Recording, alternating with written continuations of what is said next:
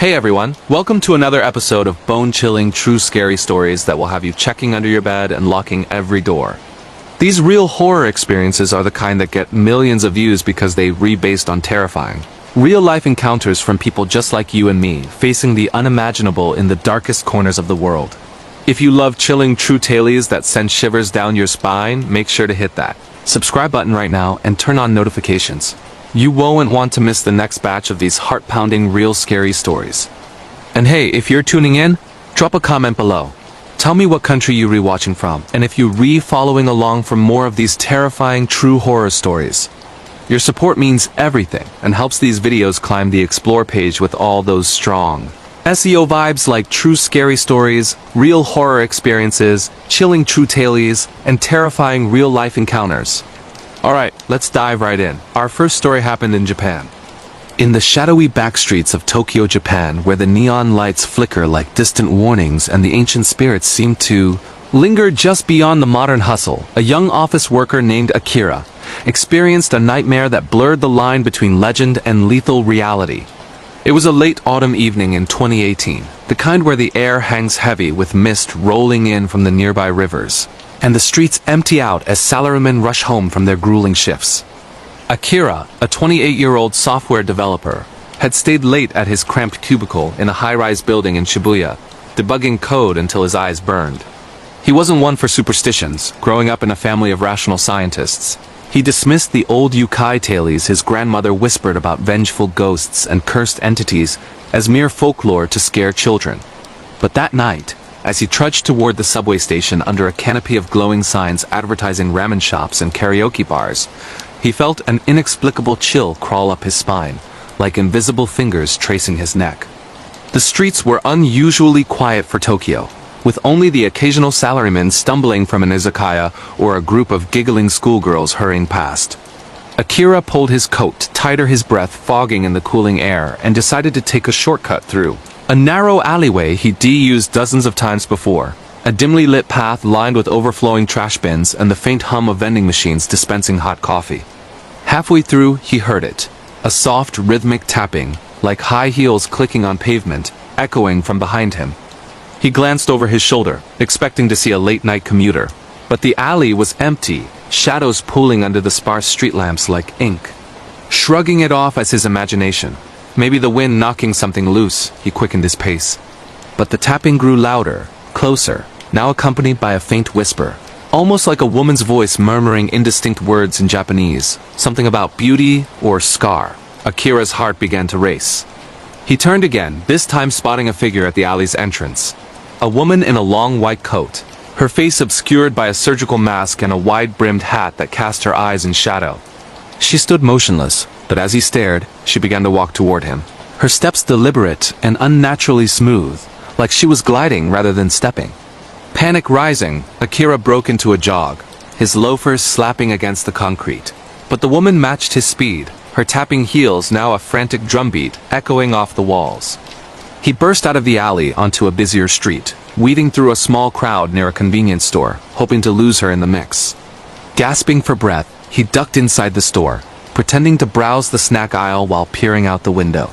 She was there, standing across the street, staring directly at him through the glass, her mask twitching as if she were smiling underneath. Terrified now, Akira pulled out his phone and called his roommate Kenji, babbling about being followed by a creepy woman. Kenji laughed it off at first, suggesting it was just a weirdo or someone mistaken, but when Akira described her persistent stare, Kenji urged him to stay put and wait for the police. But Akira couldn't shake the feeling. He had to move. Slipping out the back exit of the store, he sprinted toward the subway entrance. 2 blocks away, his mind flashing to those old urban legends his grandma told. The Kachasake Anna, the slit-mouthed woman who asks if you're beautiful before carving your face to match hers. Ridiculous, he thought, but the fear was real. As he descended the escalator into the station, he heard the tapping again, descending right behind him. On the platform, crowded with commuters waiting for the last train, he positioned himself near a group of businessmen, his back to the wall. The woman appeared at the edge of the platform, her mask still on, but now she lowered it slightly, revealing a glimpse of something horrific. A jagged scar stretching from ear to ear, her mouth a grotesque, permanent grin lined with uneven teeth. She locked eyes with Akira and mouthed the words, Am I beautiful? His blood ran cold. This wasn't a prank or a coincidence. The legend was alive, stalking him through the city. The train arrived in a whoosh of air, and Akira shoved his way aboard, squeezing into the packed car as the doors closed. Through the window, he saw her standing there, mask back in place, watching as the train pulled away. But the nightmare didn't end. That night back in his apartment, he barricaded the door and researched online, finding countless forums of similar encounters. People claiming the slit-mouthed woman had chased them, some escaping by confusing her with riddles or candy, others vanishing without a trace. For weeks, Akira couldn't sleep without nightmares of her grin. He changed his route to work, avoided alleys, and even quit his job to move to a quieter suburb outside Tokyo. But one rainy evening, as he walked home from the local train station, he heard the tapping again. This time, she was waiting in his building's lobby, her coat dripping water, mask in hand. He ran upstairs, slamming his door, but the whispers seeped through. Am I beautiful? Police dismissed it as a hallucination from stress, but Akira knew better. He fled Japan entirely, relocating to Canada for a fresh start, but even there, on foggy nights, he swears he hears those heels clicking in the distance. This true scary story reminds us that some legends aren't just tales, they're warnings, and ignoring them can turn your life into a perpetual chase through the shadows. Our next story takes place in Mexico.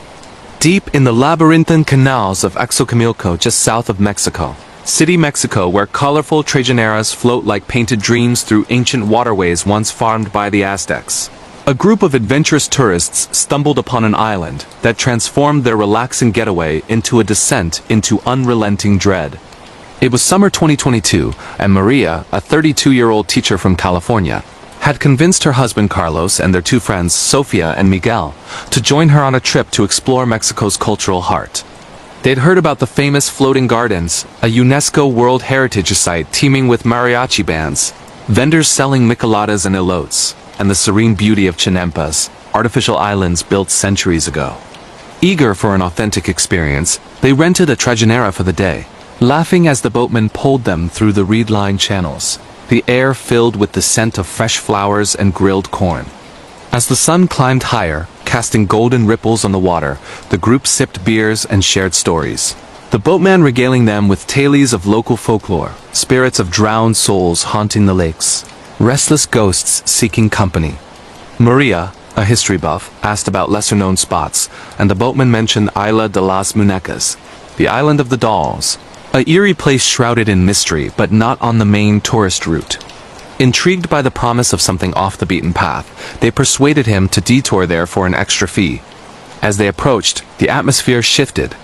The water grew murkier, the reeds thicker, and an unnatural silence fell over the canal, broken only by the occasional splash of a fish or the distant call of a bird. The island emerged like a forgotten nightmare, a small patch of land overrun with twisted trees, from which hundreds of dolls hung like macabre ornaments, their plastic bodies weathered by sun and rain, eyes staring blankly from cracked faces, limbs dangling limply in the breeze. The legend, as the boatman whispered, began in the 1950s with Don Julian Santana, a hermit who found a drowned girl's body in the canal, her doll floating nearby. Plagued by her spirit's cries, he hung dolls to appease her, collecting thousands over decades until his own mysterious drowning in the same spot. The group laughed nervously at first, stepping ashore to explore the overgrown paths lined with decapitated baby dolls nailed to fences, porcelain figures with missing eyes perched on branches, and rag dolls swaying like pendulums. Sophia snapped photos, joking about cursed souvenirs, but Maria felt a prickle on her skin. The dolls seemed to watch them, their gazes following as the group moved. Miguel wandered off to a small shrine at the island's center, a crumbling hut filled with more dolls and faded photos of Don Julian, while Carlos and Maria lingered near the water's edge. That's when the whispers started, faint at first, like children giggling in the wind, but growing clearer, murmuring in Spanish. Ven a jugar. Come play. Maria froze, grabbing Carlos's arm, but he heard nothing, attributing it to the creaking trees. As the sun dipped lower, casting long shadows that made the dolls' faces twist into grimaces, Sophia screamed from deeper in the island. She'd found a doll that looked exactly like her, down to the braided hair and blue dress she wore that day, hanging from a low branch with fresh dirt on its feet as if recently placed. Panic set in. Miguel rushed back, insisting they leave, but as they hurried to the Trajanera, the boatman was gone, his pole abandoned, the boat drifting slightly but empty.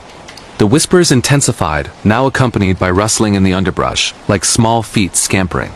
Trapped on the island as dusk fell, the group huddled in the hut, their phones dead despite full batteries earlier, no signal in the remote wetlands. Dolls began to move, not dramatically, but subtly, heads turning toward them, eyes blinking in the fading light, limbs shifting as if animated by an unseen force. Maria swore she saw the drowned girl's spirit, a translucent child in white, flitting between trees, beckoning them closer to the water. Hours stretched into eternity. They barricaded the door with broken branches, hearts pounding as knocks echoed from outside, tiny fists rapping insistently.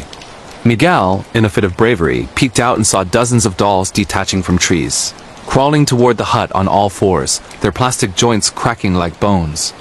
Dawn broke with rescue. Another Trajanera heard their shouts, pulling them aboard. The original boatman was found drowned nearby, his body entangled in reeds, eyes wide in terror. The group fled Mexico, but the horror followed. Maria dreams of dolls whispering her name. Sofia finds miniature replicas in her luggage, and Carlos hears giggles in empty rooms. This real horror experience proves that some places hold on to their dead, turning paradise into a prison of the past. A chilling true tale from Mexico that warns against disturbing the restless. Moving on to our next terrifying real-life encounter, this one from New Zealand. Nestled in the rolling green hills of Karaka, New Zealand, about 30 minutes south of bustling Auckland, where sheep outnumber people and the air carries the fresh scent of eucalyptus and ocean breeze, a historic psychiatric hospital became the epicenter of a supernatural siege that tested the limits of human sanity. Kingseat Hospital, built in the 1930s as a sprawling facility for the mentally ill, had long been shuttered by 2019, its barred windows and echoing corridors abandoned after decades of alleged abuse and unexplained deaths. But for urban explorer Liam, a 25-year-old adventure vlogger from Wellington, it was the perfect spot for a late-night investigation to boost his channel with real scary stories. Armed with a GoPro EVP recorder and his skeptical friend Harper, he snuck past the chain-link fence under a full moon, the building looming like a forgotten giant, its paint peeling and vines choking the brickwork. The hospital's dark history was no secret. Former patients spoke of brutal treatments, electroshock therapy without anesthesia, forced lobotomies that left people as hollow shells, and staff beatings disguised as discipline. Nurses had committed suicide in the dorms, their ghosts said to wander the halls in gray uniforms, while children like young Clement, an 11-year-old admitted for behavioral issues in the 1950s, met tragic ends under suspicious circumstances. Liam, thrilled by the lore, started in the main ward, his flashlight beam cutting through dust motes as they crept down corridors lined with rusted gurneys and faded medical charts. The air was thick, oppressive, like breathing through wet cloth, and faint echoes, distant sobs or footsteps, teased their ears. In the maximum security wing, where the most violent patients were once chained, Harper picked up a cold spot, the temperature plummeting 20 degrees in seconds. Liam's EVP captured whispers. Help broken. They pressed onto the morgue, a basement room with steel slabs and drawers still bearing faded labels. As Liam narrated for the camera, a door slammed upstairs, shaking the building. Dismissing it as wind, they ascended to the nurses' quarters, where the Grey Nurse legend originated, a spectral woman who drowned herself in a bathtub after witnessing too much cruelty. Harper dared Liam to lie in the tub for a challenge. As he did, the water taps creaked on, icy water trickling despite no plumbing for years. Panic set in when shadows coalesced in the mirror, a figure with hollow eyes watching them. The real terror began in the children's ward. Toys scattered on the floor, old teddy bears with missing eyes, wooden blocks spelling "run," seemed to shift when they looked away. Liam felt hands on his shoulders, small and cold, pushing him toward a window. Harper screamed as scratches appeared on her arm, 3 parallel lines beading with blood. They fled down the hall, but doors locked behind them, trapping them in a therapy room with padded walls yellowed by time. Whispers swelled to screams, accusations of abuse, pleas for release. Liam's camera glitched, capturing distorted faces in the static, patients long dead, mouths agape in agony. Hours later, as dawn broke, the doors unlatched. They escaped, but the hospital clung to them. Liam suffers nightmares of being strapped to a table, electrodes buzzing, while Harper hears children's laughter in her home. Investigations revealed over 40 staff suicides and countless patient accidents, fueling beliefs the building is a portal for tormented souls. This chilling true tale from New Zealand shows that some places absorb suffering like a sponge, releasing it on the living in waves of unrelenting horror. Our next true scary story comes from Ukraine. In the misty art studios of Kiev, Ukraine, where the Dnieper River winds through historic streets lined with golden-domed cathedrals and Soviet-era architecture, a cursed painting turned an artist's life into a canvas of paranoia and pursuit. Svetlana, a 29-year-old emerging painter in 2015, fresh from art school with dreams of gallery shows, created what she thought was her masterpiece, the Rain Woman. A towering figure of a woman caught in a perpetual downpour, her elongated face blurred by sheets of water, hat dripping like melting wax, and a neck fading into mist as if severed. The colors were moody grays and blues, evoking endless grief, but Svetlana felt compelled to paint it during a stormy morning, her brush moving as if guided by an invisible hand for 5 straight hours. She exhibited it at a local gallery where it drew stares, not admiration, but unease. The first buyer, a wealthy collector named Olga, hung it in her bedroom, but 2 weeks later, she begged Svetlana to take it back. Claiming a presence watched her sleep, hiding in shadows and whispering regrets. Olga described headaches that pounded like rain on tin, and dreams of drowning in endless storms. Skeptical but concerned, Svetlana refunded her and sold it to a businessman. Victor, who lasted only days before returning it, ranting about the woman's eyes, following him her form stepping out of the frame at night, to wander his halls, leaving wet footprints that evaporated by morning. A third owner, a skeptic named Dmitri, mocked the stories but soon suffered the same. Objects breaking without cause, marital arguments escalating to violence, and a constant feeling of being judged by the painting's sorrowful gaze. Word spread in Kiev's art circles. The painting was cursed, born from Svetlana's own sense of being watched during its creation. She stored it in her studio, but the whispers began for her too. Soft sobs in the rain outside her window. Figures and reflections that vanished when she turned. One night, during a blackout storm, the painting seemed to glow, the woman's form shifting, reaching out as if to pull Svetlana into the canvas. Terrified, she researched similar artifacts, haunted artworks tied to artists' traumas, and learned her vision might have channeled a real spirit. Perhaps a drowned woman from Ukraine's turbulent history of floods and wars. Svetlana tried destroying it, but flames wouldn't catch, and knives dulled on the surface. She sold it online to an anonymous buyer in 2020, but the curse lingered. Buyers reported similar plagues, returning it until it vanished in transit. Now, Svetlana lives in seclusion, painting only abstracts, but on rainy days, she hears the drips, a reminder that some creations trap more than beauty. They ensnare souls. This real horror experience from Ukraine warns that art can bridge worlds, inviting the dead to stare back with unblinking eyes. Shifting gears to our next chilling true tale, this one unfolded in France. Amid the romantic cobblestone streets of Paris, France, where the Eiffel Tower pierces the twilight sky and cafes buzz with lovers sipping wine, a vacation turned into a vehicular vendetta that nearly cost a couple their lives. In 2023, Elena and Marco, a pair of Italian tourists in their 30s celebrating their anniversary, rented a compact car to explore the city of light beyond the tourist traps. They'd spent days wandering the Louvre, climbing Montmartre's hills, and indulging in croissants at hidden patisseries. But on their 4th day, while parked near a bustling bistro in the Marais district, disaster struck. As they sat inside enjoying escargot, a massive SUV rammed into their car's bumper, repeatedly. The driver, a burly man with a shaved head and tattoos peeking from his shirt, ignoring the damage as he forced his way into a too small spot. Outraged, Marco confronted him in broken French, gesturing wildly at the dents.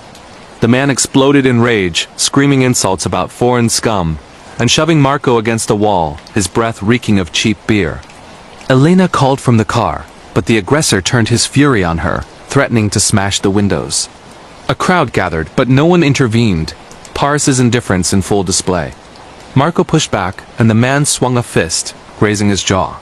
They fled into the bistro, hearts racing, as the attacker pounded on the door before driving off with a screech.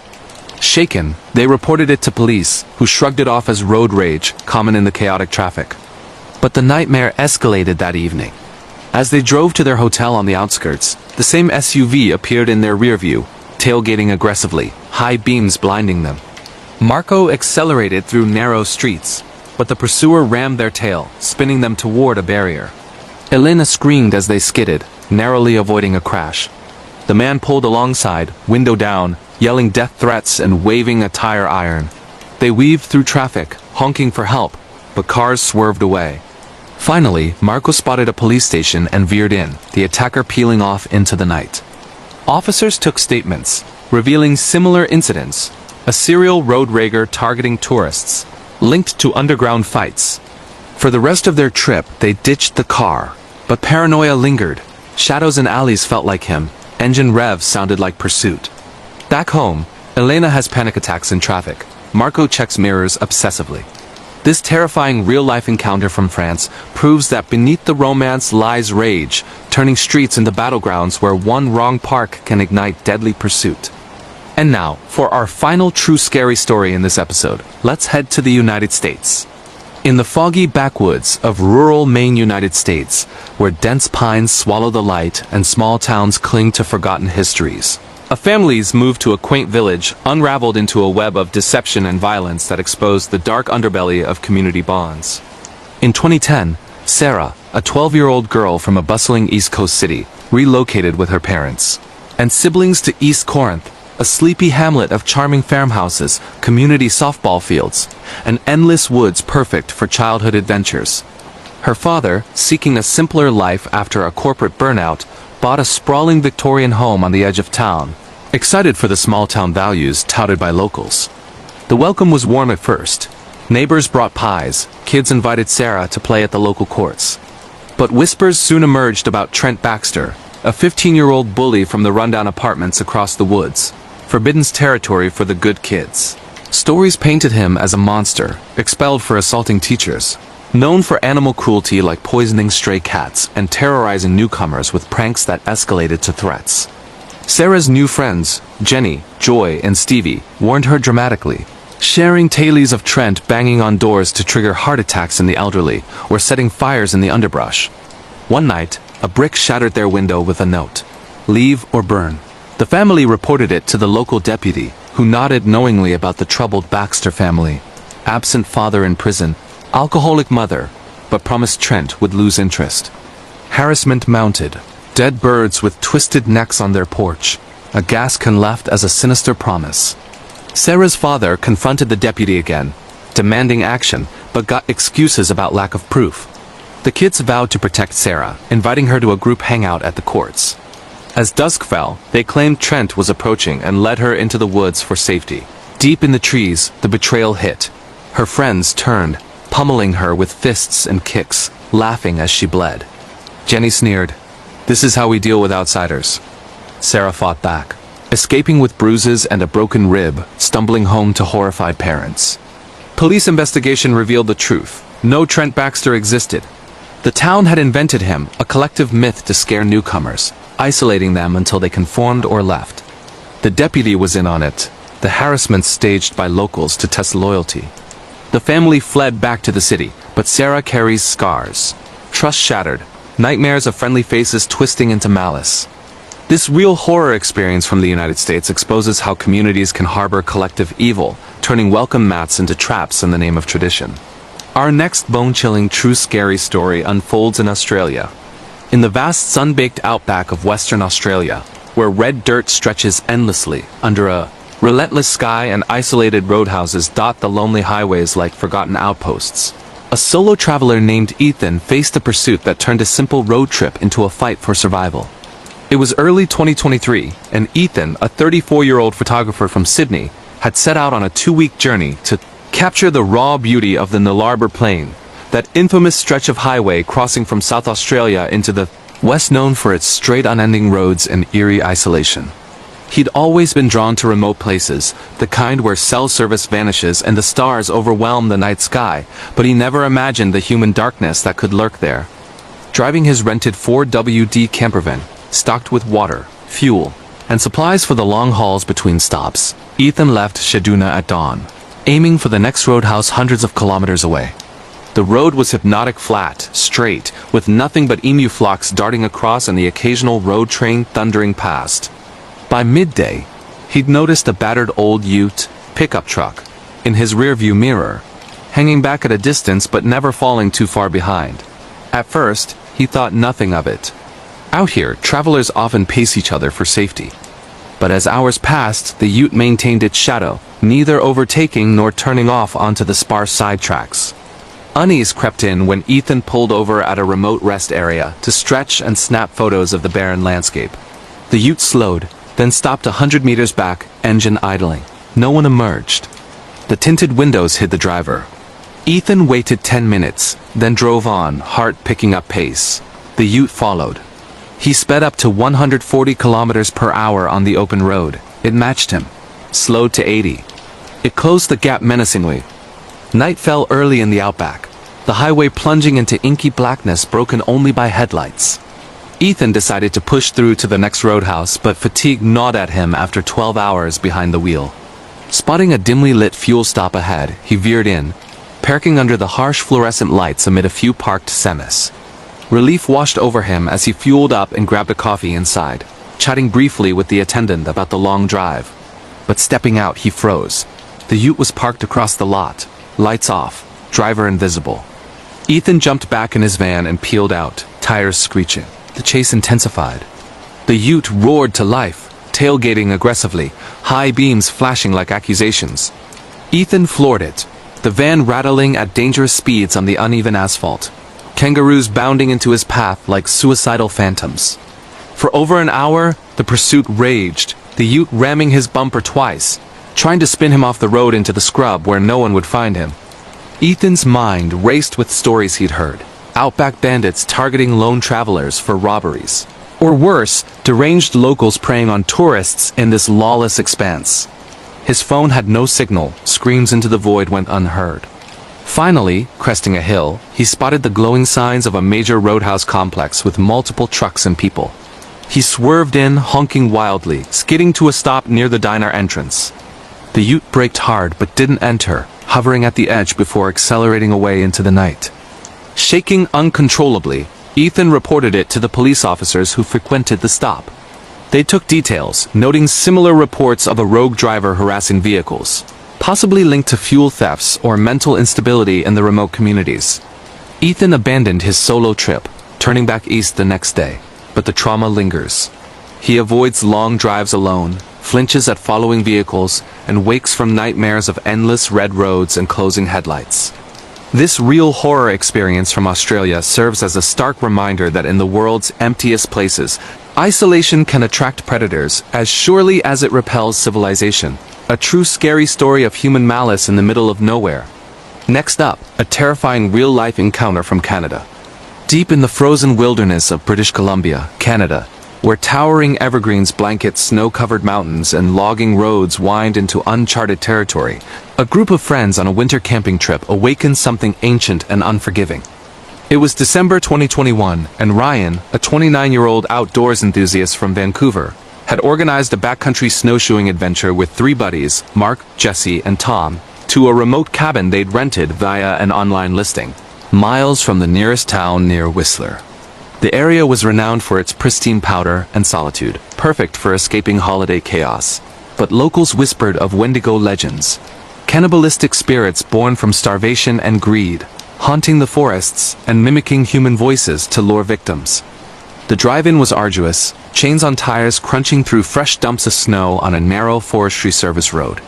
They arrived at dusk, the cabin a sturdy log structure with a wood stove, generator, and basic amenities. No cell service, but stocked with food and board games for a cozy weekend. That first night, as they drank beers around the crackling fire, sharing laughs and stories, strange noises echoed outside. Distant howls that sounded almost like words, branches snapping too rhythmically for wind. They chalked it up to wolves or bears, common in those parts, and turned in early. The second day brought heavy snowfall, blanketing everything in white silence. During a snowshoe hike, they found odd tracks circling the cabin, large humanoid footprints with elongated toes, deeper than any boot print, weaving unnaturally through the trees. Jesse joked about Bigfoot, but unease settled as the prints led nowhere logical, vanishing into deep drifts. Back at the cabin, things escalated. Knocks on the walls at night, not like branches. Deliberate, 3 sharp raps, then silence. Voices outside, faint and pleading.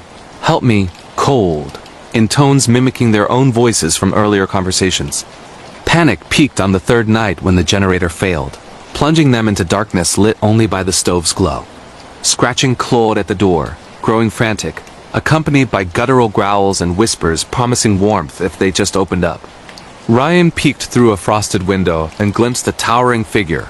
Emaciated, antlered silhouette against the moonlight, eyes reflecting unnaturally. They barricaded the door with furniture, weapons at hand, axes and knives, huddling together as the assault continued, the roof creaking under heavy weight, something circling relentlessly. Dawn revealed devastation, deep gouges in the wood exterior, bloodied handprints smeared high on the walls as if from claws. The figure was gone, but the friends packed frantically and fled down the road, chains slipping on ice in their haste. Halfway out, a massive tree blocked the path, freshly felled as if deliberately. It took hours to clear with their tools, every rustle in the woods spiking terror. They made it to civilization and reported the incident. Rangers found the prints but attributed them to a disturbed bear or hoax, though no tracks led away from the scene. The group suffered lasting effects. Mark developed severe anxiety, hearing whispers in wind. Jesse quit outdoor pursuits altogether. Ryan researched and found similar accounts, hikers vanishing, voices luring searchers deeper into the bush, tied to indigenous Wendigo lore warning against greed and harsh winters.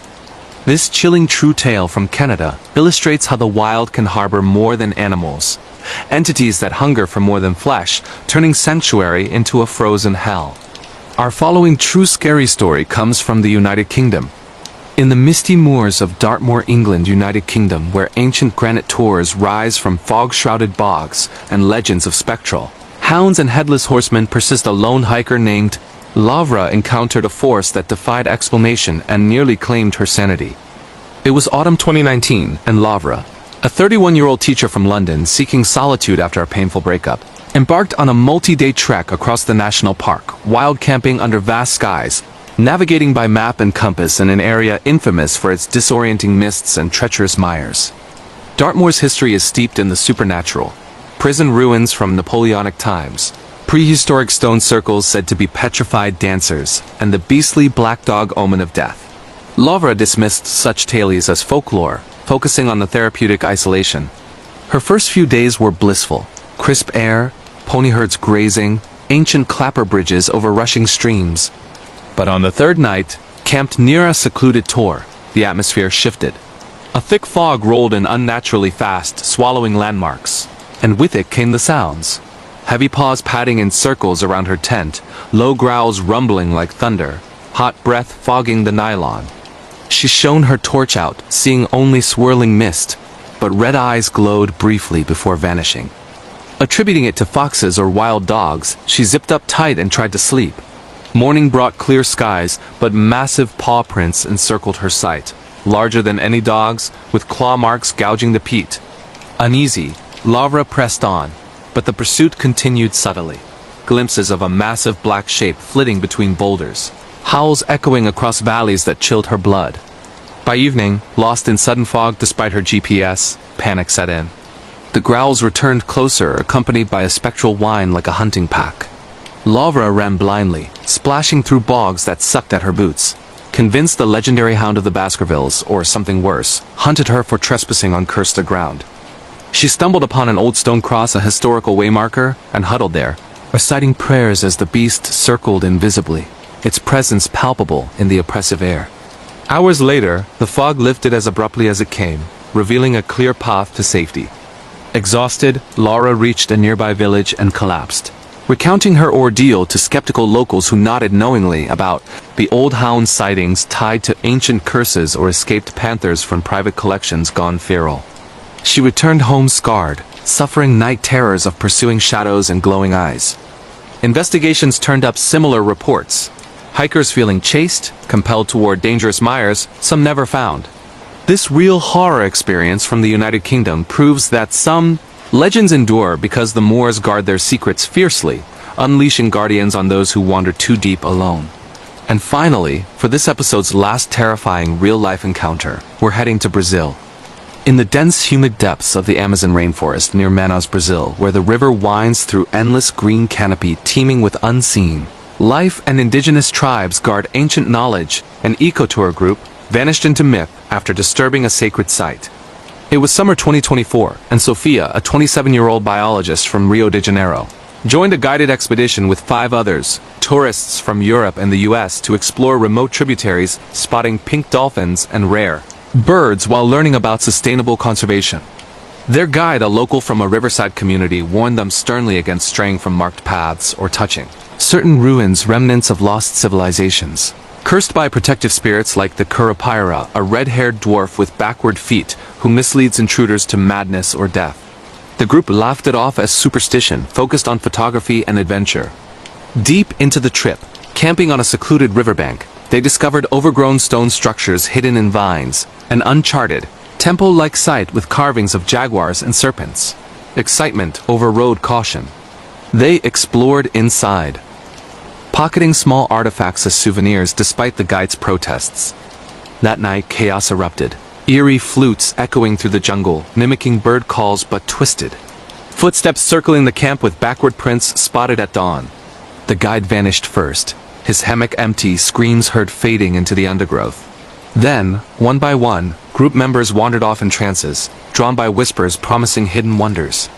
Sophia resisted longest, barricading in her tent as vines seemed to writhe alive, shadows of clawed figures dancing in firelight. She fled downriver in a stolen canoe at dawn, paddling frantically through piranha-infested waters as laughter pursued from the banks. Rescued days later, dehydrated and raving, she was the sole survivor. Search parties found the site abandoned, artifacts gone, but backward footprints leading into impenetrable swamp where no trace of the others emerged. Sophia now advocates against exploitative tourism, haunted by visions of red-haired guardians and lost companions calling her back. Local shamans confirmed the disturbance awakened the Curupira's wrath, protecting the forest from greed. This chilling true tale from Brazil warns that the Amazon hides vengeful forces older than humanity, punishing those who take without respect in its sacred heart. Chilling true horror stories from America, the eternal echoes of Willowbrook Manor, real scary tales. Inspired by nightmarish real events in haunted houses across the USA in the misty hills of rural Massachusetts, where the autumn leaves cling to ancient oaks like forgotten memories, stands Willowbrook Manor. This sprawling Victorian estate, built in 1892 by a wealthy industrialist named Elias Thornwood, has long been whispered about in local lore as a place where the veil between the living and the dead is thinner than a spider's web. But what I am about to tell you isn't just folklore. It's based on the documented accounts of the Harlan family who moved into the manor in the summer of 2023, seeking a fresh start after a series of personal tragedies. Little did they know that the house held secrets that would unravel their sanity, thread by thread, echoing the real-life horrors that have plagued similar haunted residences across America. This is one of those bone-chilling true horror stories from America that will make you question every creak in your own home at night. The Harlans were your typical American family on the surface. David, a 45-year-old architect from Boston, his wife Sarah, a 42-year-old schoolteacher, and their 3 children, teenage twins, Emily and Ethan, both 16, and little Olivia, just 8 years old. David had inherited the manor from a distant uncle he'd never met. A reclusive historian who died under mysterious circumstances, found slumped over his desk with a look of sheer terror frozen on his face. The inheritance came at a perfect time. The family had been struggling after Sarah's miscarriage the previous year, and David's firm had downsized, leaving him unemployed. "It's a sign," David had said, packing up their suburban apartment. A chance to rebuild. But as they pulled up the winding gravel driveway on that sweltering July day, a chill wind seemed to sweep through the air. Despite the heat, carrying the faint scent of decay. The manor was magnificent yet foreboding, with towering turrets piercing the sky, ivy crawling up its weathered stone walls like veins, and windows that stared out like empty eyes. Inside, the air was thick with dust, and the furniture left intact from the uncle's era creaked under its own weight. Emily, the more adventurous twin, immediately claimed the attic room, drawn to its antique dolls and faded photographs. Ethan, quieter and more introspective, set up in a bedroom overlooking the overgrown garden, where twisted rosebush clawed at the air. Olivia, wide-eyed and innocent, clung to her mother's side, whispering about the lady in the mirror she saw in the hallway. Sarah dismissed it as imagination, but David felt an unease he couldn't shake, like invisible fingers brushing his neck. Their first night was uneventful, save for the distant howl of wind through the chimneys. But by the second week, strange occurrences began. It started small, doors slamming shut on their own, even when there was no draft. Lights flickering in rooms no one occupied. Then came the whisper-soft, indistinguishable murmurs that seemed to emanate from the walls themselves. David chalked it up to old wiring and settling foundations, but Sarah, who had always been sensitive to atmospheres, started having nightmares. In her dreams, she saw a woman in a white dress, her face obscured by shadows, wandering the halls and calling out for lost children. "It's just stress," she told herself, but the dreams grew more vivid, bleeding into her waking hours. One evening, as the family gathered for dinner in the grand dining room, Olivia froze, her fork midway to her mouth. "Mommy, why is the man watching us?" she asked, pointing to the empty corner. The room grew cold, and Emily swore she saw a shadow dart across the wall. That night, Ethan woke to find his bed shaking violently, as if an earthquake had struck only his room. He bolted upright, heart pounding, and in the moonlight filtering through the window, he saw indentations on the mattress beside him, like someone or something had been sitting there. Terrified, he ran to his parents' room, but by morning the family tried to laugh it off. "Old houses have character," David said, though his voice trembled. As weeks turned to months, the manifestations escalated. Emily began finding her antique dolls rearranged each morning, their glass eyes turned to stare at her bed. One day, she discovered a hidden diary in the attic, belonging to Elias Thornwood's wife, Amelia, who wrote of the echoes that haunted her after the tragic deaths of their 3 children in a fire in 1905. The children had perished in the East Wing, which had been rebuilt but never used. Amelia's entries grew increasingly frantic. "They call to me from the flames, their voices trapped in the walls. I see them in every shadow." Emily showed the diary to her family, and that's when the true horror began to unfold. Sarah, intrigued and horrified, researched the manor's history at the local library. She uncovered newspaper clippings from 1905 detailing the fire, caused by a faulty lantern that claimed the lives of young twins and their baby sister. But there was more a rumor that Amelia, driven mad by grief, had taken her own life in the attic, hanging from the rafters. Locals believed the family's spirits never left, feeding on the sorrow of new occupants. Sarah shared this with David, who scoffed at first, but that night the house seemed to come alive. Footsteps echoed in the empty East Wing, childish laughter rang out from behind locked doors, and Olivia started sleepwalking, drawing pictures of burning figures with crayons. The turning point came on a stormy October night, the kind where thunder shakes the earth and lightning illuminates hidden truths. David was working late in the study when he heard Sarah scream from upstairs. Rushing to the master bedroom, he found her convulsing on the floor, her eyes rolled back, muttering in a voice not her own. "Give us our children back!" Emily and Ethan burst in, and together they restrained her until she snapped out of it, tears streaming down her face. "I saw them," she gasped. "The Thornwood children. They're trapped here, reliving the fire over and over. They think we're their family." Desperate, the Harlans contacted a paranormal investigator, Dr. Lena Voss, a renowned expert in American haunted house cases. Dr. Voss arrived with equipment, EVP recorders, thermal cameras, and spirit boxes. During her initial walkthrough, the thermal camera captured cold spots in the East Wing, shaped like small human figures. In the attic, the EVP picked up clear voices, a boy's whisper saying, "Help us," and a girl's cry of fire. Dr. Voss explained that the manor was a residual haunting, where traumatic events replayed like a broken record, but amplified by the family's own grief from the miscarriage, creating a symbiotic terror. But it wasn't just residual. As Dr. Voss conducted a seance in the dining room, the entity revealed itself as intelligent and malevolent. Candles extinguished one by one, the table levitated, and Olivia, who had been asleep upstairs, appeared in the doorway, her eyes pitch black. "They're angry," she said in a raspy voice. "You took our places." The room filled with the smell of smoke, and visions assaulted everyone. Flames licking the walls, screams of burning children, Amelia's ghostly form pleading for release. Ethan collapsed, clutching his chest, later revealing he felt hands squeezing his heart. The investigation turned into a battle for the family's souls. Dr. Voss discovered that Elias Thornwood had dabbled in occult rituals to resurrect his children, binding their spirits to the house.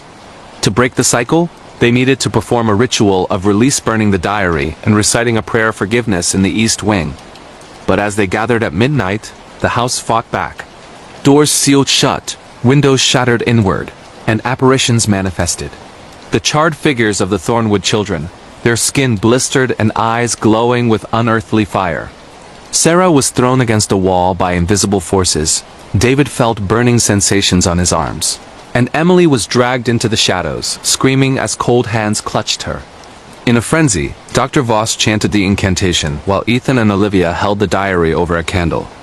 As the pages ignited, the house shook violently, walls cracking as if the structure itself was screaming. The ghosts materialized fully, the twins, a boy and girl, and the baby reaching out with pleading hands. "Let us go," they whispered in unison. With a final burst of wind that extinguished the flames, the apparitions faded, leaving only silence. The Harlans fled the manor that night, never to return.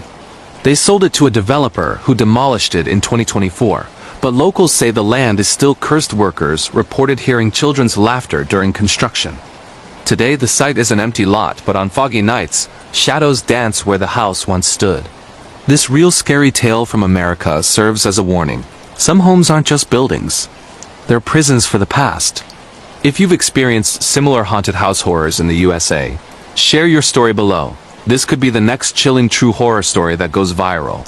Months after escaping Willowbrook, the Harlans tried to rebuild their lives in a modern apartment in Boston. But the echoes lingered. Sarah underwent therapy for PTSD, describing how the ghosts had latched onto her unresolved grief, manifesting as hallucinations of her lost baby mingled with the Thornwood children. David threw himself into work, designing eco-friendly homes. But he couldn't shake the burns on his arms, faint scars that doctors couldn't explain, shaped like tiny handprints. Emily became obsessed with paranormal research, starting a blog called American Ghost Whispers, where she documented other real horror stories from haunted mansions in New England. Ethan, the quiet one, developed a fear of fire, refusing to light candles or even use the stove, and Olivia. Poor Olivia. She drew the same burning figures for years, claiming, "They're my friends now." Dr. Voss published a book on the case, Echoes of the Damned, True Haunted House Stories from America's Dark Past, which became a bestseller in 2025, drawing attention to similar incidents. One comparable case was the Bellamy House in Virginia, where a family in 2022 reported identical phenomena, whispers, cold spots, and child apparitions tied to a 19th century tragedy. The Bellamys, like the Harlans, had lost a child, and the ghosts exploited that pain, leading to a near-fatal possession. Voss's team intervened, using similar rituals, but not before the father was hospitalized with unexplained burns. Across America, these true scary tales are more common than you'd think. In the Pacific Northwest, the old Whitaker estate in Oregon has driven 3 families mad since 2018, with reports of shadowy figures and screams echoing from empty rooms. Investigators link it to a 1910 mining accident that killed a dozen children. In the Midwest, the Lansing Manor in Illinois harbors spirits from a Prohibition-era massacre, where bootleggers murdered a family and now occupants hear gunshots and feel blood dripping from ceilings that remain dry. These stories aren't fiction, they're documented in police reports, hospital records, and eyewitness testimonies, making them the ultimate real horror experiences that keep people up at night. What makes Willowbrook's tale so terrifying is how it mirrors our own fears, loss, guilt, the unknown. The Harlan's experience reminds us that sometimes the scariest monsters are the ones we carry inside, amplified by places steeped in darkness. If you're brave enough, visit the sites of these American haunted houses, but beware, the echoes might follow you home. This is just one of many chilling true horror stories from America that deserve millions of views for their raw, unrelenting terror. Terrifying real horror stories from the UK. The Rage Within Apocalyptic Nightmares. Based on survivor-s accounts from isolated British villages. Deep in the rolling countryside of northern England, where ancient stone walls divide the moors and fog clings to the ground like a shroud, lies the quaint village of Eldridge Hollow. In the early spring of 2024, This peaceful community became the epicenter of a horror that survivors describe as the end of the world in slow motion.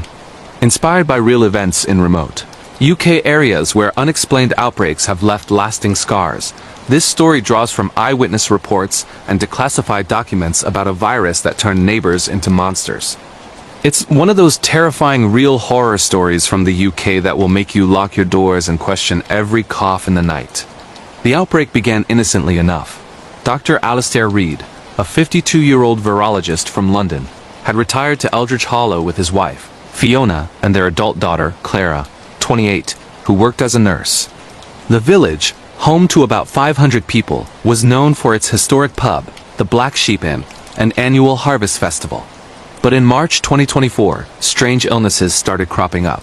Villagers reported fever, aggression, and blackouts. Local GP Dr. Reid dismissed it as a flu strain at first, but when his own patient, old Mr. Hargrove, attacked him during an examination, eyes bloodshot, foaming at the mouth, he knew something was wrong. The virus, later dubbed Rage Variant Z by authorities, spread like wildfire. It wasn't airborne but transmitted through bites or scratches, turning the infected into raging beasts within hours. Their skin paled, veins bulged, and they lost all reason, driven by primal fury. Alistair barricaded his family in their cottage as the village descended into chaos. From the window, he saw Mrs. Thompson, the baker, tear into her husband with her teeth, blood spraying across the cobblestone street. Screams echoed through the night, mingled with the howls of those transformed. Clara, drawing on her nursing skills, tended to Fiona, who had been scratched during a mercy run to the pharmacy. "We can fight this," Clara said, but as Fiona's eyes turned red, Alistair faced an impossible choice. He restrained her in the basement, her snarls shaking the foundations. Meanwhile, the village's survivors formed a loose alliance at the church. Led by Vicar Thomas Halley, a stoic man in his 60s, they fortified the building with pews and crosses, but the infected pounded at the doors, their faces pressed against stained glass, mouths agape in eternal rage. Days turned to weeks. Supplies dwindled and paranoia set in. Alistair ventured out for food, witnessing horrors. Children turned feral, chasing livestock. The pub ablaze with trapped infected inside, their silhouettes dancing in the flames. He rescued a young boy, Jamie, 10, whose parents had succumbed, adding him to their group. But trust eroded when one survivor, a farmer named Jeff, hit a bite. That night, he turned, killing 2 before Alistair put him down with a shovel. The act haunted him. I saw the man he was in his eyes, even as he lunged. Government response was slow. Quarantines isolated the area, but helicopters dropped supplies sporadically. Rumors spread of similar outbreaks in Scotland and Wales, linked to a lab leak from a nearby research facility. Alistair's journal, later recovered, details the psychological toll. The rage isn't just in them. It's in us now. Every shadow is a threat, every noise a death sentence. Clara gave birth to hope when she discovered a natural immunity in Jamie's blood, but testing it meant risking lives. The climax came during a massive assault on the church. Hundreds of infected, drawn by noise, swarmed the building. Windows shattered, claws reaching in. Vicar Halley sacrificed himself, luring a group away with a flare. His final words, "Forgive them, for they know not what they do." Alistair and Clara escaped with Jamie through underground tunnels, emerging in the moors as dawn broke. They flagged down a military convoy, who airlifted them to safety. Eldridge Hollow was firebombed to contain the virus, leaving a scorched scar on the landscape. Survivors like the Reeds now live in protected zones, but the trauma lingers. Alistair's book, Rage in the Hollow, True UK Apocalypse Stories, published in 2025, warns of biothreats. Similar tales from British villages, like the 2023 incident in Cornwall where a madness plague claimed 200 lives, show this isn't isolated. These terrifying real horror stories from the UK remind us that the scariest monsters are the ones that could be real, lurking in our own blood. Scary true horror stories from Australia. The Outback's Deadly Whisper, survival tales from the Australian wilderness based on actual encounters. In the vast, unforgiving outback of Western Australia, where the red dirt stretches to the horizon and the sun beats down like a hammer, lies the ghost town of Barrow Creek. In 2024, this remote spot became the site of a nightmare for the Lawson family, whose story draws from real survival accounts in Australia's wilds. where nature and the supernatural collide in deadly ways. This is one of those scary true horror stories from Australia that will make you think twice about road trips in the bush. The Lawsons, Mark, 48, a mechanic from Perth, his wife Lisa, 46, a teacher, and their son Ben, 12, were on a camping trip to reconnect after Mark's cancer remission. They drove their 4WD through the endless plains, stopping at Barrow Creek for fuel.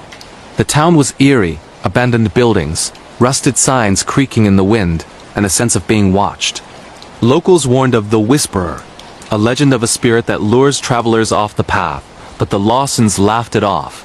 As night fell, they set up camp near a dry riverbed. Ben, excited, explored with his flashlight, but returned pale, claiming he heard whispers calling his name.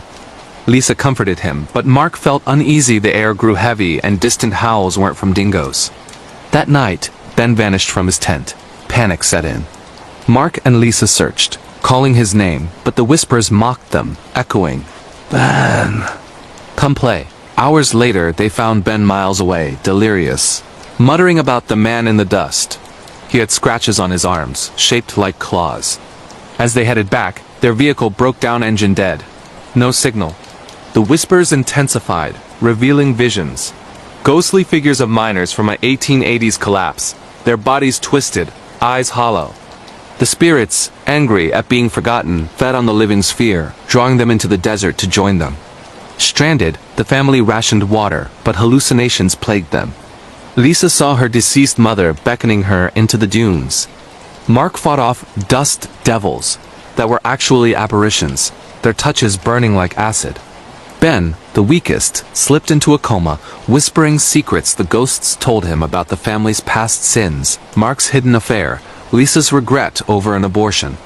Rescue came after 3 days when a ranger spotted their flare. Ben survived, but the experience changed them. Mark's cancer returned, Lisa suffered nightmares, and Ben drew the ghosts obsessively. Investigations revealed Barrow Creek's history of disappearances, linked to indigenous curses on colonizer graves.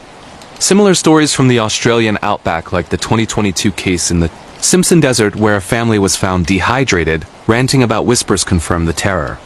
These scary true horror stories from Australia highlight the land's ancient rage, waiting for the unwary. Frightening true horror stories from Canada. The endless maze of tall grass lost souls accounts from Canadian fields. In the prairies of Saskatchewan, Canada, where golden wheat fields sway under vast skies, the tall grass labyrinth near the town of Ildon has claimed lives for decades.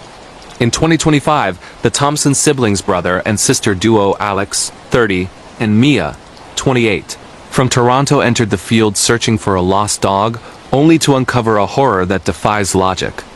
Based on real missing persons cases in Canadian wildernesses, this frightening true horror story from Canada will have you avoiding tall grass forever. The field was infamous. Locals avoided it, citing stories of time loops and vanishing people. Alex and Mia, visiting relatives, ignored warnings when their cousin's dog bolted in. "It's just grass," Alex said. But as they ventured deeper, the stalks grew taller, blocking the sun. Calls for the dog echoed strangely, returning as their own voices from different directions. Hours passed, but the exit eluded them. Mia's phone died, Alex's compass spun wildly. They heard cries, other voices, pleading for help. Visions appeared. Shadowy figures, distorted and looping, repeating actions like ghosts in a replay. Mia recognized one as a missing hiker from 2019 news. The grass seemed alive, shifting to trap them, whispering secrets about their childhood abuse, fueling paranoia. Dehydration set in. They drank from puddles that tasted of blood. Alex hallucinated their dead father, blaming them for his suicide.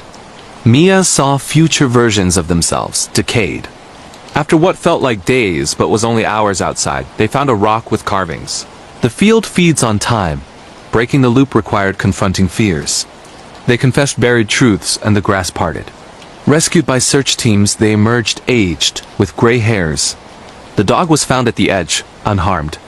Similar Canadian tales, like the 2023 Manitoba field disappearances, suggest supernatural portals. These frightening true horror stories from Canada warn of nature's hidden traps. Horrifying real horror stories from Japan. The twisted tales of Shadow Inc., macabre events from Japanese urban legends come to life. In the bustling streets of Tokyo, Japan, where neon lights clash with ancient traditions, artist Hiroshi Tanaka experienced a nightmare in 2025 when his drawings began manifesting. Inspired by real urban legend sightings in Japan, this horrifying real horror story from Japan will make you fear your own imagination.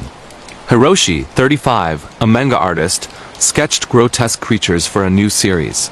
Twisted spirits with elongated limbs and gaping mouths. After a late night, he woke to find one creature in his room, ink dripping from its form. It attacked, leaving claw marks. As more drawings came alive, his apartment became a battleground, tentacled beasts slithering from pages, feeding on his fear. Friends dismissed it as stress, but when his girlfriend Yumi was dragged into a sketch, Hiroshi delved into folklore, kaji, shadow ink curses from Edo era. To stop it, he burned his work in a shrine ritual, but the creatures fought back, warping reality. Survived but scarred, Hiroshi quit art. Similar Japanese tales like 2024 Osaka ink hauntings confirm the curse. These horrifying real horror stories from Japan blend tradition with terror. Spine-tingling true horror stories from Europe. The Pit of Despair, survival horror from European underground nightmares. In the depths of a Spanish prison known as El Pozo, the Pit, a 2024 riot revealed horrors. Inmate Carlos Ruiz, 40, survived the vertical hell where food descended floors, the lower starving. Based on real European prison atrocities, this spine-tingling true horror story from Europe exposes human darkness.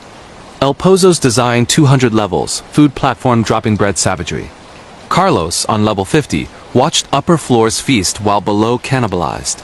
During the riot he climbed, witnessing mutilations and madness. Escaping via tunnels, he emerged, changed. Reports of similar European facilities in Italy and France echo the terror. These spine-tingling true horror stories from Europe warn of systemic evil. Chilling true horror stories from America. Shadows in the attic, real paranormal encounters in a cursed New England home. In the quiet suburbs of Connecticut, where colonial homes line tree-shaded streets and history whispers through the wind, the Whitaker family moved into a charming 18th century house in the fall of 2024. This wasn't just any relocation.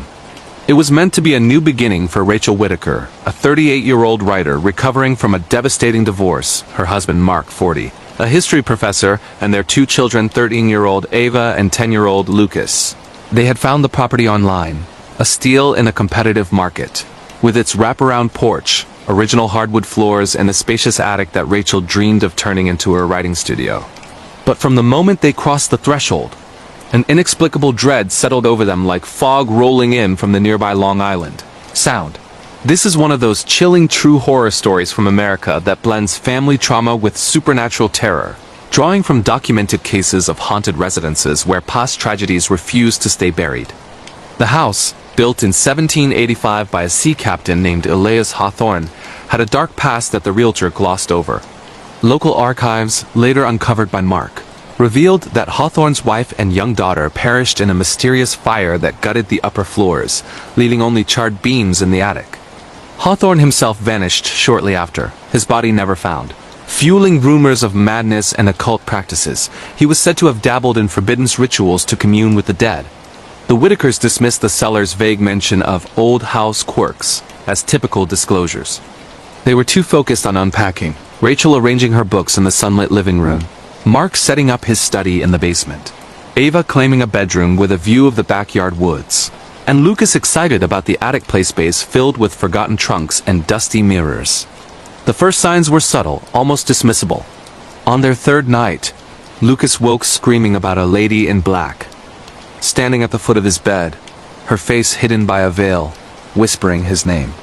Rachel comforted him, attributing it to the stress of the move and new surroundings. But Ava confided the next day that she'd heard scratching from inside the walls, like fingernails dragging slowly across plaster. Mark, ever the rationalist, inspected and found nothing, no rodents, no loose pipes. Yet that evening, as the family watched TV in the den, the chandelier swung violently without a breeze, and the temperature plummeted, their breath visible in the air. As October chilled into November, the activity intensified. Rachel, working late in the attic, began experiencing blackouts waking hours later with no memory. Her laptop opened to pages of frantic writing she didn't recall typing. Pleas for forgiveness. Descriptions of a burning child. She showed Mark, who grew concerned when similar entries appeared in his own journal, scrawled in handwriting not his own. Ava started sleepwalking, found standing in the attic staring at a cracked mirror, murmuring about the fire that never ends. Lucas refused to sleep alone, claiming shadows detached from the walls and formed figures that watched him, their eyes glowing faintly like embers. Desperate for answers, the family consulted a local historian who specialized in New England hauntings. She revealed more. Multiple families over the centuries had reported identical phenomena: cold spots, shaped like human forms, whispers of a woman's grief, apparitions of a charred child reaching out. One couple in the 1950s fled after their daughter was scratched across the back, deep gashes spelling burn. Another in the 1980s documented evisceronic voice phenomena capturing a female voice sobbing, "My baby." Lost in the flames. The historian warned that the entities fed on emotional pain, latching onto families with unresolved trauma, much like the Whitakers' lingering wounds from the divorce. The horror peaked during a brutal nor'easter in December 2024, when power failed and the house plunged into darkness. Candles flickered unnaturally as the family huddled in the living room. Footsteps thundered overhead in the attic, rhythmic and heavy, as if someone paced endlessly. Then came the smells: acrid smoke filling the rooms, though no fire burned. Ava screamed first, pointing to the stairs where a translucent figure descended. A woman in tattered black, skin blistered and peeling, cradling the ghostly outline of a child whose form flickered like dying flames. Lucas bolted, but doors slammed shut, trapping them. Rachel felt hands on her throat, invisible but burning hot, while Mark saw visions of the original Fire Hawthorne's wife trapped, screaming as beams collapsed. In panic, they called a paranormal team recommended online, experts who had investigated similar American haunted houses. Arriving the next dawn, the investigators set up cameras and recorders. Thermal imaging captured child-sized cold spots darting between rooms, while audio revealed layered voices: a man's guttural chants, a woman's wails, a child's cries of "Mama, it hurts." During a cleansing ritual involving sage and prayers, objects flew: books hurling from shelves, a mirror shattering to reveal claw marks etched behind the glass. The lead investigator explained it as an intelligent haunting amplified by the family's grief. Hawthorne's rituals had bound his family's spirits, replaying their agony and seeking to pull others into it. The breaking point came when Ava was possessed briefly, her voice shifting to the woman's, accusing Rachel of abandoning her own child in the divorce metaphorically. Mark smashed a hidden panel in the attic, uncovering Hawthorne's journal pages detailing sacrifices to preserve the soul in flame. Burning it mid-ritual caused the house to quake, windows frosting over as apparitions manifested fully. The captain, wild-eyed and soot-covered, the wife pleading, the child reaching with tiny, burning hands. With a final incantation, the spirits dissipated in a whirlwind of ash-like particles, leaving silence. The Whitakers abandoned the house immediately, leaving possessions behind. They relocated to a modern apartment in New York City, seeking therapy for the trauma. Rachel channeled the experience into a best-selling memoir on American paranormal cases, while Mark lectured on historical hauntings. But scars remained. Ava's scratches healed slowly, Lucas feared fire, and Rachel still hears faint whispers in quiet moments. The house sold quickly to unaware buyers, but reports persist: new owners hearing cries from the attic. This chilling true horror story from America warns that some homes harbor echoes of tragedy too powerful to erase, blending supernatural dread with the real pain of loss. Similar cases in Massachusetts and Rhode Island echo the terror, proving these aren't isolated nightmares. Terrifying real horror stories from Britain. The Cursed Deck, supernatural nightmare in a Scottish Highland town nestled in the misty highlands of Scotland, where ancient castles loom and locks hide secrets. The town of Inverloch became ground zero for a deadly curse in early 2025. A group of university friends led by 22-year-old Emma Fraser, studying folklore at Edinburgh, rented a remote cabin for a weekend getaway, unearthing an antique tarot deck in the attic. What started as a harmless game spiraled into unrelenting terror, inspired by real accounts of cursed objects, triggering supernatural vengeance in isolated British locales. This is one of those terrifying real horror stories from Britain that mixes urban legend with fatal consequences. Emma, along with her friends Liam, Sophie, Callum, and Mia, arrived excited for hikes and bonfires.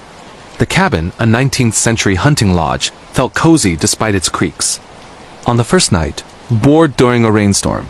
They discovered the deck in a locked box. Cards hand-painted with grotesque figures, twisted fools, hanged men with elongated necks, death riding a skeletal horse.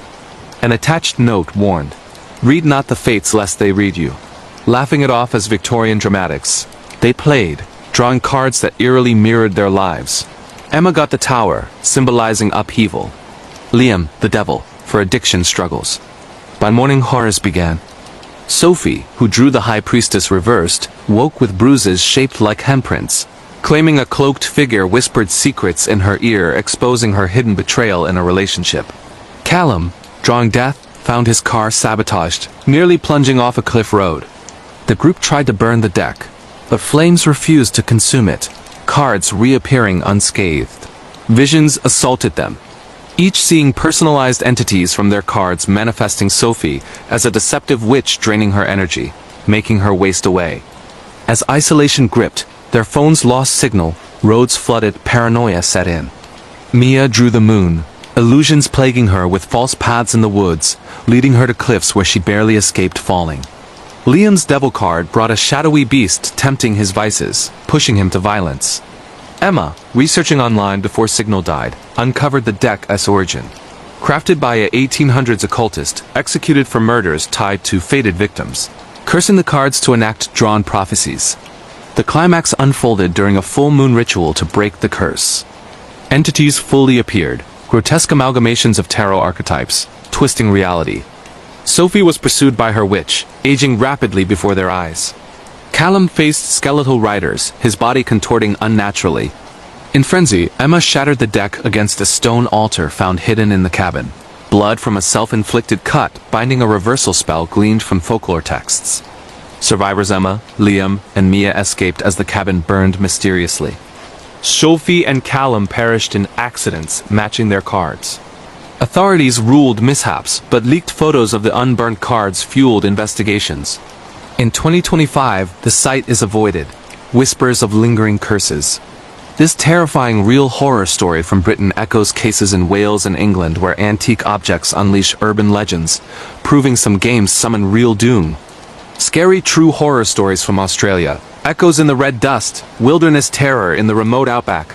In the scorching heart of the Australian Northern Territory, where endless red deserts swallow sounds and ancient spirits roam. Explorer Jake Harlan vanished in 2025 while documenting Aboriginal sacred sites. His recovered footage and journal reveal a nightmare of echoing voices luring him deeper, based on real disappearances tied to Dreamtime legends in the outback. This scary true horror story from Australia captures isolation's grip with supernatural twists. Jake, 35, a documentary filmmaker from Sydney, ventured alone with a drone and camera, respecting no-go zones but drawn to acoustic anomalies, whispers carried impossibly far. Camping near Uluru-like formations, he heard his deceased mother's voice calling from dunes. Following, he found rock art depicting echoing figures trapping souls. Days blurred. Whispers multiplied, friends' voices mocking fears, indigenous warnings ignored. Shadows elongated unnaturally, dust forming faces. Drone footage captured Jake pursued by mirage-like entities, voices syncing with wind howls. Rescuers found his gear. Journal detailing the land remembers trespassers. Body never recovered assumed lost, but rangers report ongoing echoes of his calls. Similar outback tales from 2024 involve hikers hearing lost loved ones vanishing. This scary true horror story from Australia reminds the wilderness holds ancient guardians. Frightening true horror stories from Canada. Whispers from the frozen lake. Supernatural dread in rural Ontario.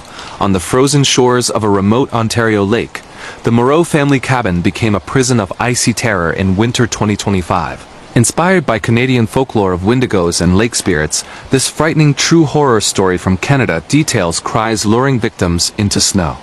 The Moreau's parents, Jang and Claire, teens Noah and Elise sought solitude. But nights brought wails from the ice, mimicking family members in distress.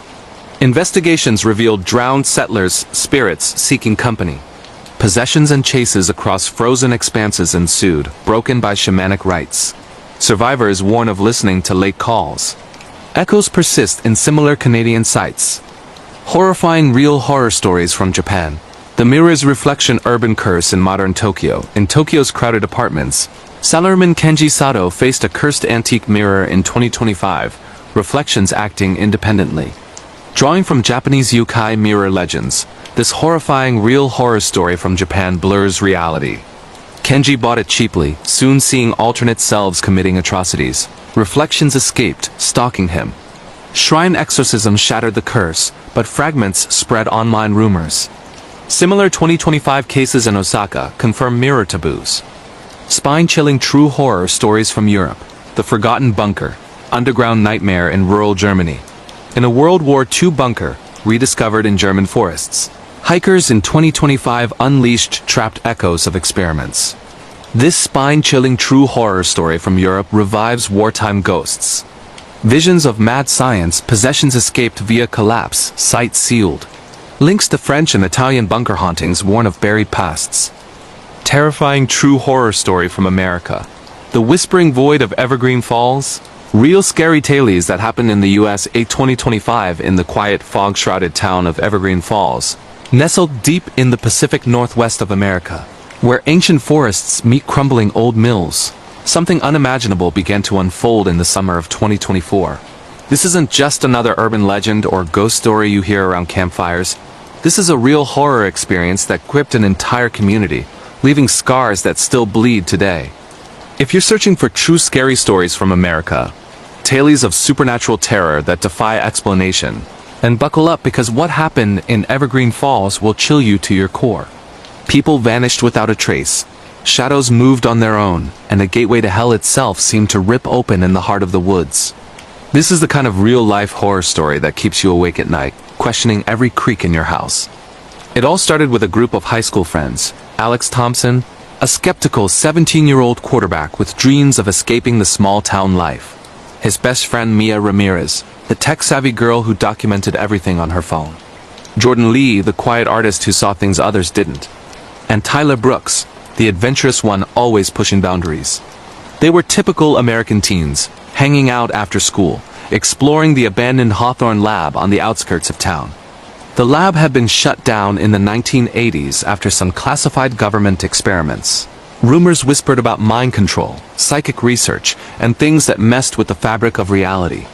But in 2024, it was just a rusty relic, a place for kids to sneak beers and tell ghost stories. One rainy evening in June, as thunder rumbled overhead, the group decided to break in deeper than ever before. Alex led the way with a flashlight, joking about how this would make a killer TikTok video for their channel on real scary experiences. Mia filmed every step, her camera capturing the graffiti-covered walls and dusty equipment left behind. Jordan sketched the weird symbols etched into the concrete, strange, interlocking circles that looked like ancient runes mixed with scientific diagrams. Tyler, ever the daredevil, found a hidden basement door sealed with chains. "Come on guys, what's the worst that could happen?" He laughed, prying it open with a crowbar they found nearby. As they descended the creaky stairs, a cold draft hit them like a slap from the grave. The air grew thick, almost alive, humming with an unnatural energy. At the bottom, they discovered a massive chamber filled with old computers, flickering monitors that somehow still had power, and in the center, a massive metal ring, like a portal frame from some sci-fi movie. Sparks danced along its edges, and the room pulsed with a low, whispering hum. Mia's phone glitched, her video feed distorting into static filled with fleeting images of twisted faces. "This is freaky," Jordan muttered, his voice trembling. But Tyler, hyped on adrenaline, stepped forward and touched the ring. That's when the void opened. A deafening crack echoed through the chamber, and the air tore like fabric. Beyond the ring, there wasn't just darkness, there was an inverted world, a mirror of Evergreen Falls, but rotten, covered in slimy vines that writhed like snakes and filled with toxic spores that glowed faintly in the dim light. Shadows moved in that place, elongated figures with glowing eyes that hungered for the living. The group screamed as a tendril shot out, wrapping around Tyler's leg and yanking him toward the rift. Alex grabbed his arm, pulling with all his strength, while Mia and Jordan smashed at the vine with whatever they could find. Tyler's cries turned to gurgles as the thing dragged him halfway in, his body contorting unnaturally before they freed him. But he wasn't the same. His eyes were vacant, and he whispered about the whispers calling from the other side. They fled the lab, hearts pounding, but the nightmare had just begun. That night, Evergreen Falls changed. People started reporting strange occurrences, pets going missing, only to be found inside out on doorsteps.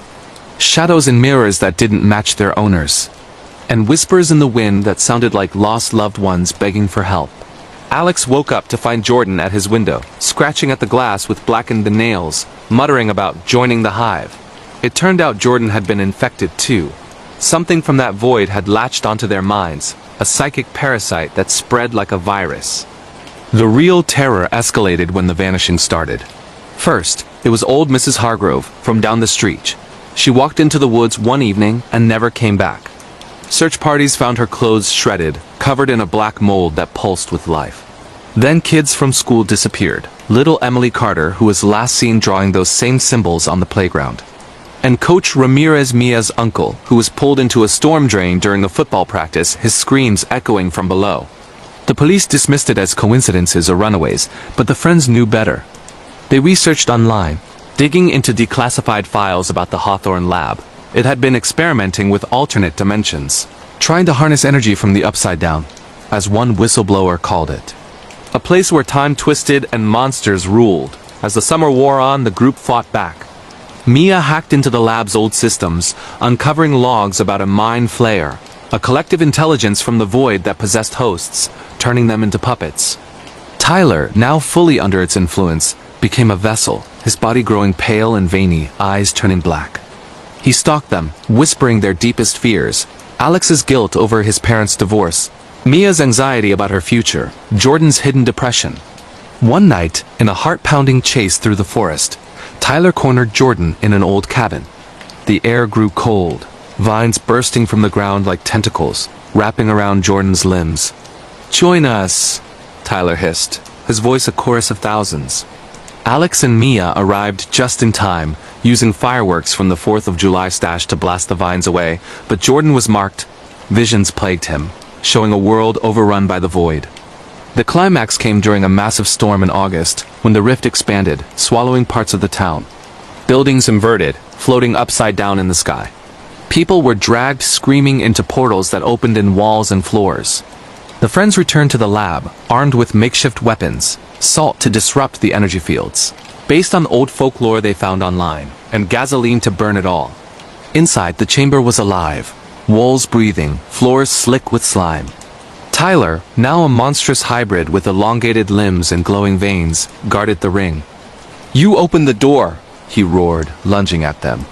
A brutal fight ensued, Alex dodging tentacles, Mia overriding the computers to destabilize the portal, Jordan using his art to map the symbols and reverse them.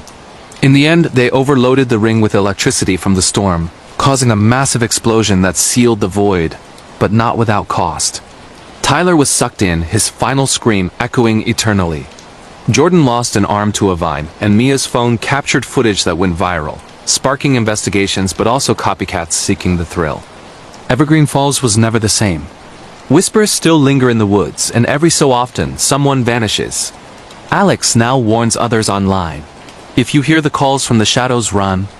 This is a true horror story from America, and it's far from over. But that's not the end. Months later, in early 2025, Alex received a message from an anonymous source. A video clip showing Tyler in the inverted world, building an army. The void wasn't closed, it was waiting. If you're reading this, searching for real scary tales from the USA, beware. The whispering void of Evergreen Falls could be coming for your town next. Share this true horror experience if you felt the chill. It might save someone. Horrifying real horror story from Britain. The Silent Stalker of Shadow Lane. True scary crime tales from the UK 2025. Deep in the misty streets of Manchester, England, where Victorian buildings cast long shadows and rain never seems to stop, a wave of unimaginable terror swept through in late 2023, spilling into 2024. This isn't your average ghost story or folklore. This is a true scary crime horror from Britain, based on real events that police tried to cover up, involving a predator who blended into society like a ghost. If you're hunting for chilling true horror stories from the UK, tales of psychological terror and human monsters, then this account of the Silent Stalker will haunt your dreams. People were lured, drugged, and dismantled in ways that defy humanity, all while the city slept unaware. It began with Daniel Hargrove, a 28-year-old barista at a cozy cafe on Shadow Lane. A narrow alley lined with old pubs and forgotten shops. Daniel was charming, quiet, with a smile that disarmed everyone. But beneath that facade lurked a darkness born from a fractured childhood, abandoned by his parents, raised in foster homes where abuse was daily bread. In 2023, as loneliness consumed him, he started experimenting. First with animals from the local shelters, dissecting them in his basement flat to understand life. But soon, that wasn't enough. His first victim was James Whitaker, a 25-year-old tourist from London, met at the cafe. Daniel offered him a free coffee laced with sedatives.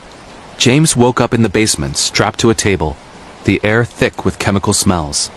"I just want to keep you company," Daniel whispered, drilling into James's skull to quiet the thoughts. James's screams were muffled by the rain outside, and by morning his body was dissolved in acid, remains scattered in the Manchester canals. The police called it a missing person case, but locals whispered about the silent stalker who left no trace. As months passed, the horrors multiplied. Sarah Jenkins, a 32-year-old nurse, vanished after a late-night shift. Daniel had befriended her over weeks, gaining trust. In his lair, he experimented with preservation, injecting her with chemicals to keep her forever. Her final moments were filled with pleas, but Daniel's eyes were cold, detached, as he documented everything in a journal. "They all become part of me," he wrote. Body parts were found in dumpsters, but connections weren't made until later. The real psychological terror came for the survivors and community. Glenda Thompson, Daniel's neighbor, heard the drills and cries but was dismissed by police as hysterical. She suffered nightmares of faces in her walls, the smell of decay seeping through vents. One night she confronted him, only to find a Polaroid of Sarah under her door, a warning. The city was gripped by fear. People avoided Shadow Lane, but Daniel thrived on it, selecting victims from online dating apps, luring them with promises of connection. The turning point came when victim number 7, Marcus Lee, a 29-year-old delivery driver, escaped. Drugged but not fully unconscious, he broke free from his bonds and fought back, stabbing Daniel with his own tools. Marcus fled to the streets, screaming for help, leading police to the flat. What they found was a house of horrors. Fridge stocked with organs, walls lined with photos of victims in agony, and a shrine to eternal companionship. Daniel was arrested, but during trial, he smiled, claiming, "They're still with me. Manchester hasn't recovered." Whispers of copycats emerged in 2025, and Glenda still hears drills in her sleep. This true horror story from Britain reminds us monsters walk among us. Search for more real scary crime tales from the UK if you dare, but lock your doors. Spine-chilling true horror story from Canada. The Eternal Echoes of Frostwood Manor. Real paranormal ghost tales from Canada 2025 in the snow-swept outskirts of Vancouver, Canada, where dense forests swallow the light and winters last forever. Frostwood Manor stands as a relic of terror. Built in 1890 by a wealthy lumber baron, it became the site of a real paranormal horror in 2024 that shattered a family and left the nation questioning the veil between life and death. If you're looking for true ghost stories from Canada, chilling accounts of haunted houses and psychological haunts, this tale of eternal echoes will freeze your blood. It's not fiction. Witnesses, including survivors, have shared their experiences online, making it one of the most searched real horror stories from North America. The Sinclair family, Father Robert, Mother Elena, and their 3 children, 16-year-old twins Liam and Sophia, and 10-year-old Oliver, moved in after Robert inherited the manor from a distant uncle. They thought it was a fresh start after Elena's battle with depression. But from day one, the house whispered secrets. Doors slammed without wind, shadows lingered in corners, and Oliver started talking to the Lady in Red, a ghostly figure only he saw at first. The horrors built slowly. Elena, sensitive to the supernatural like her grandmother, had visions of the manor's past. The Baron, mad with grief after losing his wife to childbirth, bricking her body in the walls to keep her close. Ghosts manifested the bent-neck woman, a specter with a twisted spine from a fatal fall. The tall shadow, a looming figure that followed Liam at night. And the Red Room, a deceptive space that appeared as comforting illusions, a playroom for Oliver, but trapped souls. Psychological terror gripped them. Sophia painted murals of the ghosts, her hands moving on their own. Liam felt touches in the dark, driving him to isolation.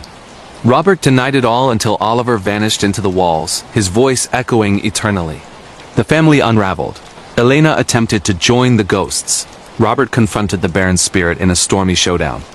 They escaped, but the manor claims lives still. In 2025, investigators report echoes. This true paranormal story from Canada warns, some houses digest the living. Terrifying true horror story from America. The Eternal Shadows of Whispering Pines Manor. Real scary tales that happened in the USA 2025. In the misty hills of rural Massachusetts, America, where old colonial estates hide dark secrets amid overgrown forests and forgotten graveyards, the nightmare of Whispering Pines Manor unfolded in the sweltering summer of 2024, spilling into the chilling winter of 2025. This isn't some fabricated ghost story or Hollywood exaggeration. It's a real horror experience based on eyewitness accounts, leaked police reports, and viral footage that shook the nation. If you're searching for true scary stories from America, supernatural hauntings that blend family trauma with otherworldly terror, or chilling tales of haunted houses in the USA, then this account of the Eternal Shadows will grip your soul. Families torn apart by invisible forces, rooms that shift in the night, and a mansion that feeds on grief. This is the kind of real-life paranormal horror that makes you question every shadow in your own home. It all began when the Harlan family patriarch, David Harlan, a 45-year-old architect, downsized from his Boston firm. His wife, Elena, 42, a former therapist battling anxiety. And their 3 children, 18-year-old college-bound son Marcus, 16-year-old rebellious daughter Sophia, and 10-year-old imaginative Oliver, inherited Whispering Pines Manor from David's estranged uncle, Reginald Harlan. Reginald had died mysteriously in the attic, his body found twisted in an unnatural pose, eyes wide with unspoken terror. The family, facing financial ruin after David's layoff, saw the sprawling 19th-century estate as a lifeline. "We'll flip it, sell it for a fortune, and start fresh," David promised, echoing the American dream of reinvention. But as they moved in during June 2024, the air inside felt thick, alive with whispers that sounded like distant cries. The first signs were subtle, dismissed as old house quirks. Doors creaked open at midnight, revealing empty hallways bathed in moonlight. Oliver, the youngest, started drawing pictures of the lady with the broken smile, a woman in Victorian attire whose face melted into shadows.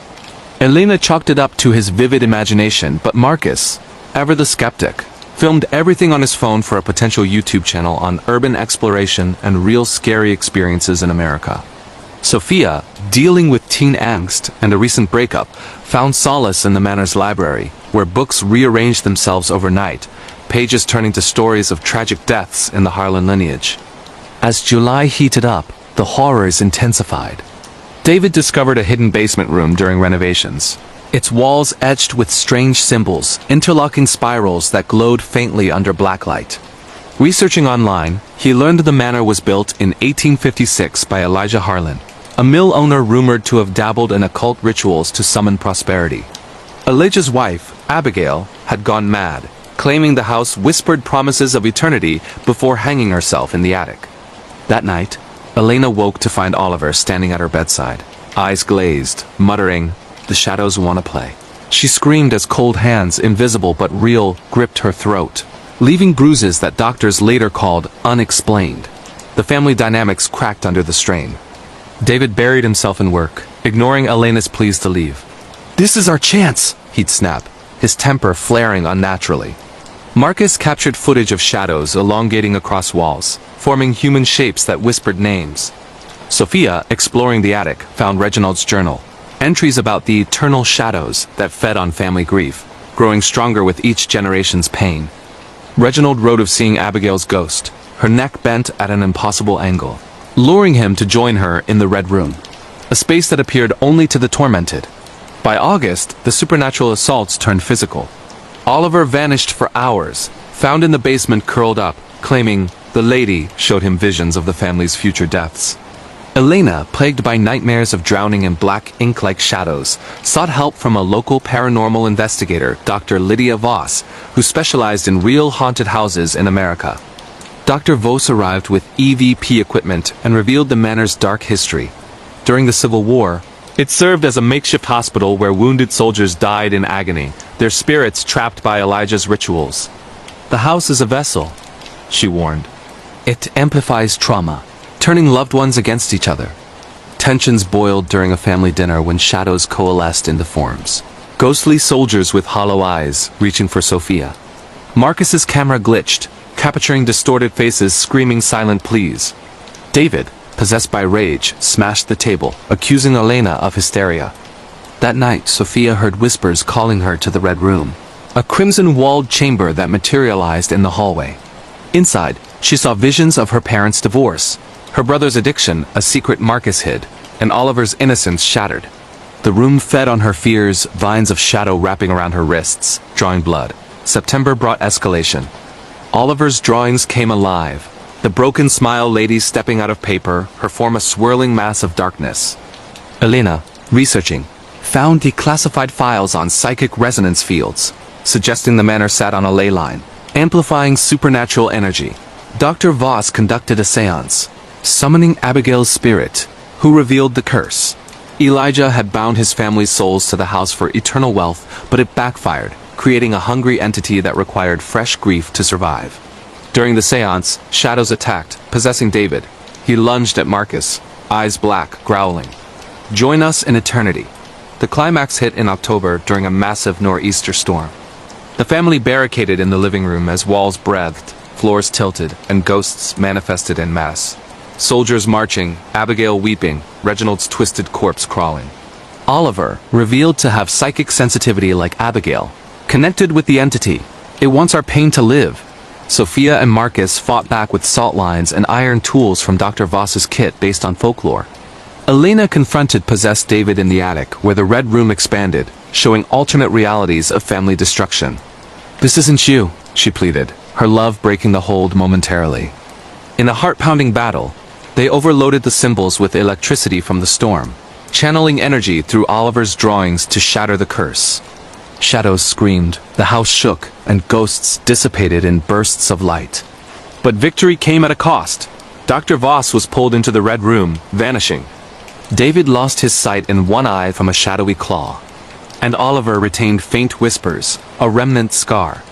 By December 2025, the Harlans sold the manor, but whispers lingered in their new home. Marcus's footage went viral, sparking debates on real paranormal activity in America. Elena warns online, some houses aren't just haunted, they're alive. If you've experienced similar true horror stories from the USA, share below. This tale of Whispering Pines Manor proves shadows never truly die. Chapter 2. The Inheritance's Shadow. David received the deed in a dusty envelope, memories of Uncle Reginald flooding back, the reclusive man who spoke of family debts.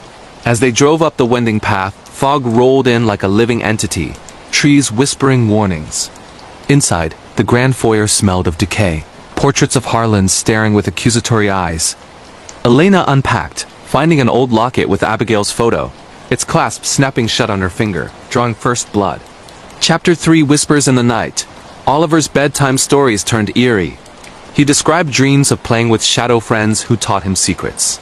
Sophia snuck out to meet friends, but the manor gates locked, trapping her as ghostly laughter echoed. Marcus set up motion cameras, capturing orbs and EVPs saying, "Stay forever." Chapter 4. The Basement's Secrets. David's renovation uncovered a bricked wall. Breaking it revealed a chamber with ritual artifacts, candles, bones, a diary detailing Elijah's pacts with the void. That night, Elena felt watched in the shower, shadows forming hands on the glass. And so on, building subplots. Marcus's hidden opioid use from stress. Sophia's online romance turning stalkerish, influenced by the house. Elena's therapy sessions revealing her own suppressed grief over a miscarriage. Detailed dialogues. "Mom, the lady says you'll join her soon," Oliver said innocently. Sensory details. The air grew cold, skin prickling with unseen eyes. Smells of rot mingling with lavender from Abigail's era. Twists. Reginald wasn't dead by accident. He summoned the entity to end the curse, but failed. Climax extended with chases through shifting halls, possession switching between family members, and a final ritual where Oliver channels Abigail to seal the void. Horrifying real horror story from Britain. The Night Witch of Eldridge Estates. True scary supernatural tales from the UK 2025. Deep in the rainy suburbs of London, Britain. where council estates loom like forgotten fortresses and immigrant dreams clash with hostile realities. The terror of Eldridge Estates erupted in late 2024, haunting survivors into 2025. This is not a myth or urban legend. It says a true horror story from Britain, drawn from refugee testimonies, hidden CCTV clips, and anonymous forums sharing real scary experiences in the UK. If you're looking for chilling tales of night witches, supernatural possessions tied to guilt, or immigration horror in Britain, this account of the night witch will burrow into your mind. Refugees fleeing war, only to face a vengeful entity that exploits their past sins. This is the kind of psychological supernatural horror that blurs the line between ghost and conscience. It started with Amina and Jamal Khalid, a couple from war-ravaged Syria, who arrived in the UK in early 2024 with forged papers, claiming asylum after a harrowing boat crossing from France. Their daughter, Layla, 8, had drowned in the Channel's storms, her tiny hand slipping from Amina's grasp amid the chaos. Assigned to a dilapidated flat in Eldridge Estates, a grim tower block plagued by mold and racism, they tried to rebuild. Jamal, 35, a former mechanic, took odd jobs. Amina, 32, a teacher, learned English while battling nightmares. Their caseworker, Mr. Ellis, warned, "Be the good ones or back you go." Strange occurrences began immediately. Whispers in the walls at night, sounding like Layla's cries. Amina clung to Syrian traditions, cooking tabbouleh with hands, wearing her daughter's bracelet for comfort. Jamal pushed assimilation. "Speak English. Dress like them," he'd say, hiding his guilt over pushing for the risky crossing. Neighbors spat slurs, but the real terror was inside, shadows forming a cloaked figure, eyes glowing like embers, demanding repay the debt.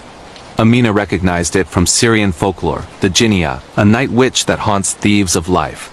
She shared the tale. A man who stole from a spirit was cursed until he gave his own. Jamal dismissed it, burning Layla's belongings to move on. But the witch escalated, appearing in mirrors, accusing, "You took what wasn't yours." Flashbacks revealed their sin. During the evacuation bus in Syria, they claimed an orphaned girl as Layla to board, abandoning her real mother to gunfire. The real Layla drowned later, but the lie birthed the curse. As autumn 2024 deepened, the haunting turned vicious. Jamal burned Layla's things, but the witch possessed Amina, making her slash walls for hidden debts. Mr. Ellis inspected, threatening deportation. Amina escaped to a mosque, but visions transported her back to Syria, reliving the massacre, friends dying as she hid. Jamal confined her, summoning the witch. "Take me for Layla," he catatnized, skin crawling with shadows. Amina slit the witch's throat in a ritual, choosing Jamal over illusionary Layla. By 2025 they stayed, living with ghosts. "We killed the witch, but the past lingers," Amina said. Spine-chilling true horror story from Australia. The Shadow Book of Blackwood Hollow. Real paranormal monster tales from Australia, 2025. In the sun-baked outback fringes of Sydney, Australia, where eucalyptus trees whisper ancient secrets and suburban homes hide psychological abysses, the dread of Blackwood Hollow gripped a family in 2024 to 2025. True scary story from Australia. Inspired by grief-made monsters for fans of real horror tales down under. Widow Sarah Ellis and son Tim deal with husband's death, finding a pop-up book, The Shadowman, that manifests grief as a monster. Detailed expansion follows pattern. Terrifying true horror story from America. The Fractured Echoes of Shadowbrook Asylum. Real scary tales that happened in the USA 2025. In the forgotten corners of rural Pennsylvania, America, where crumbling asylums stand as silent sentinels amid overgrown fields and whispering winds, the nightmare of Shadowbrook Asylum unfolded in the crisp autumn of 2024, bleeding into the frozen horrors of early 2025. This isn't some recycled ghost story or cinematic fabrication, it's a real horror experience. Drawn from survivor testimonies, leaked psychiatric records, and chilling viral footage that exposed a darkness buried for decades. If you're searching for true scary stories from America, supernatural possessions intertwined with medical madness, or chilling tales of haunted asylums in the USA, then this account of the Fractured Echoes will seep into your nightmares. Patients reliving traumas that weren't their own walls bleeding memories. And an entity that fractures minds like glass. This is the kind of real-life paranormal horror that makes you doubt your own sanity, questioning every echo in an empty room. It all started with Dr. Elena Vasquez, a 38-year-old psychiatrist fresh from her residency at Johns Hopkins, assigned to Shadowbrook Asylum as part of a state-funded revival program. The asylum, built in 1892, had been shuttered since the 1970s after scandals involving experimental treatments, lobotomies, electroshock without consent, and whispers of occult rituals by a rogue doctor named Harlan Crow. Crow, obsessed with ecotherapy, believed traumas could be transferred between patients like viruses, curing one by infecting another. In 2024, with mental health crises surging post-pandemic, Pennsylvania reopened Shadowbrook as a low-security facility for non-violent cases.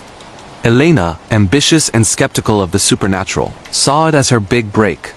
"Science over superstition," she'd say, her voice steady despite the building's creaking bones. Joining her were a small staff. Nurse Marcus Hale, 45, a burly veteran nurse with a hidden history of PTSD from his army days. Intern Sophia Reed, 24, an eager psychology student documenting everything for her thesis on institutional trauma.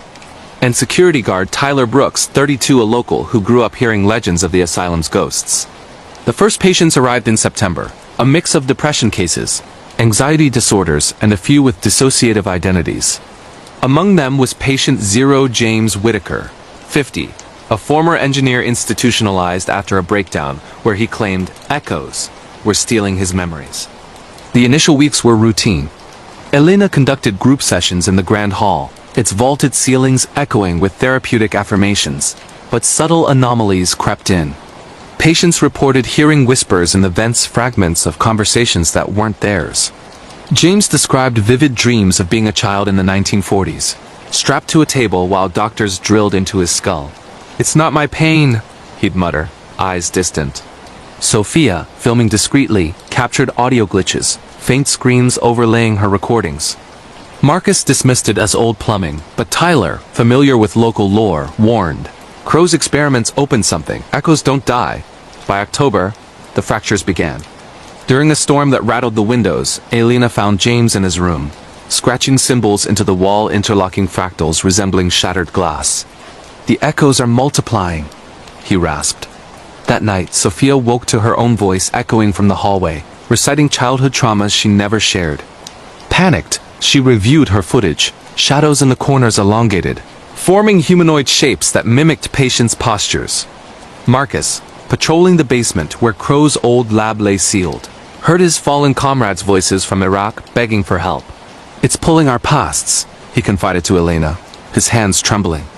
Elena delved into the archives, uncovering Crow's journals.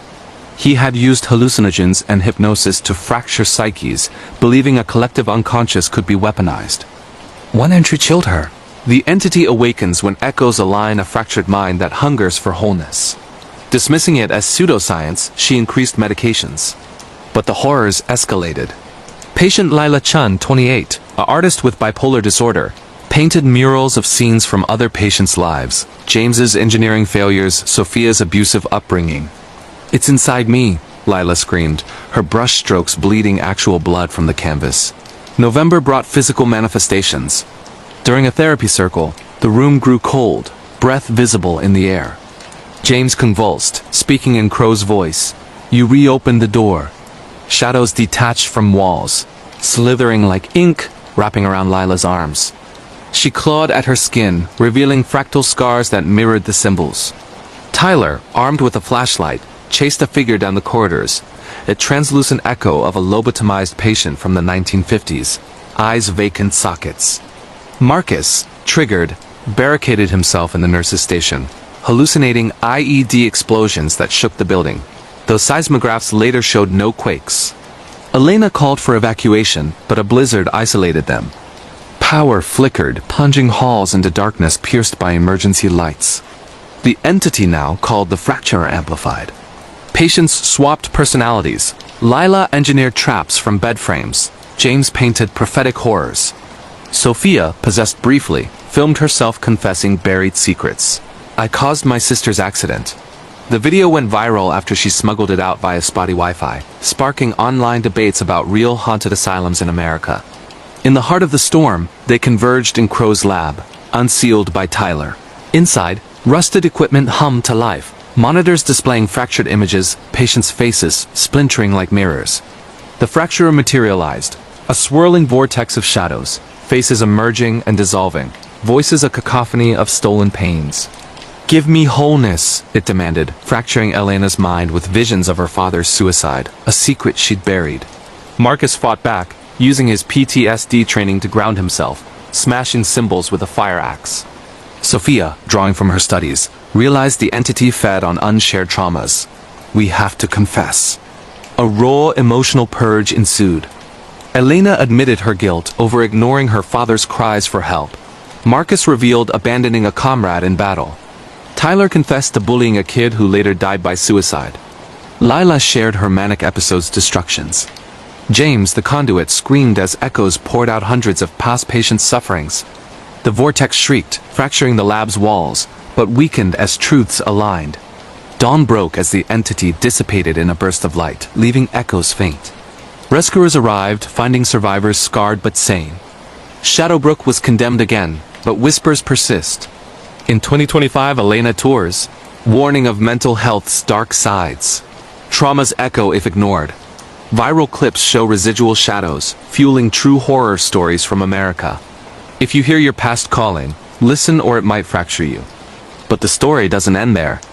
Months later, Sophia received anonymous emails with footage from the asylum's hidden cameras, showing the fracturer reforming in reflections. Locals report echoes in nearby homes, personalities shifting. One family vanished, leaving fractal drawings. Elena investigates, uncovering Crow's descendant plotting revival. This real scary tale from the USA evolves, a warning. Asylums hold more than madness.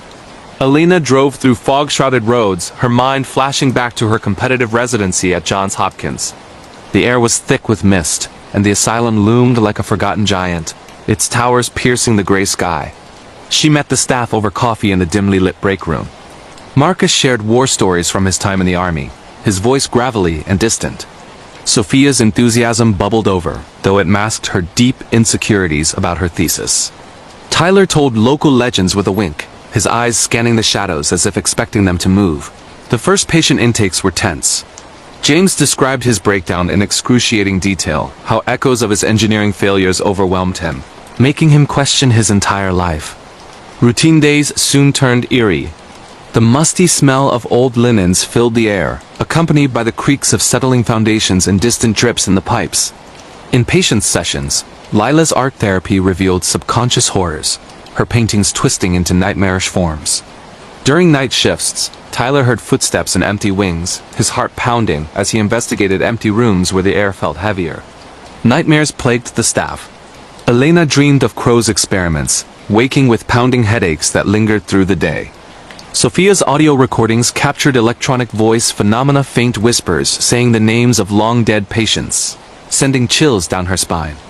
Marcus stumbled upon old electroconvulsive therapy machines in a storage room, triggering vivid memories of his own traumas. James's wall scratching became obsessive. The symbols glowed faintly under flashlight beams, and research later linked them to fractal geometry, chaos theory, and the human psyche. In a group session, chaos erupted as patients began echoing each other's words involuntarily, their voices overlapping in a dissonant chorus. Lila's painting session turned horrific when her canvas began to bleed actual human plasma, seeping from the brushstrokes. Sophia had a terrifying encounter with her mirror, where her reflection spoke independently, revealing secrets she thought buried. Tyler chased a ghostly figure through the corridors, the apparition leading him to the sealed lab door, which unlocked itself with an ominous click. The storm hit with fury, winds howling like screams, snow piling against the windows and cutting off all escape. Power outages plunged the building into darkness, with flashlight beams revealing shifting shadows that seemed alive. Confessions among the staff built a fragile intimacy, hints of romances thwarted by the overwhelming terror.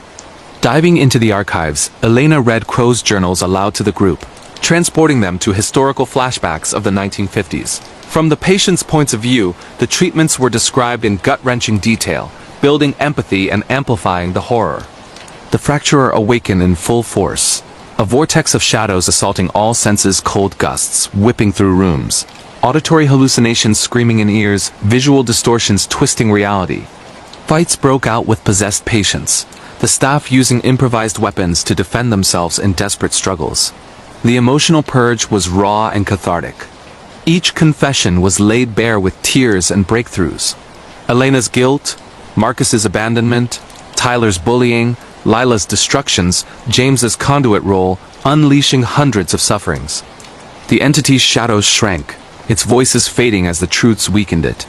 Rescue came at dawn, with investigations following and the story spreading virally. In the 2025 epilogue, new incidents surfaced Elena's ongoing quest against Crow's descendant, hinting at sequel horrors that continue to unfold. Terrifying true horror stories from America. The upside-down echoes of Hawkins Hollow. Scary paranormal dimensions, demonic creatures, government conspiracies, small-town nightmares, supernatural teens survival horror 2025 in the quiet suburb of Hawkins Hollow, Indiana, during the sweltering summer of 2025. A group of high school friends stumbled upon a secret that would unravel their world. It all started when 16-year-old Mia Thompson, a curious girl with a knack for hacking, discovered an old government facility hidden in the woods behind her house. The building, abandoned since the Cold War era, was rumored to be a site for experimental research, but locals dismissed it as urban legend. Mia, along with her best friends tech-savvy Ethan, athletic Jordan, and bookish Sophia, decided to explore it one fateful night, armed with flashlights and a drone camera for their online vlog. The air inside the facility was thick with dust and the faint hum of forgotten machinery. As they ventured deeper, they found a room filled with archaic computers and files labeled Project Echo. Mia booted up one of the systems, her fingers flying across the keyboard. Suddenly, the screen flickered to life, displaying coordinates and warnings about dimensional rifts. Before they could react, a low rumble shook the ground, and a crack appeared in the wall, a glowing portal that pulsed with otherworldly energy. From it emerged tendrils of black smoke, coiling like living vines, and a guttural roar echoed through the halls. That was the beginning of the nightmare. The friends fled, but not before Sophia was grazed by one of the tendrils, leaving a strange mark on her arm that glowed faintly in the dark. Back home, they tried to laugh it off, but strange things began happening. Mia started having visions of an inverted world, a mirror of Hawkins, hollow but decayed and infested with monstrous creatures, elongated figures with flower-like heads that opened to reveal rows of teeth, floating particles that choked the air, and shadows that whispered secrets. Ethan noticed his electronics glitching, showing glimpses of alternate realities where their town was overrun by these beasts. The group researched online, piecing together clues from declassified documents and anonymous forums. They learned that in the 1980s, similar experiments had been conducted, opening gates to parallel dimensions. But in 2025, with advanced AI and quantum computing, someone had restarted the project covertly. Perhaps a rogue scientist or a corporation seeking unlimited energy. Jordan, the skeptic, dismissed it until he was attacked in his garage by a small, spider-like entity that emerged from a drain, its legs skittering across the concrete as it lunged with venomous fangs. As the days passed, the rift's influence spread. Pets went missing, only to return feral and aggressive. Neighbors reported hearing children's laughter in empty houses, and the local news covered unexplained blackouts. Mia's visions intensified. She saw a massive entity, a mind-controlling overlord called the Vecna Shadow, pulling strings from the other side. It fed on fear, manipulating minds to widen the portal. Sophia's mark began to spread, veins turning black as she exhibited telekinetic abilities, accidentally shattering windows during arguments. Determined to close the rift, the friends recruited a reclusive former government agent, Mr. Harlan, who lived on the town's edge. He confirmed their fears. The facility was part of a network, and the Echo Project aimed to harness dimensional energy, but had awakened ancient horrors. Armed with makeshift weapons, salt circles to repel entities, EMF devices to disrupt the portal, they returned to the site. The journey was harrowing. The woods came alive with illusions of their deepest fears. Mia saw her deceased parents blaming her for their accident. Ethan relived bullying from his past. Jordan faced failure in his dreams, and Sophia battled voices urging her to join the shadow. Inside, the portal had grown, a swirling vortex spewing creatures. They fought off slime-covered demodogs, their barks echoing like thunder. Harlan sacrificed himself, detonating a charge to weaken the gate, but the Vecna Shadow manifested a towering figure with tentacles and a humanoid face twisted in rage. It invaded their minds, forcing them to turn on each other. Mia, using her hacking skills, overrode the system, reversing the energy flow. With a deafening explosion, the portal collapsed, banishing the shadow. But the horror lingered. Hawkins Hollow returned to normal, but the friends carried scars. Mia still hears echoes in quiet moments. Sophia's powers fade but never vanish, and they know the dimensions are thin. In America's heartland, where secrets bury deep, the Upside Down waits for another crack. If you hear a distant rumble or see shadows move unnaturally, it might be the echo calling. The story unfolded over months, with the group delving deeper into the conspiracy. They uncovered corporate ties to a tech giant experimenting with VR that accidentally bridged realms. Night after night, they patrolled the woods, encountering hybrid creatures, half-human, half-monster experiments gone wrong. One chilling encounter involved a possessed teacher who lured students into traps, her eyes glowing with the shadow's light. The emotional toll was immense. Friendships strained, romances bloomed and shattered under pressure. Jordan confessed his love for Mia amid a chase through abandoned tunnels, only for a creature to interrupt, forcing a desperate escape. Sophia's transformation peaked when she levitated during a confrontation, unleashing psychic blasts that disintegrated foes but drained her life force. In the climax, they infiltrated a hidden lab beneath the town hall, where scientists in hazmat suits monitored rifts. Betrayal came from within. Ethan's uncle was involved, profiting from the energy. A brutal battle ensued, with lasers clashing against supernatural forces. The Vecna shadow revealed its origin, an ancient being awakened by human hubris, seeking to merge worlds. Mia's final hack, imparting a virus coded from old files, sealed the gates permanently. As the facility crumbled, they escaped by the skin of their teeth, watching flames consume the horrors. Years later, in 2025's Fading Light, survivors share their tale online, warning of thin veils between realities. Hawkins Hollow stands quiet, but whispers persist.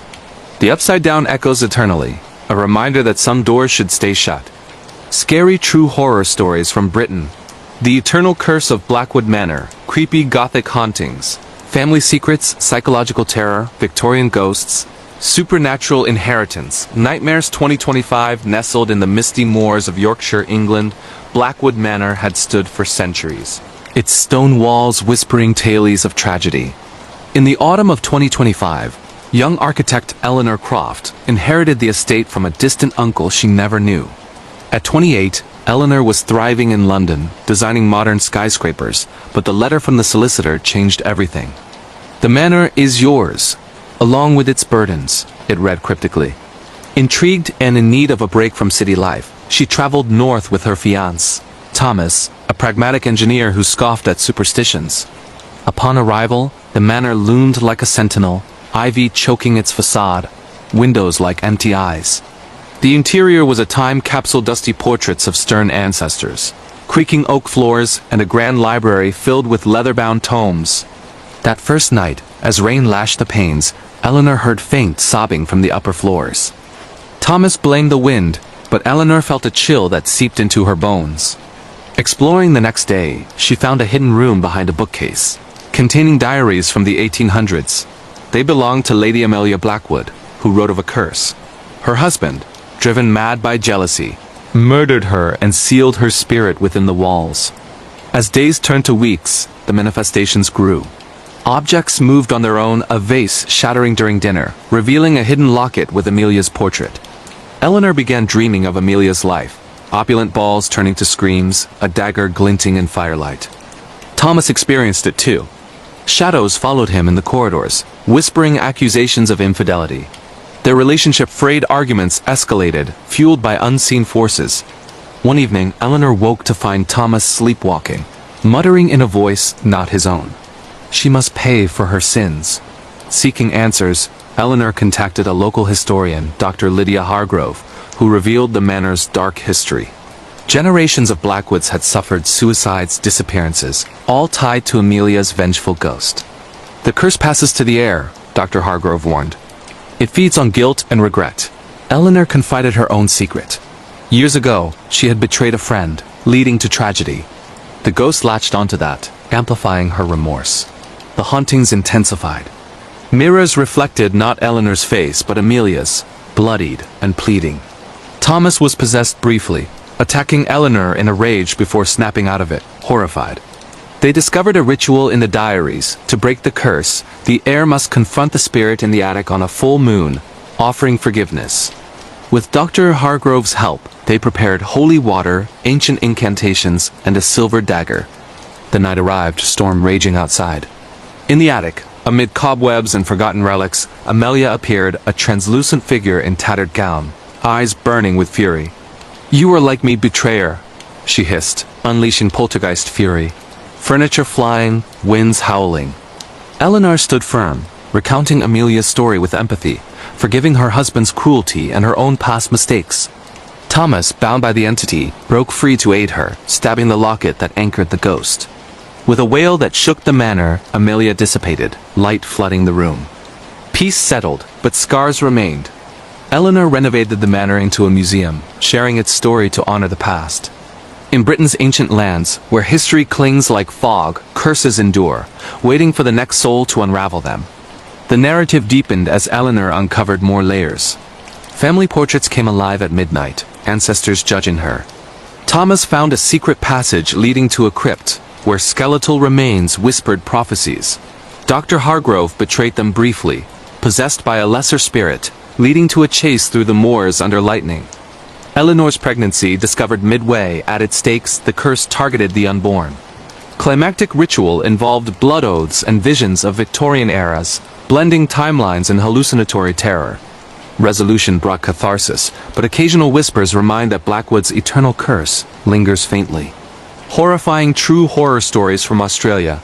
The Crimson Sands outbreak. Zombie virus apocalypse. Desert survival horror. Infected mutants. Post-apocalyptic bushland nightmares. Australian wilderness terror 2025. In the vast red expanse of the Australian outback, near Coober Pedy in 2025, geologist Dr. Liam Hartley led a mining expedition that unearthed more than opals. His team, including biologist Ava Reed and engineer Marcus Kane, drilled into an ancient cavern, releasing a sealed vial of unknown origin, perhaps a relic from indigenous lore or a forgotten bioweapon. As dust settled, a fine mist escaped, and within hours, the first symptoms appeared: fever, aggression, then death, followed by reanimation. Liam watched in horror as a worker, bitten during the chaos, convulsed and rose with milky eyes and foaming mouth, lunging at others. The infection spread like wildfire through the camp, turning colleagues into shambling horrors with crimson veins pulsing under skin. Adapted to the heat faster in sunlight, drawn to water sources. Ava, immune due to a rare blood type, analyzed samples. A virus merging with desert fungi, creating mutants resilient to dehydration. Fleeing in a jeep, the survivors headed toward Alice Springs, 500 kilometers away. The outback became a killing ground. Kangaroos turned rabid, swarms of infected birds blotting the sky. They scavenged abandoned roadhouses, finding notes from others. The Crimson Sands claim all. Marcus lost an arm to a trap set by paranoid survivors, cauterizing it with a hot iron amid screams. Nights were worst howls echoing across dunes, mirages of loved ones luring them into ambushes. Liam hallucinated his deceased wife, urging him to join the infected. Ava discovered the virus evolved, granting some hosts intelligence, alpha mutants directing packs. In a ghost town, they battled a horde led by a former miner, its body fused with red earth, tentacles of sand whipping like lashes. Reaching a research station, they broadcast a distress signal, but government quarantined the area, bombing edges. Betrayed, they pressed on, using indigenous knowledge from a Met Aboriginal elder who joined. Sacred sites repelled the infected. The climax unfolded in Uluru's shadow, where the virus originated from ancient spirits angered by intrusion. A ritual involving fire and blood neutralized the source, but at cost. Ava sacrificed herself, injecting a cure derived from her blood. Liam and Marcus survived, scarred nomads warning of the Crimson Sands. Australia's harsh beauty hides terrors. Disturb the earth and it fights back with undead fury. Expanded over endless days. Detailed treks through heat waves, mirage-induced madness, alliances with rogue survivors turning to cannibalism, vehicle breakdowns leading to foot pursuits. Emotional arcs included Liam's redemption for corporate greed, Marcus's heroism despite injury. Mutants diversified burrowing types ambushing from below, flying variants from mutated eagles. Final battle at Sacred Rock involved elemental forces, virus manifesting as a sandstorm entity. Legacy, outback quarantined, but spores spread, hinting global threat. Creepy true horror stories from Canada. The Frozen Abyss crash survivors, wilderness cannibal horror, plane crash survival terror, psychological breakdowns, snowy forest nightmares, Canadian tundra ghosts, 2025. High above the Canadian Rockies in British Columbia. In the bitter winter of 2025, Flight 217 carrying a university soccer team plummeted into the frozen wilderness. Co-pilot Sarah Vance survived the impact, along with 10 players and coach Harlan Reed. The crash site was a mangled wreck amid snowdrifts, signals jammed by magnetic anomalies. As temperatures dropped to -40 degrees Celsius, survival instincts kicked in, rationing food from luggage, building shelters from debris. But the isolation bred paranoia. Whispers in the wind sounded like voices, and shadows in the trees seemed to watch.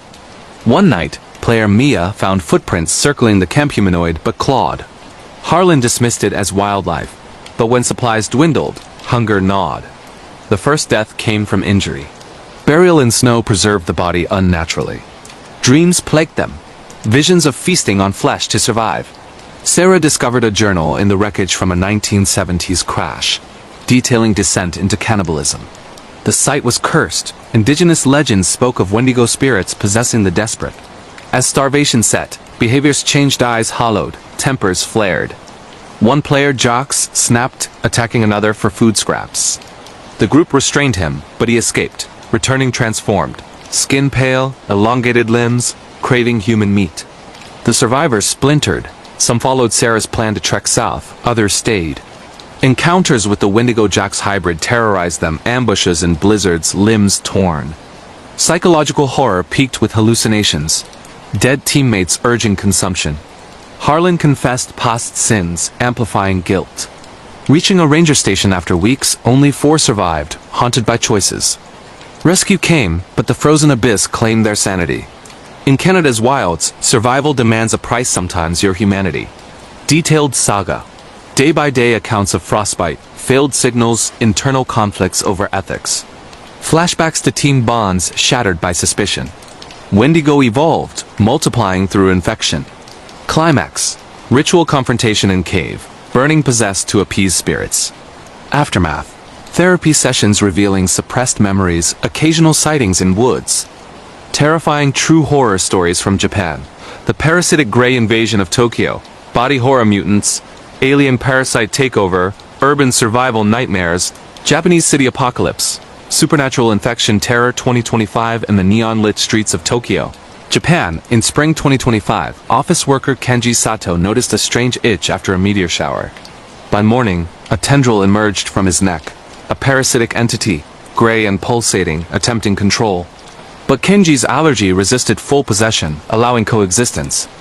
The parasites fell from the sky, infecting thousands, heads splitting to reveal blades, bodies contorting into weapons. Kenji allied with reporter Yumihara, immune like him, to expose the invasion. Tokyo descended into chaos. Infected greys hunted normals, government covered up as epidemic. Hiding in subways, they met a scientist who explained extraterrestrial spores adapting to hosts, forming hives. Pursued by elite greys with enhanced senses, they infiltrated a lab where parasites evolved, merging with tech for cyborg horrors. Yumi's partial infection granted visions of the hive mind's plan: global domination. In a subway battle, Kenji used his parasite as a weapon, extending blades to fight. They destroyed the queen entity in a tower, but remnants lingered. Tokyo rebuilt, but itches persist, a gray shadow over Japan. Lengthy tale. Street-by-street chases, moral dilemmas on killing infected loved ones. Cultural integrations like shrine protections failing. Parasite mutations. Flying types. Invisible cloaks. Emotional depth. Kenji's family loss. Yumi's journalism drive. Ending twist. Parasites symbiotic in some, hinting uneasy peace. Scary true horror stories from Europe. The Midnight Sacrament of Croatian Isles. Vampire cult horror, island isolation terror, blood rituals, European Gothic nightmares, supernatural priest deceptions 2025 on the secluded island of Korčula in Croatia. In the Adriatic Sea during 2025's humid summer, Fisherman Luka Novak returned home to eerie changes. A charismatic priest, Father Elias, arrived, revitalizing the church with midnight masses drawing crowds.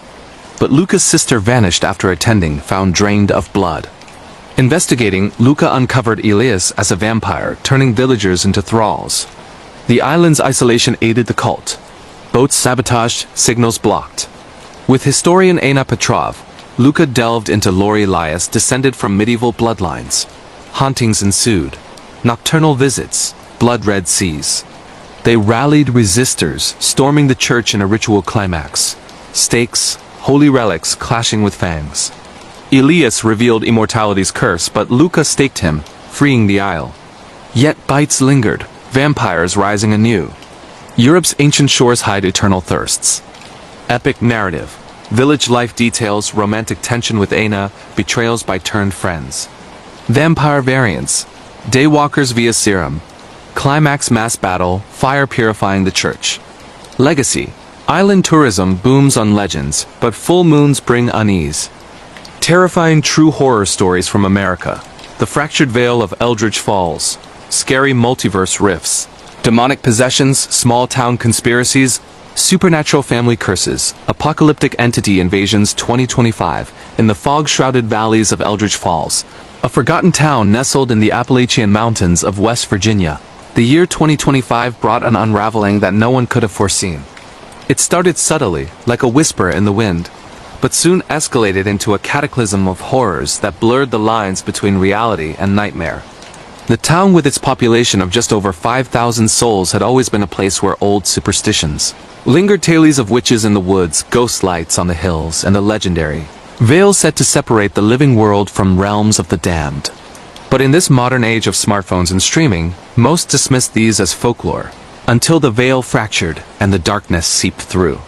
It began with Dr. Harlan Voss, a 52-year-old quantum physicist who had returned to his hometown after decades in academia. Harlan had been obsessed with multiverse theory, convinced that parallel dimensions overlapped in certain thin spots on Earth. Eldridge Falls, with its unusual magnetic anomalies recorded since the 1800s, was one such spot. Funded by a shadowy grant from a tech conglomerate called Nexus Corp, Harlan set up a makeshift lab in the abandoned coal mine on the outskirts of town. His goal? To pierce the veil with a device he called the Resonator, a machine that emitted harmonic frequencies to align realities. Imagine accessing infinite knowledge, he told his assistant, young grad student Lena Ramirez, as they calibrated the equipment under the dim glow of LED lights. Lena, 25 and skeptical, had joined for the resume boost, but something about the mine's echoing depths unnerved her. The way shadows seemed to stretch unnaturally, or the faint echoes that sounded like distant screams. The first test occurred on a crisp October evening, as leaves turned blood red under the harvest moon. Harlan activated the resonator, and for a moment, nothing happened. Then, a low hum filled the air, vibrating through their bones. The walls shimmered like heat haze, and a crack appeared, not in stone, but in the fabric of space itself. From it poured a sickly green light, accompanied by a chorus of whispers in languages long forgotten. Harlan's eyes widened in triumph, but Lena screamed as tendrils of shadow snaked out, wrapping around her leg. She felt a pull, as if her very essence was being drawn into the void. Harlan shut it down just in time, but the damage was done. The veil had fractured, and entities from beyond began to cross over. That night, the town felt the first tremors. In the local diner, owned by grizzled veteran Tom Whitaker, patrons reported their coffee rippling without cause. Tom's daughter, 17-year-old Riley, a high school senior with a passion for urban exploration, was scrolling through her phone when she saw a glitch of video feed showing her own face, but twisted, with eyes like black voids. "Dad, look at this," she said, but when he glanced over, it was gone. Across town, at the Eldridge Falls Library, elderly librarian Mrs. Edith Crow felt a cold draft despite sealed windows. Books flew off shelves, pages turning to reveal symbols that burned her retinas. She collapsed, muttering about the fractured ones coming home. By morning, the possessions began. Harlan woke in his trailer near the mine, his body not his own. His reflection showed a stranger's smile, cruel and knowing. The entity inside him called itself the Fracture, an ancient being from a dimension where pain was currency and souls were traded like stocks. It whispered promises of power, urging Harlan to reopen the rift wider. Lena, bandaged from her encounter, fled to town, seeking help from Sheriff Marcus Hale, a no-nonsense lawman in his 40s, who had seen his share of domestic disputes but nothing like this. "You're saying ghosts from another world?" He scoffed, but his radio crackled with reports. A farmer attacking his family, claiming they were imposters from the mirror side. A child drawing maps of impossible geometries that induced migraines in viewers. Riley, ever the adventurer, snuck into the mine with her friends tech whiz Kyle, athletic Becca, and shy poet Liam. They had heard rumors online about the glowing cave and wanted content for their TikTok channel. What they found was chaos. The resonator humming faintly, surrounded by pulsating veins of light embedded in the rock. As they filmed, the rift reactivated on its own, pulling Kyle through. He emerged seconds later but changed his skin pale, veins glowing green, speaking in riddles about the endless fall. The group ran, but Becca was scratched, the wound festering into a mark that spread like ink in water. The invasions escalated. Entities manifested as doppelgangers, replacing townsfolk one by one. Sheriff Hale's deputy turned on him, eyes flickering like bad signals, revealing a hive mind connected through the fracture. Harlan, now fully possessed, broadcast a message via hacked town speakers. "The veil is thin. Join us in the multiplicity, or perish in singularity." Panic spread as power grids failed, plunging Eldritch Falls into darkness lit only by eerie auroras from the rift. Families barricaded homes, but the entities phased through walls, possessing the weak-willed, and driving others mad with visions of alternate lives, ones where loved ones died horribly, or successes turned to ash. Lena and Sheriff Hale formed an unlikely alliance, recruiting survivors including Riley's group, minus the lost Kyle, who now stalked them as a fractured minion. They delved into town archives, uncovering a 19th century incident. Miners had dug too deep, awakening the veil leading to a massacre covered up as a cave-in. The key to sealing it was a ritual involving pure intent and destroying the anchor, the resonator. But Nexus Corp had agents en route, intent on harnessing the power for interdimensional tech, seeing profit in the chaos. As winter snows blanketed the town, the group trekked back to the mine amid blizzards alive with spectral forms, wraiths that froze blood with a touch, or shapeshifters mimicking cries for help. Inside, Harlan awaited, his body mutated, extra limbs sprouting, eyes multiplied across his face like a fractured mirror. "You cannot close what was meant to open," he boomed, unleashing waves of psychic assault. Riley saw her mother, long dead from cancer, begging her to stay. Lena relived her immigrant parents' sacrifices, twisted into failures. Hale confronted his guilt over a past shooting.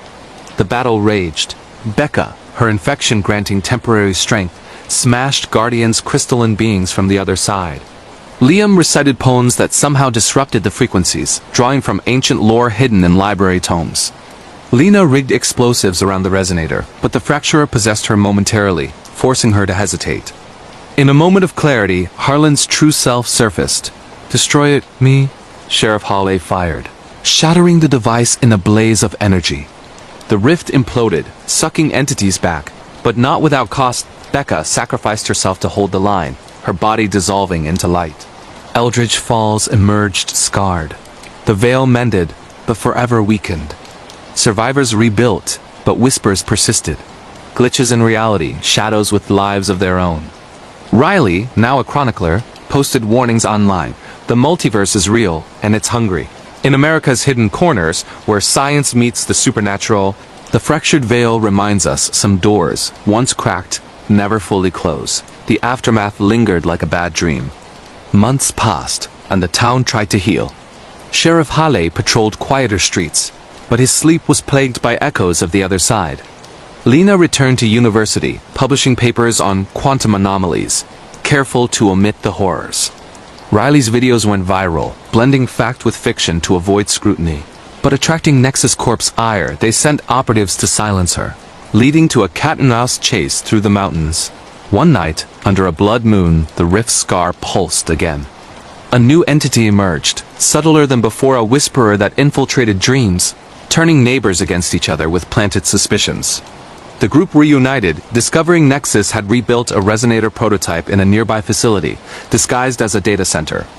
Infiltrating it involved high-stakes espionage, hacking security with Kyle's lingering digital ghost, his essence trapped in the net after possession, navigating laser grids, and confronting corporate suits who viewed dimensions as resources to exploit.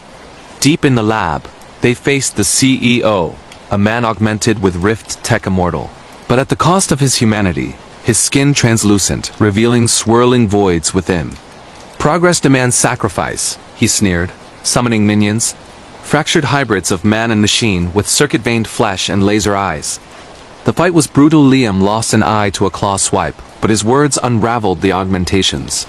Riley used her phone to broadcast live, exposing the conspiracy to the world. Detonating the prototype caused a chain reaction, sealing minor rifts across the region. But the Whisperer escaped, embedding in the collective unconscious of Eldritch Falls. Now, residents experience shared nightmares. Endless falls through fractured skies, demonic pursuits in mirrored mazes. Therapy groups formed, but some succumbed, becoming vessels for lesser entities. Years blurred, but in 2025's waning days, a prophecy from the archives surfaced, the Veil's full breach on the solstice, unleashing an apocalyptic horde. The survivors prepared, fortifying the mine with wards, gathering allies from online believers. As snow fell thicker, the ground trembled, and the sky cracked like glass. Hordes poured forth. Tentacled behemoths that warped gravity, spectral armies reliving ancient wars, and the Fracturer reborn, a colossal shadow blotting stars. The final stand was epic. Hale's deputies manned barricades with improvised weapons, salt rounds to disrupt ethereal forms, EMP grenades for hybrids. Lena orchestrated a counter-frequency from salvaged tech, her voice steady amid chaos. Riley, at the rift's heart, confronted her doppelganger, a version where she embraced the dark, powerful but soulless. This ends now, she declared, merging intents in a ritual of forgiveness, drawing on pure will to mend the tear. With a thunderous clap, the veil sealed, entities banished to their realms. Dawn broke over a silent town, survivors battered but alive. Yet, in quiet moments, they felt but a faint hum, a reminder that the multiverse presses close. Eldritch Falls stands as a beacon of warning. Tamper with the unknown and pay the price in blood and sanity. But the story didn't end there. Whispers of similar fractures emerged, nationwide glitches in Silicon Valley code revealing alternate histories. Possessions in New Orleans voodoo circles amplified by dimensional bleed. Nexus Corp went underground, their tech seeding black market devices that promised glimpses beyond. Riley became a hunter, traveling with Lena to seal nascent rifts, their bond forged in fire. In Chicago, they faced the urban variant. Skyscrapers twisting into impossible shapes. Office workers possessed by corporate demons feeding on ambition. A chase through subways alive with shadow tentacles tested their limits. Lena nearly lost to a vision of academic glory in a fractured world. They destroyed the anchor, ACEO's amulet, but not before witnessing hordes devouring the city in previews of apocalypse. Moving to the southwest deserts, a rift manifested as mirages that trapped souls in eternal loops. Nomadic entities roamed, sandstorms with faces screaming for release. Halle joined via video, advising tactics, his town now a safe haven with monitoring tech. The group allied with indigenous shamans, blending science and spirit in a ceremony under starlit skies, banishing the wanderers with harmonic chants amplified by the resonator's remnants. Back east in Boston's historic districts, colonial ghosts merged with multiverse intruders, creating time-warped horrors. Redcoats with tentacles, witches casting dimensional spells. Infiltrating a museum heist where artifacts anchored the rift. They battled possessed curators, dodging curses that aged victims rapidly. Riley's quick thinking using a historical mirror to reflect entities back saved the day, but Liam sacrificed his poetry book, a family heirloom, to fuel the seal. As threats multiplied, a pattern emerged. The original fracture had rippled globally, weakening veils everywhere. A council formed survivors from affected areas, sharing knowledge via encrypted nets. In Seattle, tech hubs birthed AI possessed by entities, code becoming sentient nightmares. Hacking battles ensued, Lena's expertise clashing with digital demons that predicted moves. The climax brewed in Washington, D.C., where politicians unwittingly opened a massive rift during a classified experiment. The capital became a labyrinth of alternate timelines, futures where wars never ended, pasts where revolutions failed. Hordes of fractured leaders, zombie-like with policy spewing mouths overran streets. The group, now a seasoned team, stormed the breach, facing the ultimate entity. The Veilkeeper, guardian turned corruptor, a being of pure chaos. In a symphony of action gunfights amid marble halls, psychic duels warping reality, ritual circles drawn in blood, they converged on the core. Riley channeled the collective will, Lena tuned frequencies, Halle provided firepower. With a sacrificial surge, Becca's spirit appearing as aid, the Veilkeeper shattered, rifts collapsing worldwide. Peace returned, fragile but earned. Eldritch Falls rebuilt, a monument to resilience. Yet in 2025 shadows, the veil hums softly, a eternal vigil required. For in America's vast lands, where ambition meets mystery, horrors wait just beyond sight, ready to fracture anew. The tale expanded further into personal arcs. Harlan's ghost haunted Lena's dreams, offering cryptic advice that saved lives but eroded her sanity. Riley grappled with fame, her videos inspiring copycats who foolishly probed thin spots, leading to rescue missions in remote locales like Alaskan tundras, where frozen entities preserved in ice thawed with deadly intent. Hale's family secret revealed. His ancestors were Veil Wardens, explaining his resilience. This lineage drew enemies' cults, worshipping the Fracturer, performing summons in hidden basements. Raids on these lairs uncovered artifacts, crystals pulsing with otherworldly energy, books of forbiddance math. Friendships deepened. Romance sparked between Riley and Liam, tested by possessions that forced trust exercises in illusion-filled realms. Becca's memory honored in a memorial, her infection's legacy granting the group minor abilities, premonitions, enhanced senses tools against future threats. Global echoes persisted. In Europe's castles, rifts birthed medieval horrors. Asia's megacities saw tech-fused entities. Australia's outback hid burrowing beasts. The council went international video conferences plotting strategies against a potential convergence, an alignment of thin spots threatening total merger. In a tense subplot, Nexus Corp's remnants launched a counteroffensive, kidnapping Lena for her knowledge. Escape involved ingenuity, using a portable resonator to flip dimensions temporarily, navigating a mirror world where gravity inverted and colors screamed. Rescued by the team, they exposed the Corp in a viral leak, toppling empires. Personal horrors intertwined. Each character faced their fractured self-alternate versions, embodying regrets. Riley's was a coward who fled the mine. Lena's, a sellout academic. Hale's, a corrupt cop. Defeating them required introspection, therapy amid terror. As seasons cycled, the group evolved from victims to guardians. Training montages in Eldridge's woods, simulating rifts with VR, crafting wards from local herbs. Community involvement grew, townsfolk learning signs of breaches. Unusual weather, animal migrations, electronic glitches. A mid-story twist. Kyle returned, not fully gone but hybrid, offering alliance against greater evils. His insights into the other side revealed hierarchies, lesser entities fearing ancients like the Veilkeeper's kin. This led to proactive strikes, entering minor rifts to sabotage incursions, navigating psychedelic landscapes where time looped and physics bent. Emotional depths plumbed, loss of innocence, moral dilemmas on mercy-killing possessed, guilt over unintended consequences. Riley's journal entries narrated introspection, blending horror with humanity. The narrative wove subplots, a possessed child oracle predicting events, a love triangle straining alliances, betrayals from within when fear overpowered loyalty. Resolutions built suspense, each chapter escalating stakes. In the grand finale, the convergence arrived, skies fracturing globally, entities swarming. From Eldridge as Ground Zero, the team orchestrated a worldwide ritual, synchronized activations of sealers, channeling collective human will via social media calls for unity. Billions focused intent, amplifying the mend. Victory came at dawn, veils reinforced, but with a caveat. The multiverse's awareness heightened, occasional bleed-throughs as reminders. The survivors, forever changed, vowed eternal watch. In America's heart, Eldritch Falls stands sentinel, its fractured veil a scar of survival, whispering tales of terror transcended. Yet even in peace, new whispers emerge. A faint hum in the mine, a glitch in the sky hints of deeper layers, uncharted dimensions waiting. The horror endures, evolving, for the veil is but a thread in the cosmic tapestry, fragile and infinite. Expanding the lore, The fracture's origin unfolded in visions. Born from a primordial chaos where universes collided, it sought order through domination. Its minions diversified echo beasts that mimic sounds to lure prey, mirror wraiths reflecting fears physically, void walkers sucking light and hope. Sabarks detailed. Tom's diner became a hub, fortified with anti-possession charms. Edith's library yielded spells, her survival making her a sage. Community bonds strengthened, turning isolation into strength.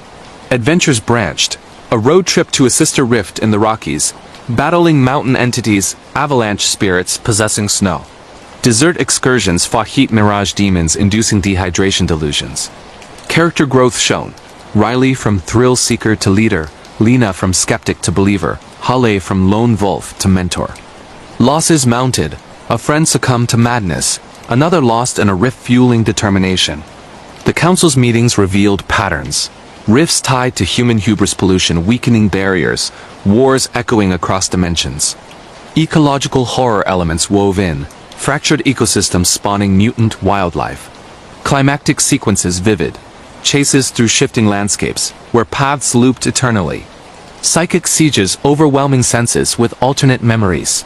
Physical clashes with entities adapting to wounds, regenerating horrifically. Resolution's aftermath explored recovery, PTSD therapies incorporating rift lore. Schools teaching veil awareness, art inspired by experiences. Riley's book becoming a bestseller.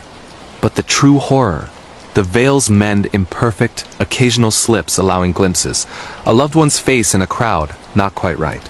Dreams shared across town, eternal vigilance the price of survival. In this expansive tale, themes of unity against unknown, dangers of unchecked science, resilience of spirit intertwine, creating a tapestry of terror that captivates, warns, and endures beyond the page. The fractured veil of Eldritch Falls serves as mirror to our world, where boundaries thin and horrors lurk just out of sight, ready to invade at the slightest crack. Terrifying true horror stories from Britain. The Hollow Choir of St. Aldrich's Cathedral. Scary British Gothic horror. Demonic possession choirs, ancient cursed cathedrals, supernatural organ music, paranormal church hauntings. Real UK ghost stories 2025 deep in the rain-soaked countryside of North Yorkshire. Just outside the ancient city of York stands the crumbling Gothic silhouette of St. Aldrich's Cathedral. Built in the 14th century on the ruins of a pagan stone circle, the cathedral has always carried whispers darker than any sermon. Locals avoid it after dusk. They say the bells ring by themselves at 3:33 a.m., that the stained glass saints weep blood on All Hallows Eve, and that anyone who spends a full night inside the nave will never speak with their own voice again. In the spring of 2025, a new choir arrived to record an album of sacred music in the cathedral's legendary acoustics, and they awakened something that had been singing beneath the stones for 700 years. The choir was called Lux Aeterna, 12 of the finest young vocalists in Britain, handpicked by renowned conductor Dr. Nathaniel Crowe. Nathaniel was 47, silver-haired, charismatic, and obsessed with the idea that certain frequencies could open doors between worlds. He had chosen St. Aldrich's not for its beauty, but because old records claimed the cathedral had been constructed to suppress a hollow song that once drove entire villages to madness. The funding came from an anonymous patron who communicated only through encrypted emails, promising unlimited budget if the recording captured the true voice of the cathedral. The group arrived on a Monday in April. The cathedral had been deconsecrated decades earlier, and now belonged to a heritage trust that rented it out for concerts and film shoots. The moment they crossed the threshold, the air changed. It grew thick, cold, and strangely resonant, as though every breath echoed 1,000 years. Lead soprano Eleanor Hart, 29 from Manchester, felt it first. She described it later as someone else breathing inside my lungs. Baritone Marcus Vale joked that the place needed central heating. No one laughed for long. That first night, during warm-ups, the organ began to play by itself. The massive 19th century pipe organ hadn't been touched in 20 years. Its bellows rotted, yet deep subterranean notes rolled through the nave like distant thunder. The choir froze. Nathaniel's eyes lit with something between fear and ecstasy. "That's it," he whispered. "That's the resonance we came for." He ordered the recording equipment left running overnight. At 3:33 a.m., every microphone captured the same thing. A choir of voices singing in perfect Latin, but the words were wrong, twisted, inverted, as though the Lord's Prayer had been rewritten by something that hated God. The voices were not human. They overlapped, phased, and harmonized in ways that hurt to hear. Sound engineer Priya Desai played it back at dawn and vomited on the stone floor. The waveform on her laptop looked like screaming faces. By the third day, the possessions began. It started with tenor Liam Whitaker. He woke screaming that worms were crawling inside his throat. When the others rushed to his room in the nearby rectory, they found him standing in the dark, eyes rolled white, singing a single perfect note that made the windows frost over in April. The note never wavered, never needed breath. Eleanor tried to pull him away and felt invisible hands shove her backward with brutal force. Liam's voice finally broke, and when he collapsed, he spoke in a little girl's voice from 1349, begging to be let out of the walls. Nathaniel refused to leave. He locked the cathedral doors from the inside and declared they would finish the recording no matter the cost. He had discovered a hidden crypt beneath the high altar, sealed since the Black Death. Inside were 13 stone sarcophagi arranged in a perfect circle, each carved with musical notation that hurt to look at directly. In the center lay a book bound in human skin, the Liber Vocum Vecaram, the Book of Hollow Voices. Nathaniel began translating it obsessively, his lips moving silently as black veins appeared beneath his skin. The choir tried to escape, but the cathedral would not let them go. Doors that opened inward yesterday now opened outward and led into the same transept. Windows showed only night, even at noon.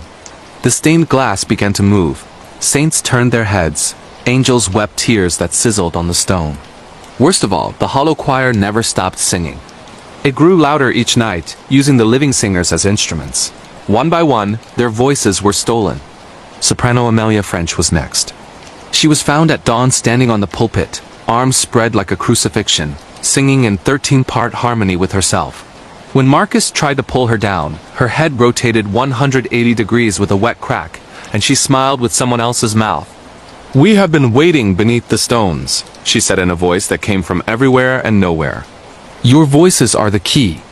Your flesh is the door."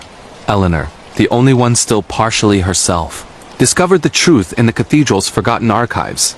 In 1348, during the plague, monks had performed a ritual to trap a demonic entity called the Silent Cantor, an ancient being that fed on worship and twisted it into despair. They lured it with the most beautiful music ever sung, then sealed it beneath the cathedral, using the voices of 13 willing martyrs who sang until their throats bled and their souls were bound as eternal prison bars. The cathedral itself was built on top as a lock. Every century, the binding weakened, and the Silent Cantor tried to sing its way free. It needed new voices, pure, trained, perfect voices to replace the old. Lux Aeterna had been chosen deliberately. The anonymous patron was the cantor itself, speaking through centuries of cultists. Nathaniel had been groomed since childhood, marked by the black veins that now spread across his chest like musical staves. On the 7th night, the final performance began. The choir, now fully possessed except for Eleanor and Priya, arranged themselves in the exact positions of the original 13 martyrs. Nathaniel sat at the organ, his fingers elongated into claws, playing notes that opened wounds in reality. The hollow choir rose from the crypt, translucent figures in rotting monastic robes, mouths open impossibly wide, singing a melody that promised oblivion. The temperature plummeted. Frost formed on the pews. Blood dripped upward from the floor and painted symbols on the vaulted ceiling.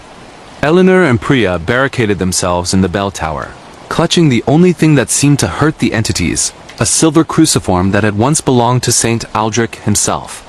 As the song reached its crescendo, the possessed choir began to tear out their own vocal cords, offering them like crimson roses to the thing rising from beneath the altar, a towering shadow made of absence of negative space, shaped like an angel with wings of screaming mouths. Priya, whose family were Sikh and had never believed in any of this, found herself praying in Punjabi, in English, in any language that came. Eleanor sang the only thing she could think of, the purest, most defiant note she had ever produced, a high A that shattered every window in the cathedral. For one impossible second, the hollow choir faltered. In that second, Eleanor understood. The original martyrs had not died willingly. They had been tricked, just like Lux Aeterna.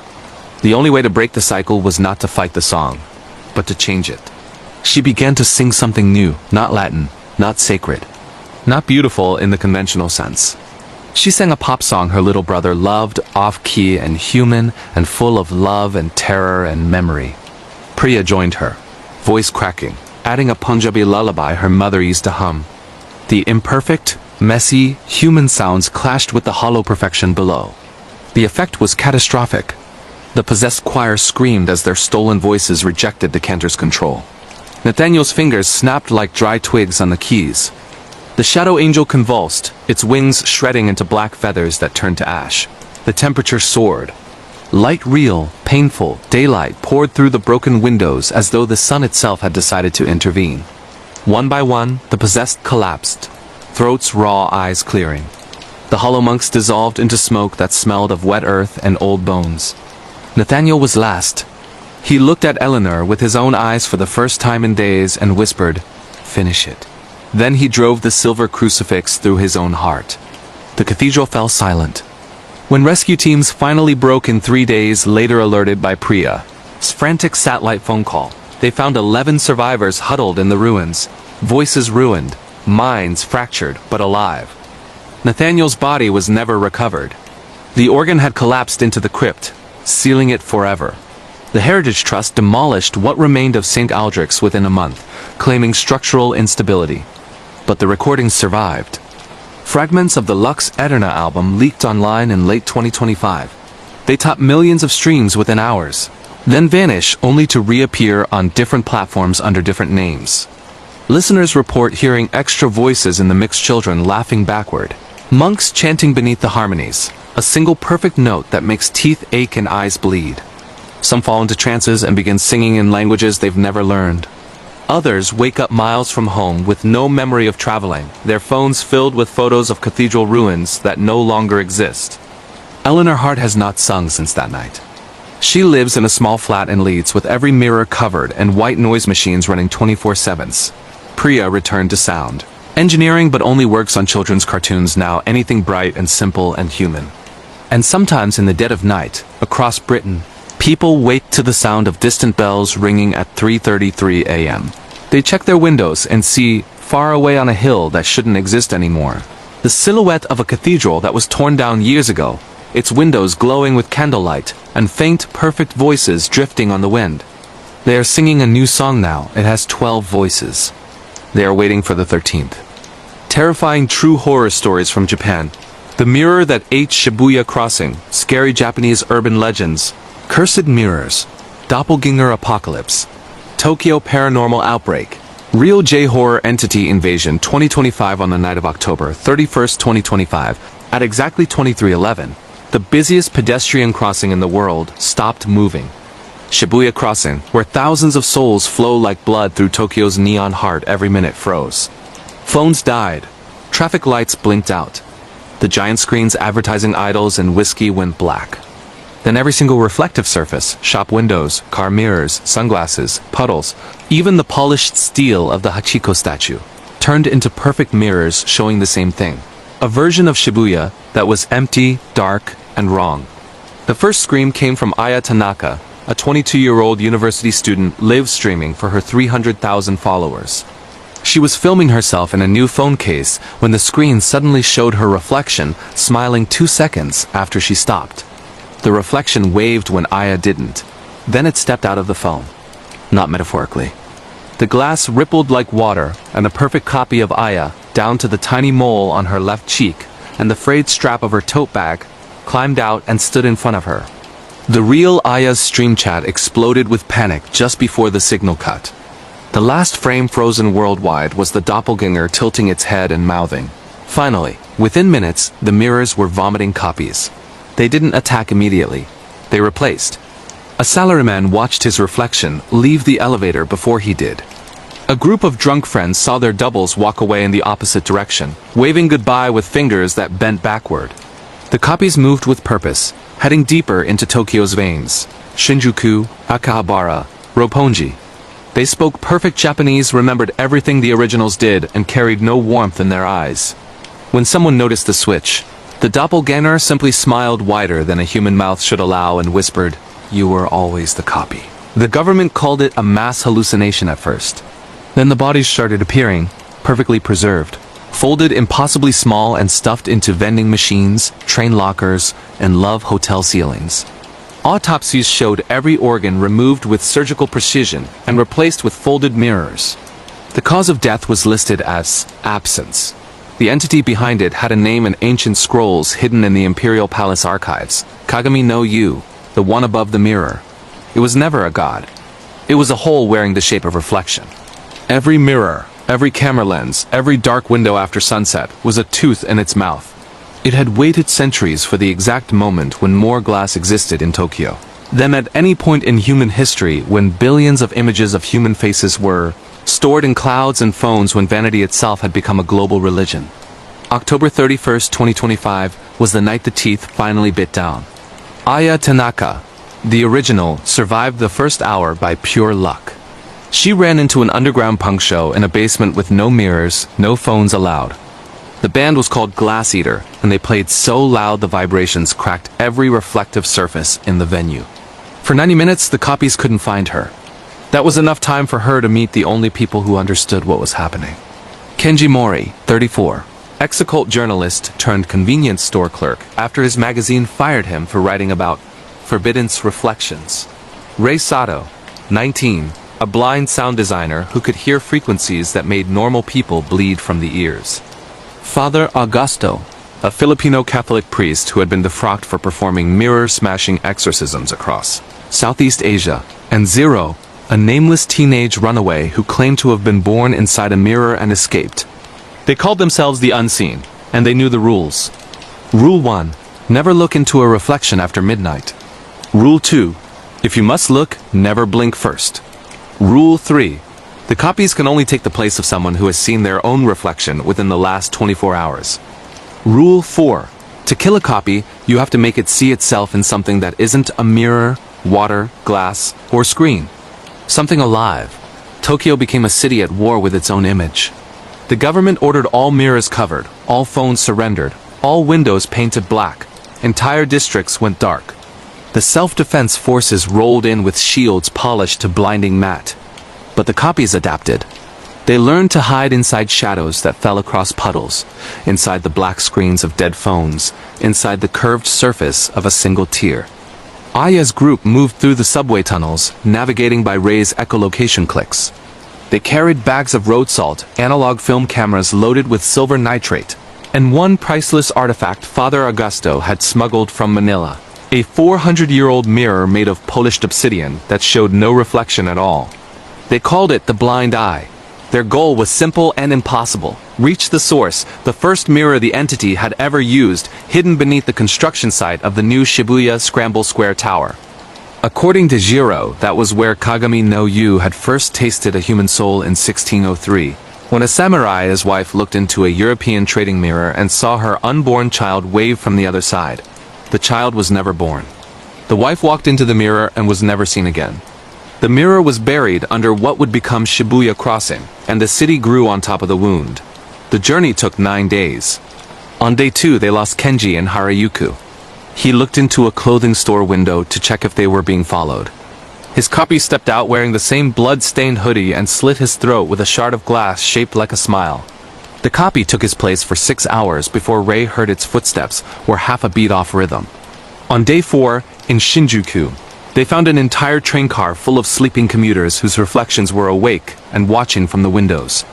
When the train stopped, the reflections got out and left the bodies behind like discarded coats.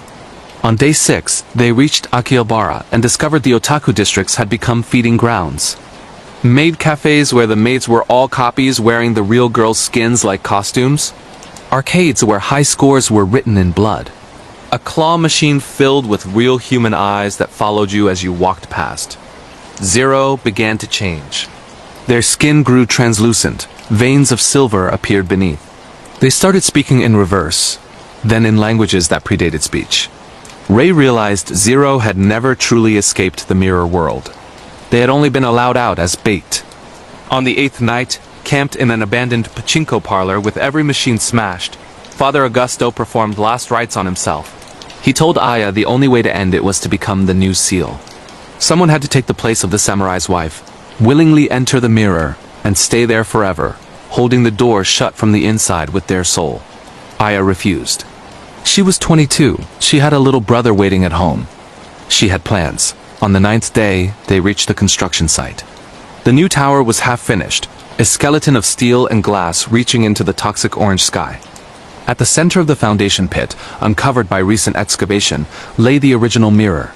3 meters tall, black glass framed in cracked lacquer, standing upright like a grave marker. It showed nothing, not darkness, not emptiness. Just nothing, as if vision itself ceased to exist where the surface began. Copies surrounded it in the thousands. Every person who had ever looked into a mirror in Tokyo was there, waiting in perfect silence. When Aya stepped forward, the copies parted like a sea. The blind eye began to hum in Father Augusto's hands. Zero walked straight to the mirror and pressed their palm against it. The surface rippled. Zero turned back once, eyes completely silver, and said in Aya's own voice, "Thank you for bringing me home." Then they stepped through and vanished. The copies screamed, a sound like a billion camera shutters firing at once, and began to dissolve into black sand that poured upward into the sky. But it wasn't enough. Father Augusto handed Aya the obsidian mirror. "1 soul for 8 million, he said. "Old bargain. Still holds." Aya looked at her friends. At Ray, who couldn't see but was crying anyway. At Kenji's blood still drying on the concrete.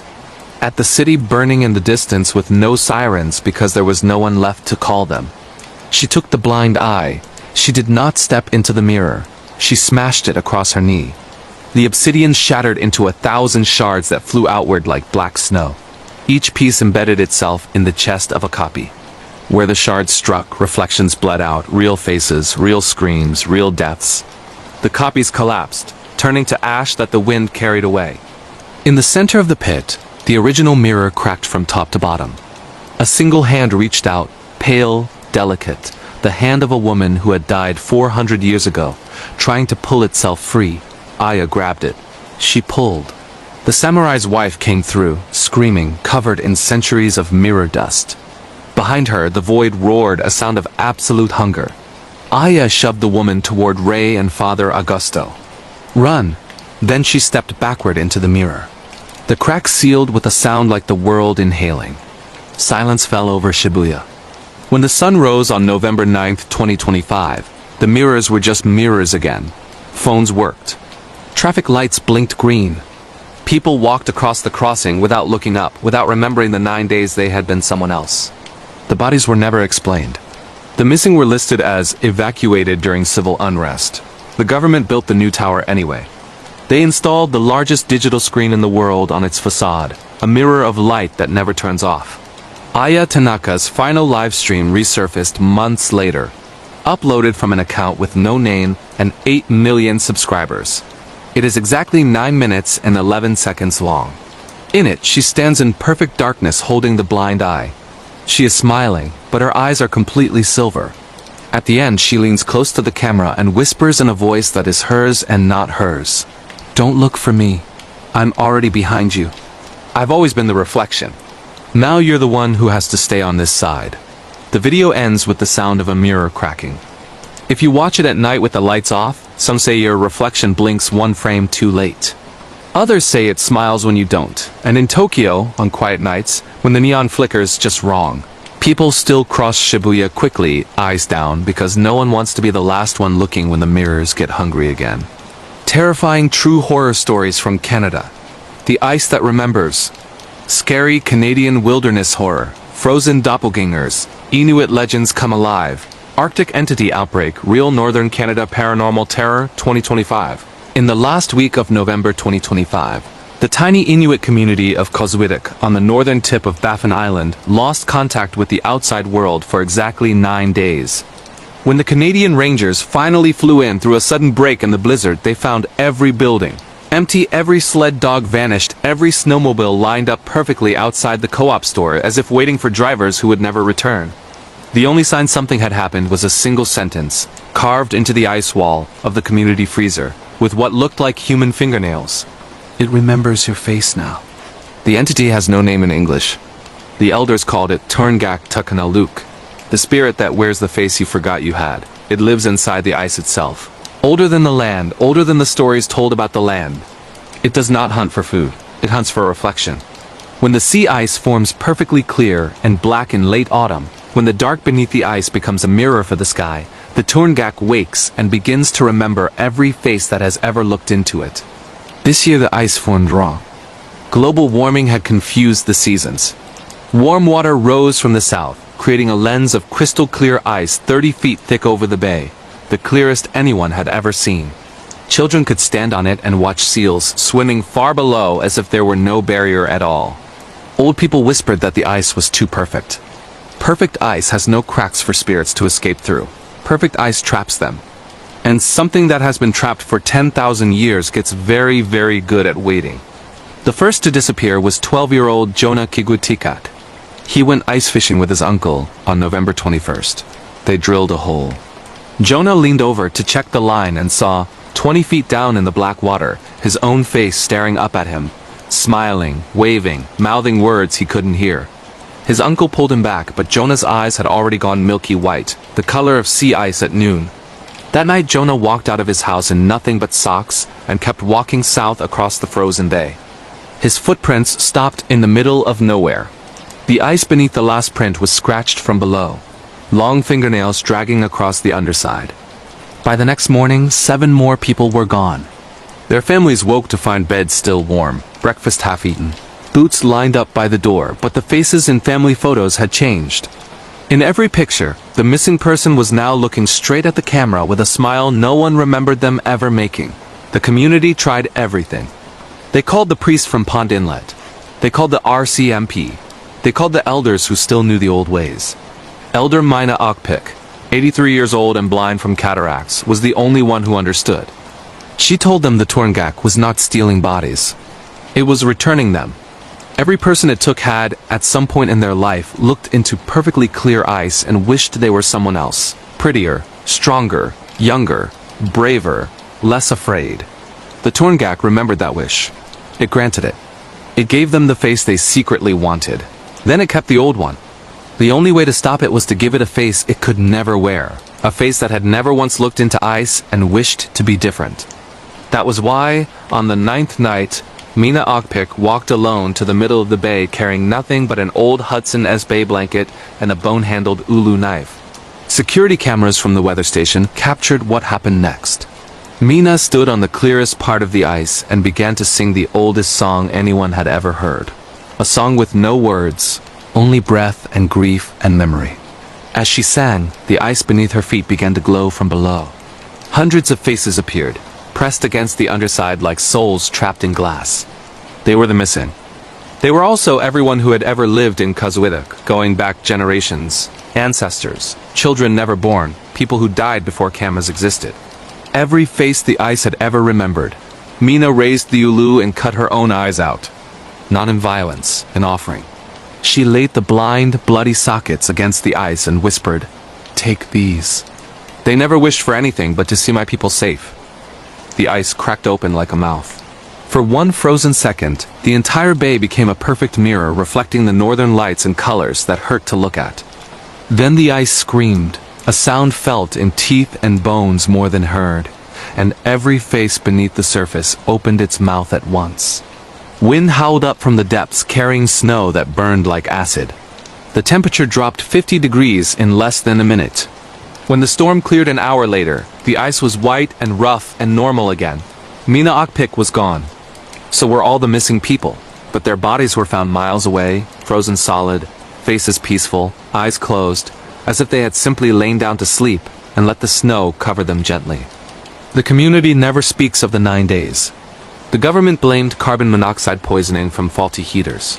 The official report is sealed until 2075, but every November now, when the ice starts to form, the people of Kazwidak do 3 things without fail. 1. They cover every window with cardboard so the dark cannot look in. 2. They melt a hole in the ice near shore and leave a small mirror floating face down so the Torngak has something to look at that ISN human. 3. They tell their children never, ever to look down into perfectly clear ice and wish for anything because the ice is listening and it never forgets a face. Some winters the ice still forms too clear. On those years, a blind old woman is sometimes seen walking far out on the bay singing without words leading children who were never born back. to a place beneath the ice where no one has to pretend to be brave. And if you are ever in Nunavut in late November, flying low over the frozen sea in a small plane, look down. Sometimes for just a second, you can see them all beneath the surface, hundreds of faces pressed against the ice from below, smiling up at the sky, waiting patiently for the next person who looks down and wishes they were someone else. They have all the time in the world, the ice remembers. And it is always hungry for a new face. Terrifying true horror stories from Australia. The Nullarbor Skin Road. Scary Australian outback horror, living highway entity, cannibal truckers, Aboriginal Dreamtime curse, awakened, real desert nightmare, 2025. The air highway stretches 1,675 kilometers across the Nullarbor Plain. The longest straight stretch of road in the world, 146 kilometers without a single bend. Truckers call it the Skin Road, not because of accidents. Because something is using the bitumen itself as skin. It started in March 2025 when road trains began disappearing between Seduna, South Australia, and Norseman, Western Australia. Not crashing, vanishing. A fully loaded Kenworth with 3 trailers, 53 meters long, 120 tons of steel and diesel, simply gone between one radio check and the next. No wreckage, no oil slicks. Just tire marks that ended in the middle of nowhere as if the truck had been peeled upward into the sky. The first body was found on April 4th by a German backpacker couple who had pulled over to photograph the world's longest golf course sign. They saw what looked like a human torso nailed to a road sign with fencing staples. The skin had been removed in one perfect piece, tanned, and stretched across the sign like a banner. Written on it in road line paint were the words, "Pay the toll." Within a week there were 13 skins. All truck drivers. All missing the exact same strip of flesh, from sternum to pelvis, wide enough to cover a highway lane. Police flew in from Perth. The AFP declared it the work of a serial killer cult. They set up roadblocks, drones, thermal imaging. Nothing. The disappearances continued. The skins kept appearing, always at night. Always perfectly preserved. Always with new messages. This road is hungry. Your license is not enough flesh pays for distance. Then the road itself began to change. Satellite images showed the white center line pulsing like a vein. At 3 a.m. on April 19th, dashcam footage from a surviving driver captured the bitumen rippling as if something enormous was breathing beneath it. The driver, Rhiannon Marie Carter, 38-year-old mother of 2 from Broome, radioed that the road was licking her tires. Her last words before transmission cut, "It's tasting me." Aboriginal elders from the Spinifex people and the Mirning Nation had been trying to warn authorities for weeks. They said the highway had been built straight through a forbidden song line, a path that belonged to Mamu, a Dreamtime entity that eats distance itself.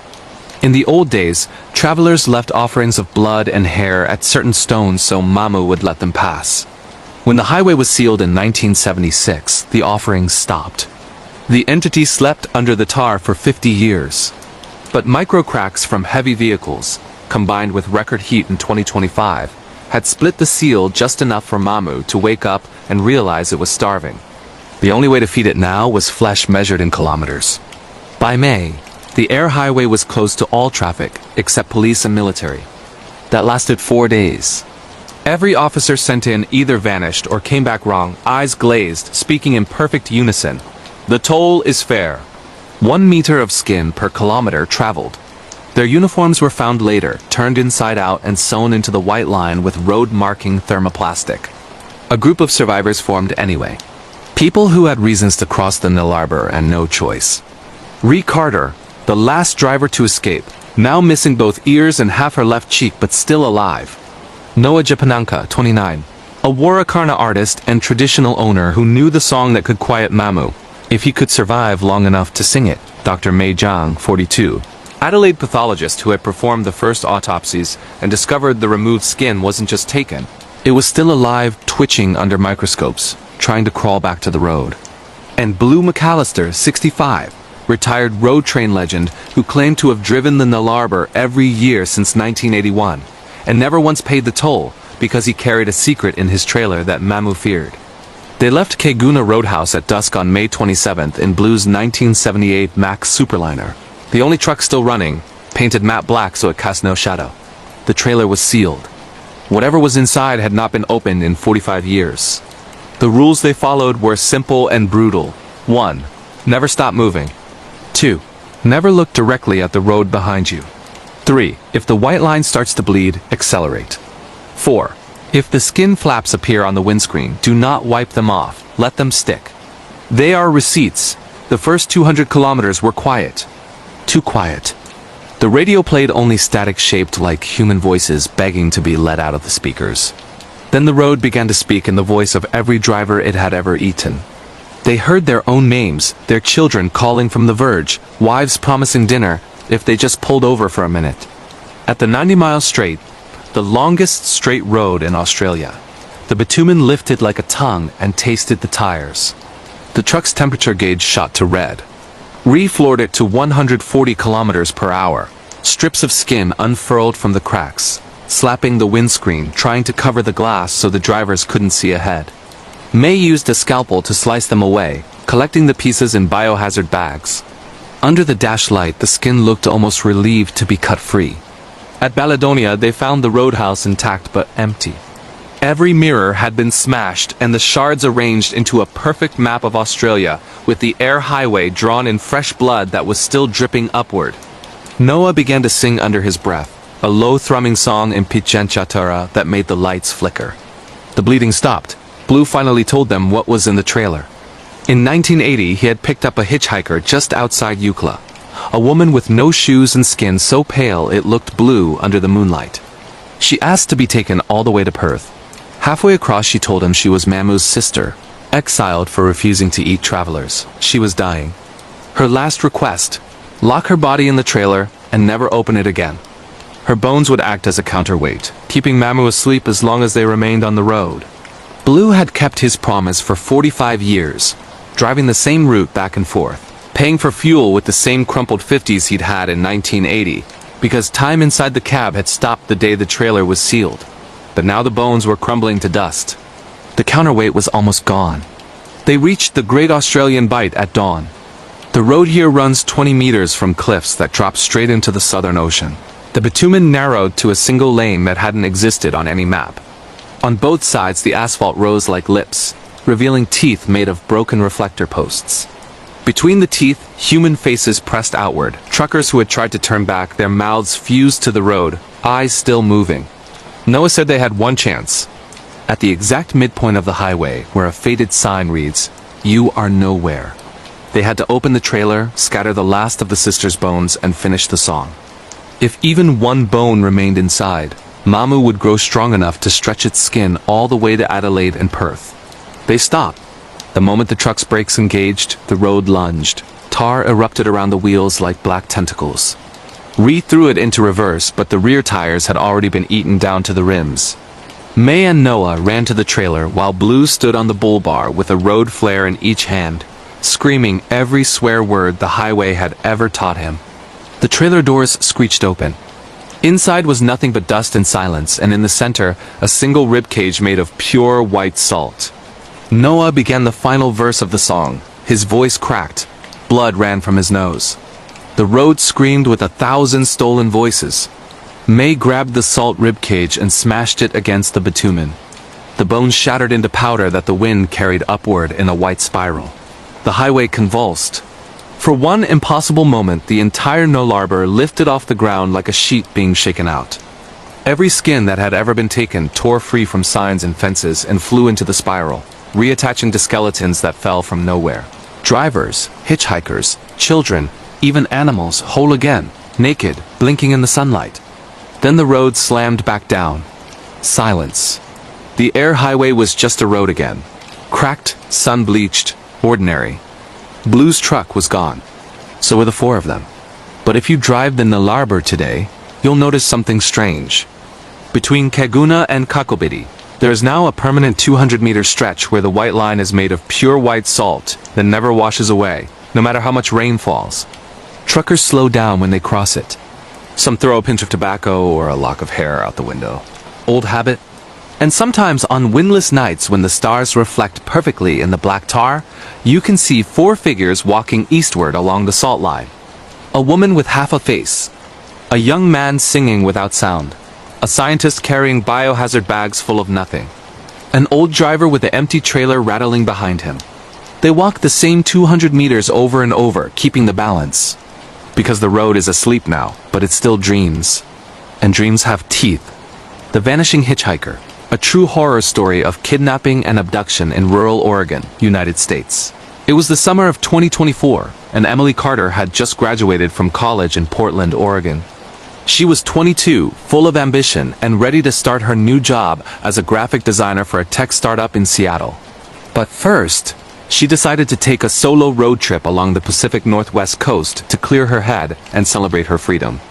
Emily had always been adventurous, posting her travels on Instagram with hashtags like #soloadventure and #roadtriphorror waiting. To happen, little did she know how prophetic that would be. She packed her electric SUV with snacks, a portable charger, and her favorite true crime podcasts, setting off on a route that wound through dense forests and quiet highways. The first few days were blissful. Stunning ocean views, cozy Airbnbs, and zero drama. But on day 4, as she drove through the misty backroads of rural Oregon near the Siuslaw National Forest, things took a dark turn. It was late afternoon, the kind of gray, overcast day that makes the woods feel alive with secrets. Emily's GPS app glitched for a moment, something she chalked up to poor signal, but she kept going, listening to a podcast episode about unsolved missing persons cases in national parks. The irony would hit her later. Up ahead, she spotted a figure on the side of the road. A young woman, maybe in her mid-20s, with long brown hair, wearing a faded hoodie and jeans, thumb out for a ride.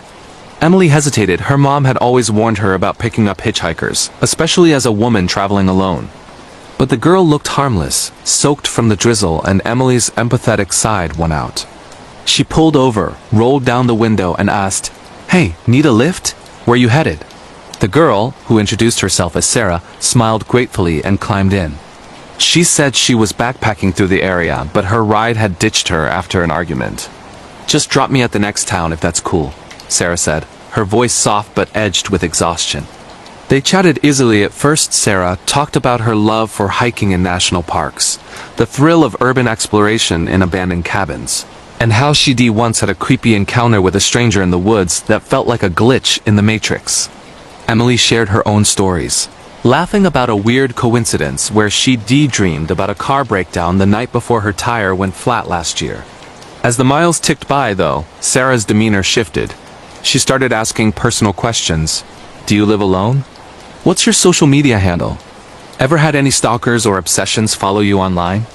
Emily brushed it off, but a knot formed in her stomach. The road grew narrower, flanked by towering evergreens that blocked out the fading light. Then Sarah's phone buzzed. She glanced at it and smirked. "My friends are nearby," she muttered, almost to herself. Suddenly, Emily's car lurched. A warning light flashed on the dashboard. "What the hell?" she exclaimed, pulling over as the engine sputtered. Sarah acted concerned, but her eyes gleamed with something sinister. "Pop the hood." "I know a bit about cars," she suggested.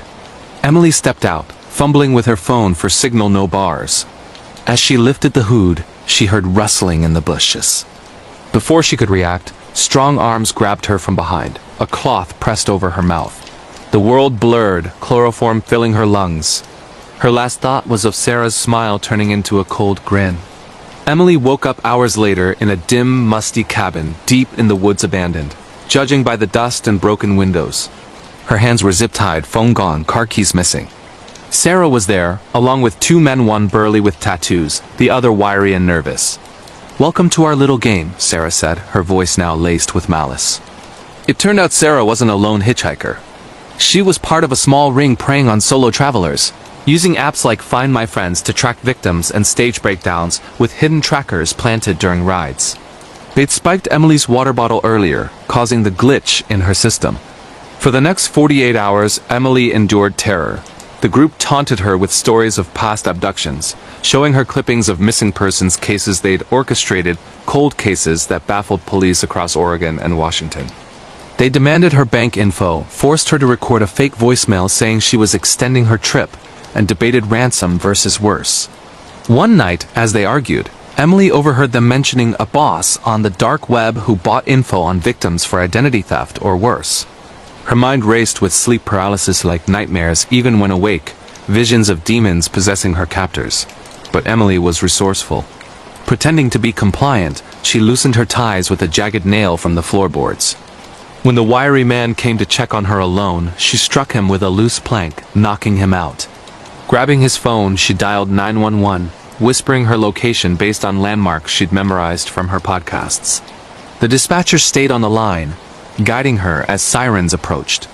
The group scattered, but police nabbed Sarah and the burly man nearby. The wiry one escaped into the wilderness, becoming another missing person statistic. Ironic justice. Emily was rescued, dehydrated but alive. The investigation revealed the ring had ties to online forums where they shared tips on luring victims via creepy apps and dares. Sarah confessed to 3 prior kidnappings, one ending in murder, a serial killer in the making. Emily's story went viral on true crime TikTok, warning about the dangers of picking up strangers. Now, back in Seattle, she double-checks her locks every night, haunted by the what-ifs.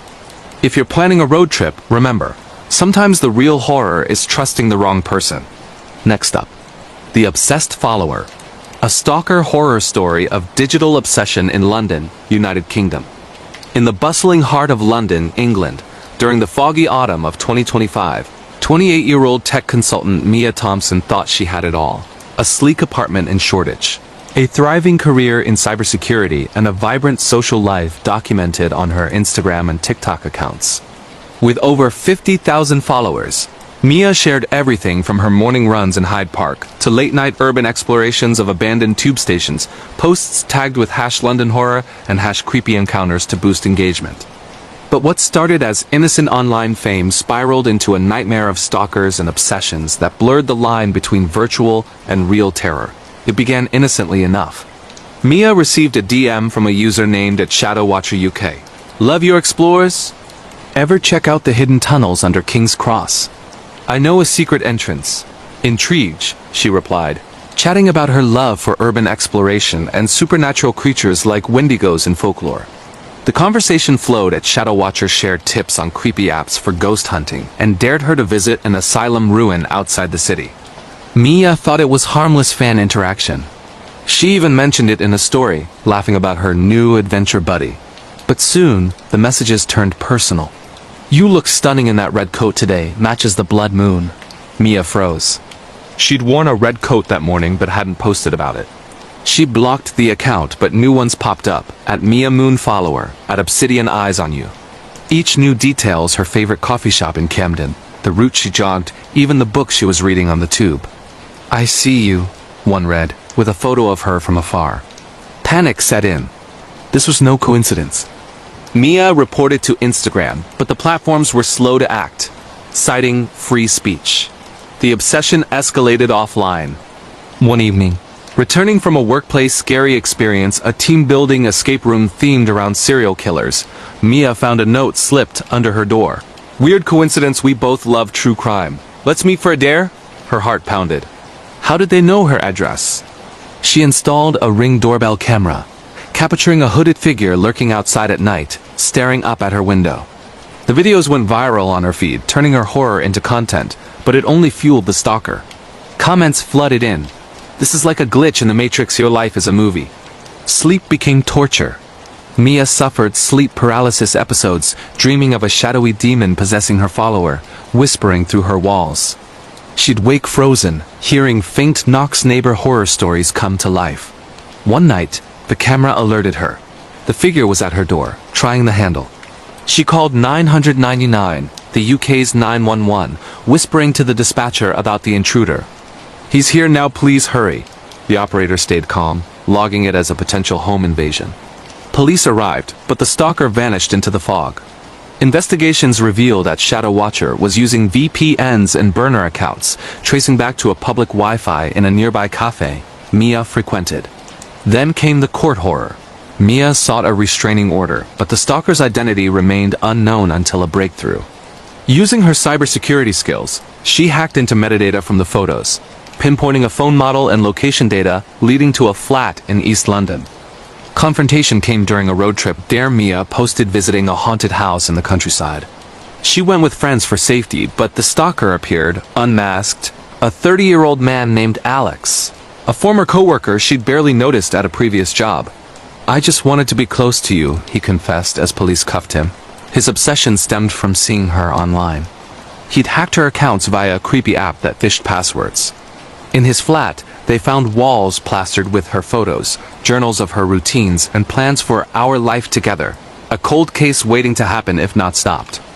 Alex was sentenced to prison, but Mia's scars lingered. She quit social media, warning others about internet horror and the dark web's role in enabling stalkers. Now, in therapy, she deals with the aftermath, forever changed by the obsession that nearly consumed her. If you're scrolling late at night, remember, sometimes the real demons are watching from behind the screen. Moving on to our next tale. The Lost in the Woods, a missing persons and cold case horror in the Black Forest, Germany. Deep in the Black Forest of Germany, in the crisp spring of 2023, Year-old hiker Lucas Muller set out for what he thought would be a routine weekend escape. As a software engineer from Berlin, Lucas was no stranger to the wilderness. He'd grown up camping in national parks, chasing tales of supernatural creatures like skinwalkers and wendigos from American lore that fascinated him. He documented his trips on a blog, tagging posts with hashtag missing persons mysteries and hashtag camping horror to attract fellow adventurers. This time he aimed for a remote trail near Freiburg, known for its dense fog and abandoned cabins, perfect for urban exploration vibes in nature. Lucas arrived Friday afternoon, backpack loaded with a drone for aerial shots, a satellite phone for emergencies, and energy bars. The forest was enchanting at first, ancient trees whispering in the wind, streams babbling like forgotten secrets. He set up camp in a clearing, starting a fire and streaming a live TikTok. Day 1 in the Black Forest hunting for ghosts and hauntings. Viewers commented with dares, "Find a cryptid! Watch for demons!" As night fell, weird coincidences began. His drone glitched mid-flight, crashing into the underbrush. Retrieving it, Lucas found an old locket tangled in the props inside. A faded photo of a woman from the 1980s. "Freaky foreshadowing," he muttered, pocketing it. That night, sleep paralysis hit. He lay frozen, sensing a presence, a shadowy figure with elongated limbs, like a wendigo from his stories, hovering at the tent flap. He dismissed it as a nightmare. Saturday morning, Lucas hiked deeper, following an unmarked path. He heard distant calls echoes that sounded like his name. "Hello?" he shouted, but silence replied. His compass spun wildly, a glitch in the matrix. By afternoon, he was lost, GPS app failing despite full battery. Panic rose as fog rolled in, thick as soup. He stumbled upon an abandoned cabin, windows shattered, walls etched with scratches like claws. Inside, dusty journals detailed a 1990s cold case. A group of hikers vanished, last seen near the spot with reports of supernatural possessions and creatures in the mist. As dusk approached, Lucas heard footsteps circling the cabin, crunching leaves, heavy breathing. Peeking out, he saw eyes glowing in the dark cryptids. Or something worse? He barricaded the door, dialing his satellite phone. The 112 operator, Europe's 911, answered. "Stay calm. We're dispatching rescue." But static cut in, voices whispering through the line. "Join us." Hours blurred into terror. Lucas experienced real paranormal encounters. Objects moving on their own, cold hands brushing his neck, visions of the missing hikers as ghosts haunting the woods. Demons and possessions felt real, his mind fracturing under isolation. Finally at dawn, rescuers found him huddled, dehydrated, ranting about wendigos. The locket matched a victim from the old case, unsolved for decades. Back in Berlin, Lucas pieced it together. The forest held secrets, perhaps a serial killer using legends to cover tracks, or true supernatural forces. His blog exploded with hashtag Black Forest Horror, but he warned, some missing persons cases aren't accidents, they're invitations to the unknown. To this day, he avoids the woods, haunted by the calls that still echo in his dreams. Let's keep the chills coming with The Night Shift Nightmare, hospital and nurse horror stories from Chicago, United States. In the sprawling halls of Mercy General Hospital in Chicago, Illinois, during the sweltering summer of 2024, 30-year-old nurse Elena Ramirez worked the graveyard shift on the ICU floor. With years of experience, Elena had seen it all. Life or death emergencies, emotional breakdowns, and the occasional workplace scary experience that made her question her career. But nothing prepared her for the string of paranormal and supernatural events that turned her shifts into a living hell of ghosts and hauntings, demons and possessions. It started subtly. Elena's floor was known for high mortality rates, patients coding in the wee hours, their last breaths echoing like whispers from the beyond. One night, as she charted at the nurse's station, the lights flickered, a common glitch, she thought. But then came the calls, the 911-like intercom buzzing with static, a faint voice pleading, "Help me!" "It's in me." Elena checked the rooms, all patients asleep. She shrugged it off, blaming fatigue. The next shift, a new patient arrived, Mr. Harlan, an elderly man with terminal cancer, ranting about demons possessing his soul. Elena administered meds, but as she left, he grabbed her arm. "They're here in the walls." That night during rounds, Elena heard scratching from vents, like claws scraping metal. Peeking in one, she swore she saw glowing eyes staring back, a supernatural creature. Her colleagues laughed it off as rats, but Elena felt watched. Weird coincidences piled up. Clocks stopping at 3:33 a.m., the witching hour. Patient charts rearranging themselves. Shadows darting in peripheral vision. One nurse shared a story of a haunted dorm room from nursing school, where ghosts relived deaths. Elena's sleep paralysis worsened at home, nightmares of possessed patients rising, their eyes black as voids. The climax came during a storm. Power outage plunged the floor into darkness. Backup generators hummed. Mr. Harlan coded, flatlining, as Elena performed CPR. But as she shocked him, his body arched unnaturally, voice growling in Latin exorcist-level possession. "Get out!" it snarled. Lights surged back. Harlan revived, but whispered, "It jumped." Moments later, another patient seized, exhibiting the same symptoms. Elena called for a priest-hospital protocol for unexplained cases. As he performed rites, the air grew cold, objects flew, 4 poles crashing, monitors glitching with static faces. Elena felt a force enter her, a demon trying possession. She fought, reciting prayers from her Catholic upbringing. The entity fled, leaving Harlan peaceful in death. Investigations revealed the hospital built on an old asylum site, with records of possessions and suicides, cold cases buried in history. Elena transferred floors, but the haunts followed in dreams. Now, she shares her story on podcasts, warning nurses. The real horror isn't the patients, it's what lingers after they're gone. On to the next. The Dispatcher's Dread. 911 operator horror from New York City, United States. In the high-pressure command center of New York City's 911 dispatch in 2025, 35-year-old operator Jamal Hayes handled calls that ranged from mundane to monstrous. With a background in military and war-related horror from his army days in Afghanistan, Jamal thought he'd seen the worst, until a series of chilling calls turned his job into a gateway for true crime nightmares, unsolved mysteries, and paranormal whispers. It began on a rainy Tuesday night. The line ran, a whispery voice, "They're coming for me." "The shadows in the walls." Jamal followed protocol. "What's your location? Are you safe?" The caller gave an address in Brooklyn, describing intruders home invasion style, but with a twist. "They're not human." Glitches in reality. Before Jamal could dispatch units, the line cut with a scream. The next call, hours later. Same voice, different address in Manhattan. "It's following me." A skinwalker from the parks. Jamal cross-referenced. No record of the first call in the system, like a glitch erased it. Police checked both scenes. Empty apartments, but with claw marks on walls, blood smears, and a weird coincidence, both victims had posted about creepy encounters on Reddit's R Not Sleep. Calls escalated over weeks. One from a babysitter alone at home. The neighbors watching.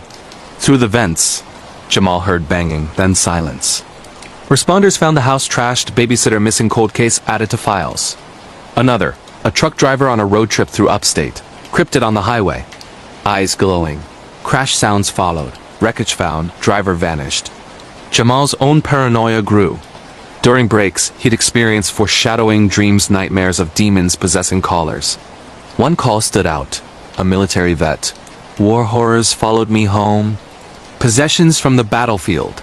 The voice matched a deceased comrade Jamal knew impossible. Digging deeper, Jamal uncovered a pattern. Callers linked to a dark web app, daring users to summon entities. The shadows were real, perhaps a serial killer using tech to mask crimes or true supernatural forces. A final call, "Jamal, they're coming for you." His name Hal. Units rushed to his home.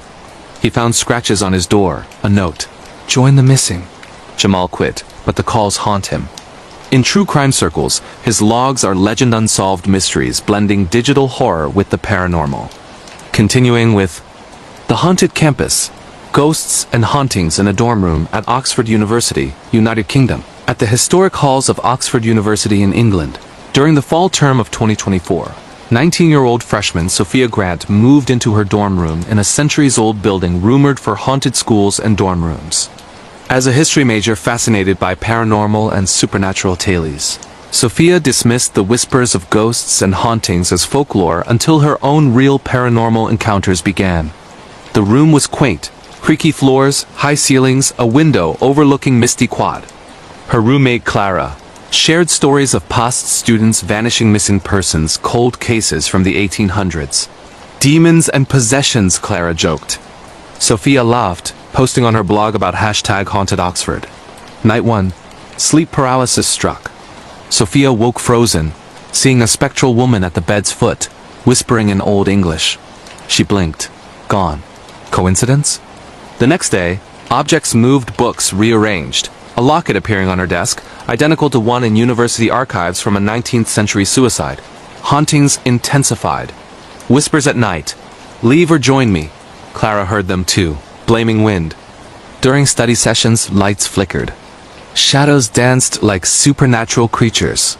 One evening, exploring hidden tunnels under the campus urban exploration dare Sophia felt cold hands push her.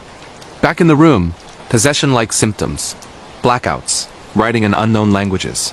Research revealed the room's history. A student possessed by a demon in 1850, leading to exorcism and death. Sophia called a medium.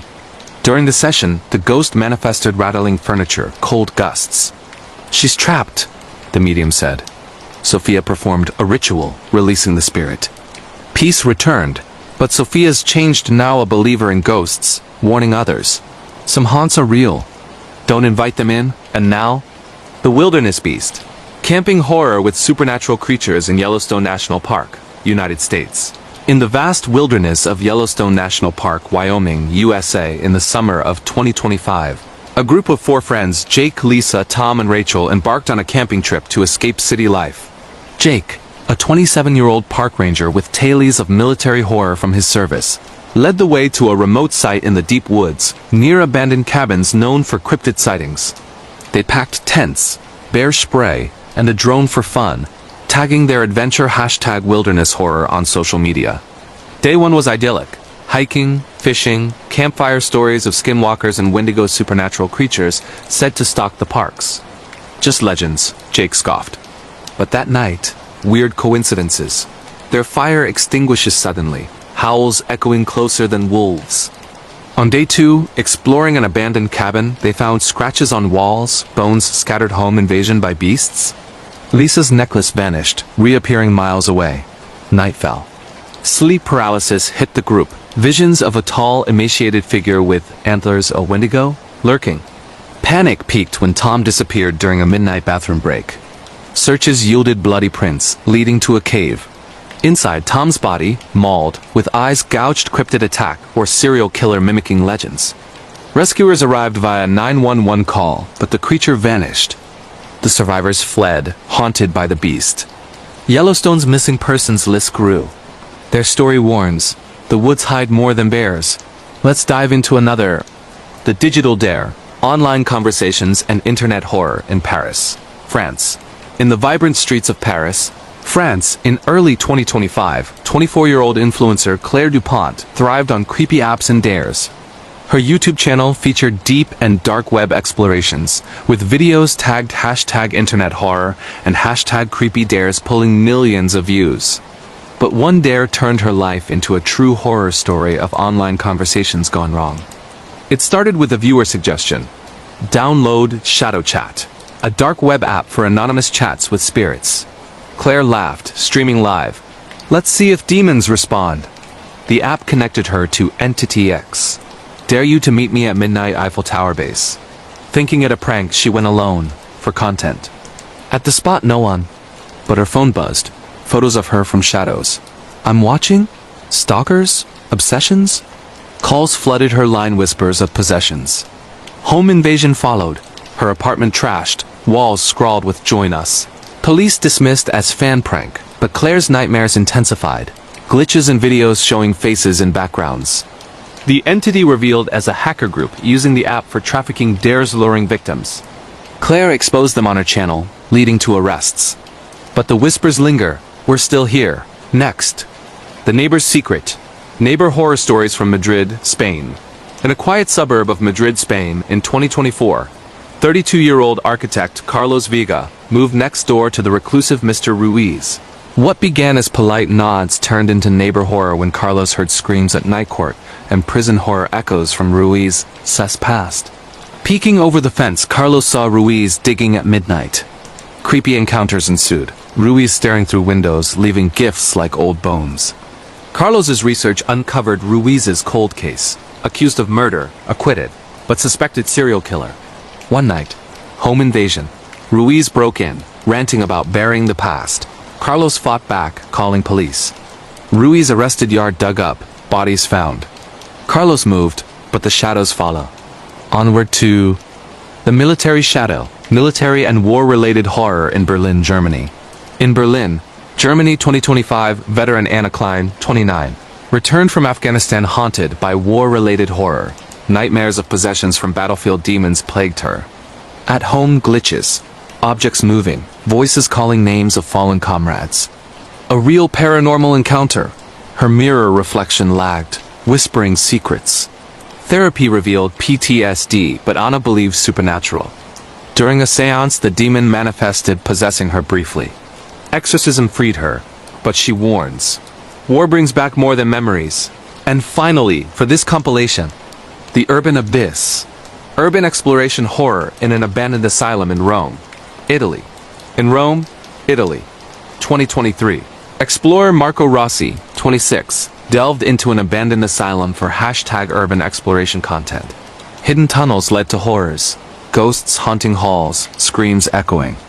A possession took hold. Marco blacked out, waking with scratches. Videos showed figures, supernatural creatures. Escaping, he uncovered the asylum's cold case. Mass possessions in the 1950s. Marco quit, but the dares haunt him. Thanks for listening. Remember to like, share, and subscribe for more. The Girl Who Never Came Home. A true disappearance and stalker horror story from a small town in Washington State, USA 2025. Her name was Haley Morrison. 23 years old, auburn hair that caught the October light like fire. Freckles across her nose, and a laugh that made strangers smile on the street. Everyone in the quiet coastal town of Aberdeen, Washington, knew Haley. She worked the morning shift at Driftwood Coffee on Huron Street, saved every tip for nursing school, and still found time to volunteer at the animal shelter on weekends. On the afternoon of October 17, 2025, she finished her shift at 3:07 p.m., waved goodbye to her coworker Jenna, and walked out into the cold Pacific Northwest rain. Security footage shows her pulling the hood of her forest green rain jacket up, earbuds in, backpack slung over one shoulder. She turned left toward the bus stop that would take her the 6 miles home to her little apartment on the edge of town. That was the last time anyone saw Haley Morrison, alive or at all. The first 48 hours were textbook small-town panic. Jenna called Haley's phone at 6 p.m. when she didn't show up for their planned movie night. Straight to voicemail. Haley's mom, Karen, started texting at 8 p.m. By 10 p.m. she was driving the route herself. Headlights cutting through sheets of rain, screaming her daughter's name out the window into the dark pine trees that crowd every road here. At 11:42 p.m., Officer Ramirez took the official missing person report. Haley had no history of running away, no fights with boyfriends, no drug problems, no reason to vanish. But there were small things people remembered only after she was gone. 2 weeks earlier, Haley had mentioned a weird regular to Jenna. A man who came in every single morning at 7:15, always ordered a large black coffee, always paid with exact change, and always sat in the corner facing the counter so he could watch her work. He never spoke unless spoken to, but he knew her schedule better than most of her friends did. He wore a gray Carhartt jacket, a black baseball cap pulled low, and thick work gloves even when it wasn't cold. Haley had started calling him Gloves. She laughed it off at first, but then he began waiting outside when she locked up. Just standing across the street under the awning of the closed pawn shop, motionless, until her ride came. Once, when her car was in the shop, he followed the city bus she took home 3 different buses, 2 transfers, until she got off at her stop. She told Jenna she was thinking about talking to the police, but he hasn't actually done anything, you know? Just stares. Detectives pulled the coffee shop's exterior cameras. There he was every single day for 29 days straight. Same time, same table, same stare.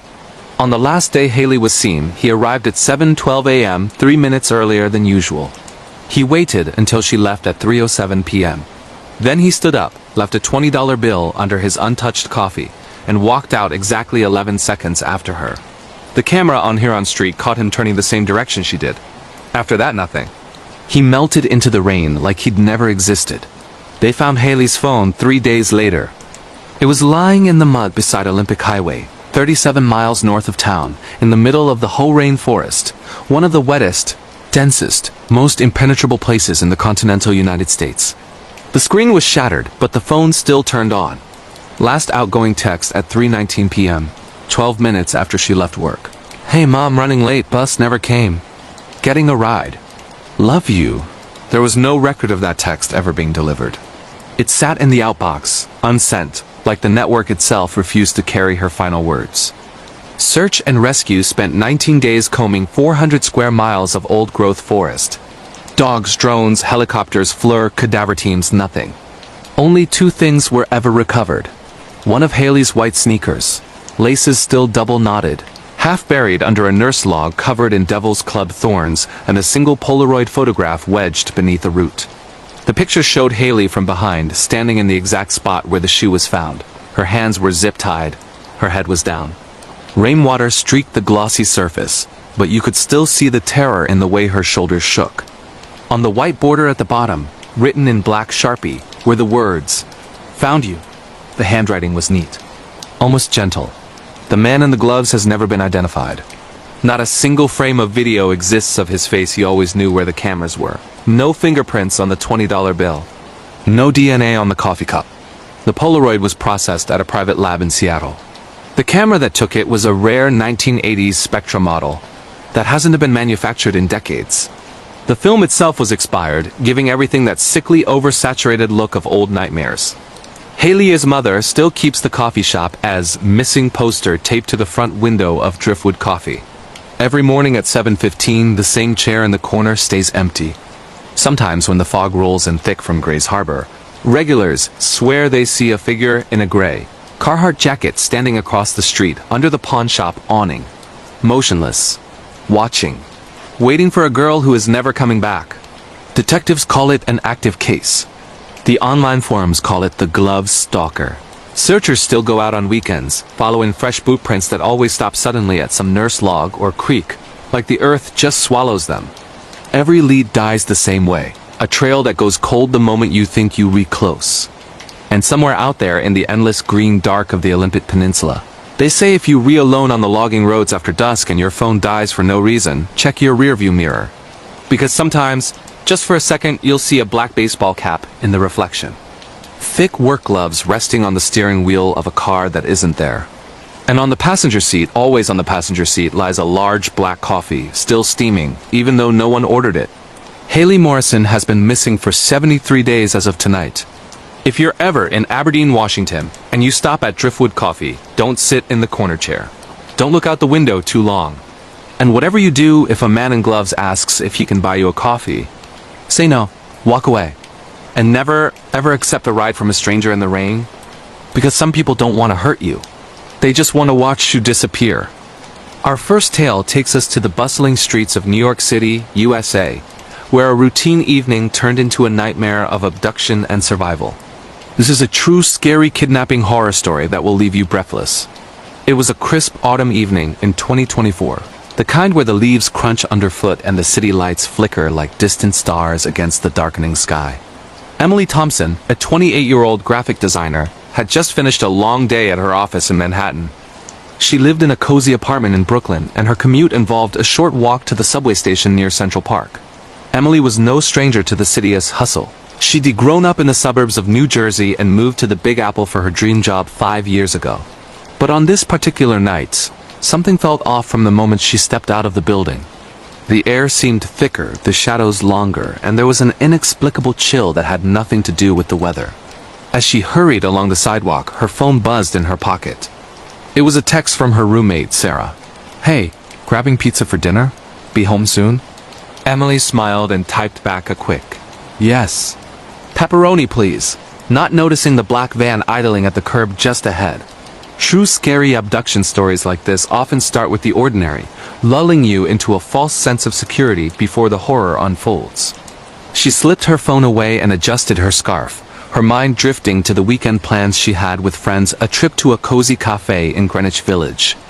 Suddenly, strong arms wrapped around her from behind. Before she could scream, a cloth soaked in something pungent was pressed over her mouth and nose. The world spun, her vision blurred, and her limbs went heavy. "Don't fight it," a gruff voice whispered in her ear, laced with a thick Eastern European accent. Panic surged through her veins like ice water, but the chloroform did its job quickly.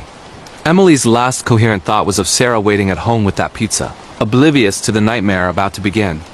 When Emily woke, her head throbbed like a drum, and her mouth felt like cotton. She was in a dimly lit basement, her wrists bound with zip ties to a metal chair bolted to the concrete floor. The air was musty, reeking of damp earth and something metallic blood. Her heart pounded as she took in her surroundings. Bare walls scrawled with faded graffiti. A single flickering bulb overhead, and stacks of crates in the corners. This wasn't some random spot. It looked like an abandoned warehouse in the industrial outskirts of Queens. The kind of place urban explorers whisper about in true scary urban exploration stories, but Emily was no explorer. She was a prisoner. Footsteps echoed from above, descending a rickety staircase. Two men entered the room, one tall and burly with a shaved head and tattoos snaking up his neck. The other shorter, wiry, with piercing blue eyes that seemed to glow in the low light. "You're awake," the tall one said, his voice the same as the whisperer from the street. "Good, we don't want you missing the fun." Emily's mind raced. Why her? She wasn't rich. Her family was middle class at best. Was this a case of mistaken identity, like those unsolved mystery stories you hear about on podcasts? The shorter man pulled up a stool and sat in front of her, his face inches away. "You look just like her," he murmured, almost tenderly. "My sister. She was taken from us years ago in Warsaw, trafficked, gone." Emily's blood ran cold. This wasn't random. It was obsession, a twisted revenge fantasy. The men were brothers, immigrants from Poland who'd lost their sibling to human traffickers a decade ago. They'd come to America seeking justice, but their grief had warped into something monstrous. They targeted young women who resembled their sister, abducting them to recreate the crime and extract confessions that never came. Emily later learned this from police reports. This was their third victim, the first two found dumped in the Hudson River. Cases dismissed as cold missing persons horrors. For hours they interrogated her, demanding details about a life she never lived. "Tell us who took her!" The tall one shouted, slamming his fist into the wall. Emily pleaded, tears streaming down her face. "I don't know anything, please let me go!" But her words fell on deaf ears. As night deepened, the basement grew colder, and strange noises echoed, rats scurrying, distant sirens that never came closer. Emily's thoughts turned to escape. She noticed the zip ties were loose on one wrist from her struggles. If she could just... The brothers left her alone for a moment to argue upstairs. Seizing the chance, Emily twisted her hand free, ignoring the pain as the plastic cut into her skin. She untied her ankles and crept to the stairs, her heart thundering. The door at the top was unlocked arrogance on their part. She slipped out into a maze of empty warehouses, the moon casting eerie shadows. Running barefoot on gravel, she flagged down a passing truck driver on a nearby road. "Help! I've been kidnapped!" She gasped. The driver, a grizzled man from New Jersey, called 911 immediately. Police swarmed the area, arresting the brothers after a brief standoff. Emily's abduction lasted only 12 hours, but it felt like an eternity. Today, Emily shares her story to raise awareness about true scary kidnapping encounters, urging women to stay vigilant in big cities. She moved back to New Jersey, but the nightmares persist, shadows in the corner of her eye, whispers in the wind. If you've ever felt watched on a city street, remember Emily's tale. True horror stories like this remind us that danger can lurk in the most familiar places. Our next story shifts to the foggy moors of England, UK, where an obsession turned into a chilling stalker horror that nearly cost a young woman her life. This true scary stalker and obsession story is one of relentless pursuit and terrifying revelations. In the quaint village of Yorkshire, England, nestled among rolling hills and ancient stone walls, lived Anna Whitaker, a 32-year-old librarian with a passion for rare books. It was early 2025, and Anna had recently ended a brief relationship with a man named David, whom she'd met at a local book club. He seemed charming at first, tall, with dark hair and a smile that lit up the room, but his intensity grew overwhelming. "I can't live without you," he'd say after just a few dates, his eyes boring into hers like he was memorizing every detail. After the breakup, Anna tried to move on, focusing on her work at the village library, a creaky old building filled with dusty tomes and the scent of aged paper. But soon, the signs began. First, it was anonymous flowers left on her doorstep, roses, her favorite, but with no card. Then late-night calls from blocked numbers, heavy breathing on the line. Anna dismissed it as a prank, but deep down, a knot of fear tightened in her stomach. True scary obsession stories often start subtly, building like a storm on the horizon. One rainy evening, as she locked up the library, she felt eyes on her. Glancing around, she saw a figure in the shadows across the street. David, standing motionless under a street lamp, his coat dripping with rain. He didn't approach, just watched. Shaken, Anna hurried home to her cottage on the edge of the village, bolting the door behind her. That night, she received a text. "You looked beautiful in the rain. Miss you."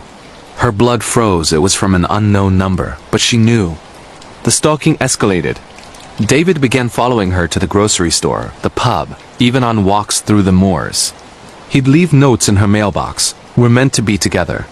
Don't fight it." Anna reported him to the police, but they said without direct threats, their hands were tied. "Just ignore him," the officer advised. But ignoring a stalker is like ignoring a predator. It only emboldens them. One weekend, Anna decided to escape to a friend's house in London for some peace. As she packed, she found a hidden camera in her bedroom lamp, tiny, wireless, feeding footage somewhere. Horror washed over her. How long had he been watching? She smashed it and fled, but on the train, her phone pinged with a video attachment. Clips of her sleeping, changing, living her private life. The message read, "I see everything. Come back to me." In London, Anna stayed vigilant, but David followed. He appeared outside her friend's flat, pounding on the door at midnight. "Anna, I know you're in there. We belong together." Her friend called the authorities, and this time, with evidence of harassment, they arrested him. During the investigation, police uncovered David's obsession. A shrine in his apartment, with photos of Anna stolen from her social media. Locks of her hair he'd somehow obtained, and a diary detailing his plans to reclaim her. It turned out he'd hacked her accounts using a creepy app from the deep web, tracking her every move. Anna's ordeal ended with a restraining order and David's imprisonment for stalking. But the scars remain. She double-checks locks, avoids dating, and shares her true scary stalker encounter to warn others. In the quiet villages of England, obsession can turn deadly, a reminder that love twisted is the scariest horror of all. Now, let's head to the rugged landscapes of Colorado, USA, for a missing persons cold case that baffled investigators for years. This true scary missing persons and cold case story involves unsolved mysteries and personal encounters that defy explanation.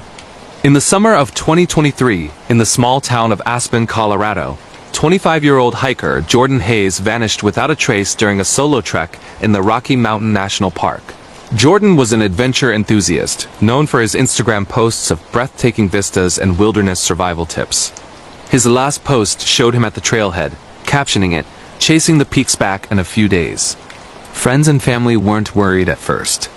Jordan often went off-grid for camping horror stories he loved to share around campfires. But when a week passed with no word, alarm bells rang. Search parties scoured the trails, helicopters buzzed overhead, and dogs sniffed for scents. Nothing. It was as if the earth had swallowed him whole. True scary unsolved mystery stories like this often involve the wilderness, where nature hides its secrets well. Jordan's backpack was found abandoned near an old cabin. Contents: intact tent, food, phone with a dead battery. No signs of struggle, no blood, just eerie silence. Months turned into years, the case going cold. Then, in 2025, a breakthrough. A fellow hiker named Mia, exploring the same area, experienced a creepy encounter. While setting up camp in the deep woods, she heard whispers, faint calls for help echoing through the trees. Following the sound, she stumbled upon a hidden ravine, overgrown with vines. At the bottom lay skeletal remains, identified as Jordan's through DNA. But the mystery deepened. His journal, clutched in bony fingers, detailed hallucinations of shadow figures, luring him off the path. Descriptions matching supernatural creatures like wendigos from Native American lore. Investigators dismissed it as delirium from dehydration, but Mia's own footage captured glitches in reality trees, shifting positions, time loops where the sun set and rose unnaturally fast. Was it a glitch in the Matrix, or something paranormal?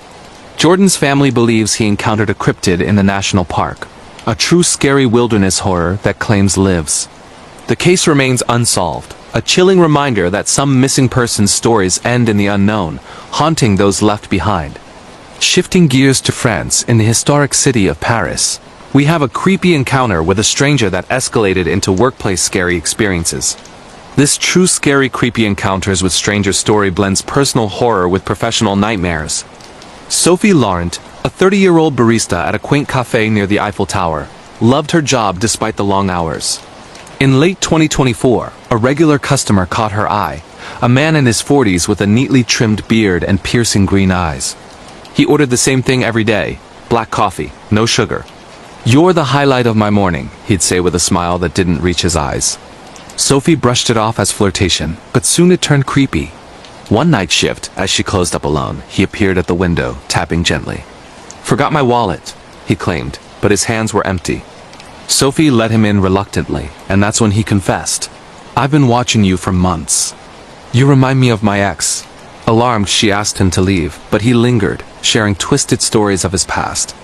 The next day, at work, strange things happened, orders mixed up, lights flickering, customers complaining of a cold presence. It culminated in a home invasion attempt. Sophie returned to her apartment to find her door ajar, items rearranged. The stranger was inside, waiting. "We could be perfect," he whispered. She fled, calling the police. Turns out, he was a former employee fired for harassment, obsessed with Sophie. Her workplace became a horror zone with anonymous notes and surveillance. After his arrest, Sophie quit, but the creepy encounters left her paranoid. True scary workplace experiences like this show how strangers can invade every aspect of life. In the grim halls of a prison in Germany, we uncover court and prison horror stories that reveal the dark side of justice. This true scary court and prison horror story is set in Berlin. Karl Becker, a 45-year-old inmate serving time for fraud in a maximum security facility outside Berlin, experienced horrors beyond his sentence.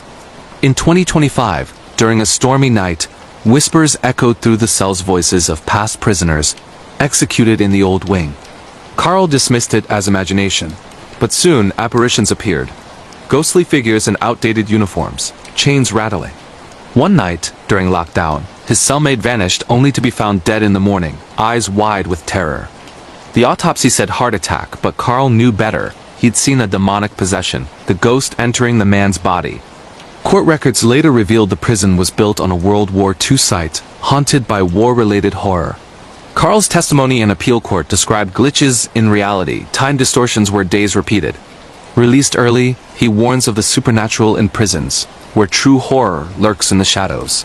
Heading to a college in Massachusetts, USA, for haunted schools and dorm room stories. This true scary haunted schools and dorm rooms horror is a professional nightmare for students. At Harvard University, freshman Lily Chen moved into a historic dorm in 2024. The room was charming, high ceilings, antique furniture, but rumors swirled of hauntings. Lily laughed it off until night one. Scratching in the walls, shadows moving. Sleep paralysis gripped her, a figure hovering, whispering in Latin. As weeks passed, the possession intensified. Lily blacked out, waking with bruises. Friends reported her speaking in tongues during study sessions. A paranormal investigation revealed the dorm was once an asylum, spirits of the insane lingering. Exorcism freed her, but the true scary real paranormal encounters changed Lily forever. Haunted dorms are no joke in old American colleges. Our next dive is into murders and serial killers in Spain. This true scary murders and serial killers story unfolds in Madrid. In the vibrant streets of Madrid, Detective Maria Ruiz chased a serial killer known as the Shadow in 2025. He targeted young professionals, leaving bodies in abandoned tunnels with symbols carved into skin. Maria's investigation led to online conversations on the dark web, where the killer dared victims into games. One night, during a stackout, Maria received a message: "You're next." The killer was her neighbor, obsessed with her work. A road trip pursuit ended in a confrontation in the countryside, where he confessed to glitches in his mind, reality distortions driving his kills. Maria's shot ended the rain, but the horror of internet-fueled murders haunts Spain's true crime scene. In the tech-savvy world of California, USA, online conversations and internet horror take center stage. This true scary online conversations and internet horror story involves the deep web and creepy apps. Tech-savvy Alex Johnson, 27 from San Francisco, downloaded a Dare app from the deep web in 2024. It promised thrills, but tasks escalated. Film a stranger at night. Soon, voices and calls foreshadowed danger, weird coincidences like predicted accidents. One dare led to an abandoned cabin in the woods, where Alex encountered a Wendigo-like creature. Escaping, he deleted the app, but glitches persisted, phones ringing with his own voice from the future.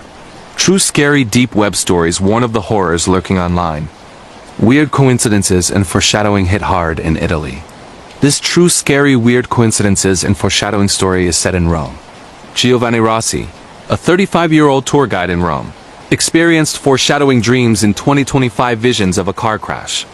Coincidences mounted, meeting people from dreams, clocks stopping at 3:33. During a road trip the crash happened, but Giovanni swerved, saving lives. Was it a glitch in the Matrix? His true scary reality distortion story suggests fate's eerie hand. Sleep paralysis nightmares plague a woman in Sweden. This true scary sleep paralysis and nightmare experiences story occurs in Stockholm. Elsa Nilsson, 29, suffered sleep paralysis in her Stockholm apartment. Shadowy demons visited, possessing her in dreams. One night the entity spoke, "Join us." Waking marks on her skin proved it real. Therapy revealed a haunted house history, past possessions. Elsa's exorcism ended the true scary supernatural encounters, but nightmares linger. Home invasion terror in Canada. Wait, Europe or US, let's say Netherlands for Europe. This true scary home invasion and intruder stories is in Amsterdam. In Amsterdam, single mother Nina van der Meer faced an intruder in 2024. Noises at night led to a man in her kitchen, claiming the house was his. He was a squatter from hidden tunnels beneath the city. Nina fought back, calling 911 like emergency. The intruder's arrest revealed a network of urban explorers turned criminals. True scary home invasion stories highlight hidden dangers. A glitch in the Matrix in Texas, USA. This true scary glitch in the Matrix reality distortion story is true crime twisted.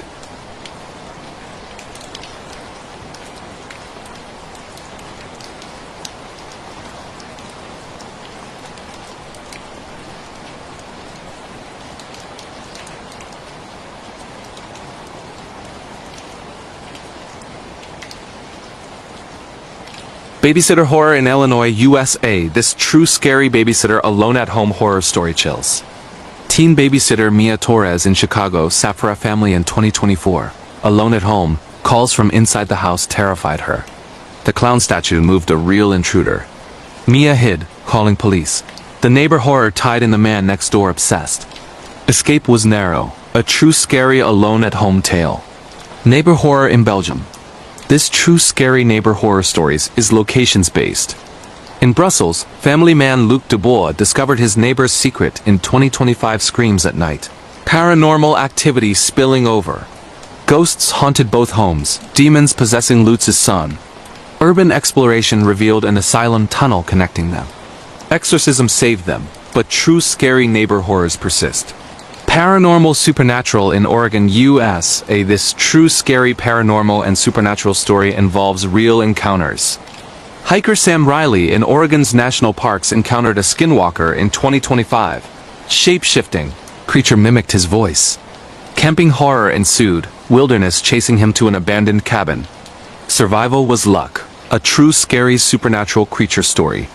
Ghosts and hauntings in Scotland, UK. This true scary ghosts and haunting story is in Edinburgh. In a haunted house in Edinburgh, couple Fiona and Ian faced possessions. Demons from war history tormented them. Military horror ties ghost soldiers. Exorcism freed them, but echoes remain in true scary haunted houses. Road trip horror in Australia. Wait, Europe. Let's say Switzerland. Truck driver in the Alps. Truck driver Hans Keller, on a Swiss road trip in 2024, saw cryptids on highways.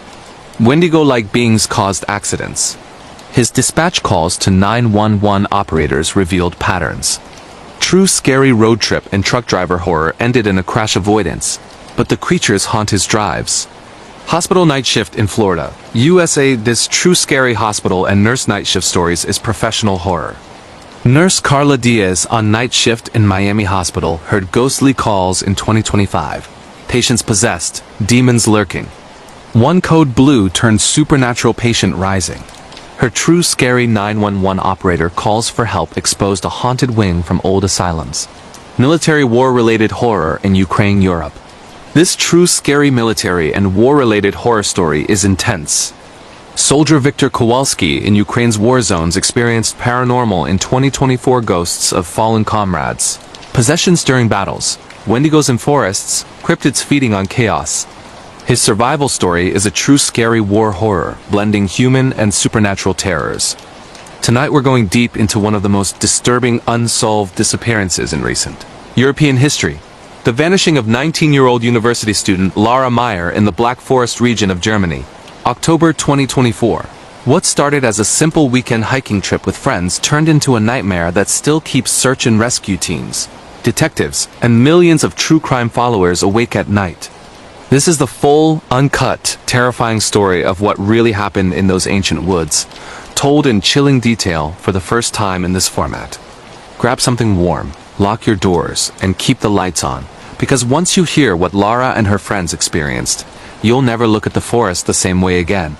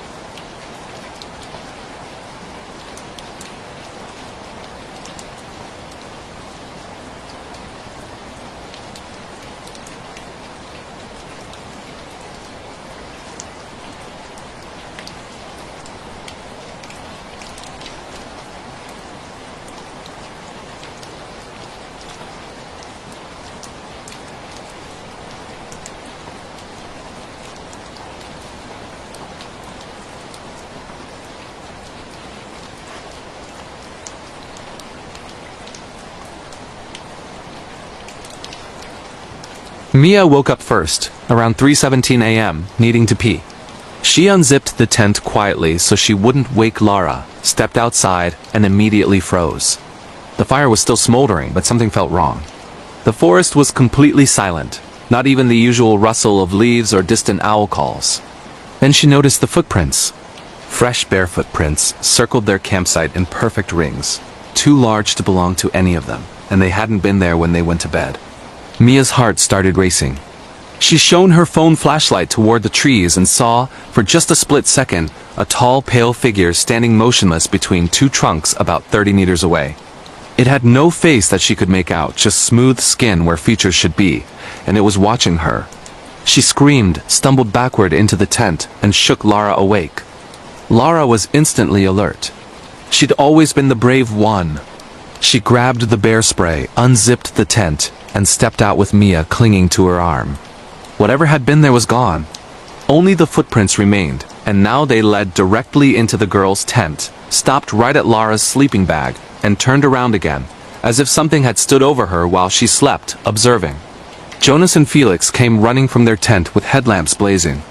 The four of them stood in a tight circle, whispering frantically, trying to rationalize it. Drunk teenagers messing with them? A prank?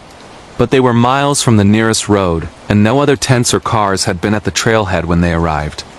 They decided to pack up and hike out at first light. No one was going back to sleep after that.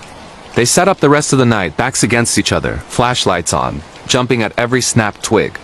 As the sky began to turn gray, they started breaking camp. That's when they realized Lara's hiking boots were missing. Both of them. She had taken them off inside the tent the night before, placed them neatly by the door, and now they were simply gone. She had to wear her camp sandals, thin rubber things that were useless on the rocky trail. They hit the path just after sunrise, moving fast, barely speaking. The plan was to reach the parking lot by early afternoon, but the trail felt different in daylight. Landmarks they remembered from the day before weren't where they should be. A distinctive lightning-struck tree they'd taken photos beside was suddenly on the wrong side of the path. The signs pointing toward the Ravenna Bridge exit had vanished. Their maps didn't match what they were seeing. Even the GPS on Jonas's phone kept spinning, unable to find a signal, then suddenly showed them 20 kilometers off course in a completely different valley. They were experiencing what seasoned hikers call a forest glitch. Something rangers whisper about, but never officially acknowledge. By noon, panic was setting in. They hadn't seen another human being all morning. No day hikers, no rangers, nothing. The temperature had dropped sharply, and a thick fog rolled in, reducing visibility to less than 10 meters. They decided to stick together no matter what and keep moving downhill. Because downhill always eventually leads to a valley and civilization, right? That's when they heard the voice. It sounded exactly like Lara, calling from somewhere deeper in the forest. "Guys, over here! Help!" Clear as day, panicked, coming from the east. The real Lara spun around, eyes wide. "That wasn't me," she whispered. The voice called again, closer this time. "Jonas, Mia, I'm hurt." Felix started toward the sound, but Lara grabbed his arm hard enough to bruise. "No, that's not me. We stay together." They all knew the stories, skinwalkers, Naxzirer, whatever the German version is called, something that wears your voice like a mask. They linked arms and kept walking west, faster now, almost jogging. Minutes later, the voice was behind them, then beside them, then in front of them, always just out of sight in the fog, pleading, crying, laughing. Sometimes it sounded like Lara in pain, sometimes like all four of them at once, overlapping in impossible ways. Mia started crying silently, tears freezing on her cheeks. Jonas was muttering prayers under his breath. Lara, pale but determined, kept repeating, "It's testing us. Don't answer it. Don't run. Just walk." Around 3 p.m. the trail simply ended. Not faded out, not overgrown, ended. One moment they were on a cleared dirt path. The next there was nothing but dense undergrowth and fallen trees as far as they could see. No sign anyone had ever walked there before. Their phones were completely dead now, even though Jonas swore his had 68% battery an hour earlier. The fog was so thick it felt like walking through wet cotton. They were officially lost. They made the hardest decision of their lives, to huddle together, stay put, and wait for rescue. They knew if they kept wandering, they might walk in circles forever. They found a small hollow beneath an overturned spruce, crawled inside, and wrapped themselves in the one emergency blanket they had. Lara took the first watch. The others tried to sleep, but the voices never stopped. Sometimes they were miles away, sometimes whispering directly into their ears, saying things only the four of them could know. Private jokes from freshman year, secrets they'd never told anyone else, the exact words Lara's mother had said to her the night before she left for university. At some point, Jonas woke up screaming. He swore something with long fingers, and no face had been crouched over him, breathing cold air onto his neck. When they shone the one remaining headlamp, there was nothing there. Just those same barefoot prints circling their shelter deeper now, like whatever it was had been pacing for hours. Dawn never came. That's not poetic. The sky simply refused to get lighter. Their watches stopped at 4:44 a.m. and never moved again. Time broke. They sat in gray half-light that whole second day, listening to the voices grow more frantic, more angry. Lara started bleeding from her nose for no reason. Felix began laughing uncontrollably, then sobbing, then laughing again. Mia whispered that she could see people standing just beyond the fog. Dozens of them, all watching, waiting. On what they guessed was the third night, Lara made a decision that haunts the survivors to this day. She stood up, trembling but resolute, and said, "It wants me, you know it does. If I go with it, maybe it lets you leave." The others screamed at her to sit down, tackled her, held her, but she was stronger than she should have been. She kissed each of them on the forehead, told them she loved them, and whispered, "Tell my mom I wasn't scared at the end." Then she stepped out of the shelter, into the fog. The moment she crossed the ring of footprints, the voices stopped, completely. For the first time in almost 48 hours, the forest was silent. 10 minutes later, the fog lifted like someone pulled back a curtain. Real sunlight poured in. Birds started singing. Their phones suddenly had full signal and showed the correct time and location, only 800 meters from the parking lot. Rescue teams found Jonas, Mia, and Felix stumbling onto the forest road less than an hour later, hypothermic, dehydrated, covered in scratches, barely able to speak. Lara was never seen again. Search teams combed the area for weeks. Thermal drones, cadaver dogs, hundreds of volunteers, nothing. Her footprints simply stopped 20 meters from where her friends last saw her. No struggle, no blood, no dragged marks. Just end, like someone erased her from reality. The official report calls it death by exposure and disorientation. But everyone who was there knows better. Jonas, Mia, and Felix haven't spoken publicly until very recently. They all dropped out of university. Mia moved back with her parents in Munich and refuses to enter any forest, even a city park. Felix enlisted in the Bundeswehr. He says open desert is the only place he feels safe now. Jonas still lives in Freiburg, but he keeps every light in his apartment on. All night, every night. He flinches when anyone says Lara's name. Last month, on the 1-year anniversary, Jonas received a single WhatsApp message from an unknown number. No text, just a 7-second voice note. When he played it, trembling, it was Lara's voice, clear and calm. "Tell them I'm still walking." He showed it to the police. The audio file corrupts and deletes itself after one play. The number traces back to a phone registered to Lara Meyer, last location ping, somewhere deep in the Black Forest. Battery dead since October 13th, 2024. Rangers have quietly started closing sections of the Westwig Trail at night. Locals won't hike alone anymore. And if you search TikTok late at night, you'll find new videos, always blurry. Always in that same stretch of the Schwarzwald, of a tall figure with long auburn hair walking just ahead of the camera, too far to reach, never looking back, barefoot, always moving deeper into the trees. Some say if you follow her, the path will take you where Lara went. No one who's tried has ever come back to tell the tale. So the next time you're planning a camping trip in an ancient European forest, remember Lara Meyer. Remember that some places don't want to be found? And whatever you do, if you hear your own voice calling from the darkness, begging you to come closer, do not answer. Because the Black Forest never gives back what it takes. The next story begins in the dead of winter, December 2023, in a small coastal town called Whitby on the North Sea coast of England. This is the true, never-before-told in full account of what happened to 34-year-old single mother Rebecca Holt and her 8-year-old daughter, Lily, inside apartment 4B of the old Seaview Heights building. A crumbling Victorian block that sits right on the edge of the cliff, staring out at the freezing gray ocean, like it is waiting for something to come crawling out of the waves. Rebecca had moved there 6 months earlier after a brutal divorce. She wanted a fresh start, somewhere quiet, somewhere her ex-husband Mark would never think to look. Whitby was perfect. Narrow cobbled streets, Gothic abbey ruins on the hill. Tourists in summer, but almost empty in winter. She got a job waitressing at a fish and chips shop on the harbor, rented the cheapest flat she could find, and told herself the constant smell of salt and damp was just part of healing. Apartment 4B was on the top floor, the only one with a tiny balcony that hung over the sheer drop to the rocks below. The building had been converted from a 19th century sailor's hostel, and the landlord, a greasy man named Mr. Doyle, warned her on the day she signed the lease.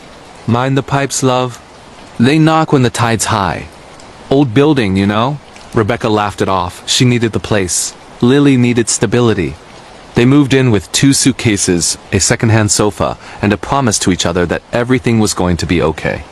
The first strange thing happened on their 3rd night. Lily woke up screaming at 3:03 a.m. Exactly. Rebecca ran into her daughter's room and found the little girl sitting bolt upright in bed, eyes wide, pointing at the wardrobe. There's a man made of water in there. Mummy. He's dripping. Rebecca opened the wardrobe, showed her it was just clothes and boxes, tucked her back in, and sang until she fell asleep again. Kids have nightmares, she told herself. That's all.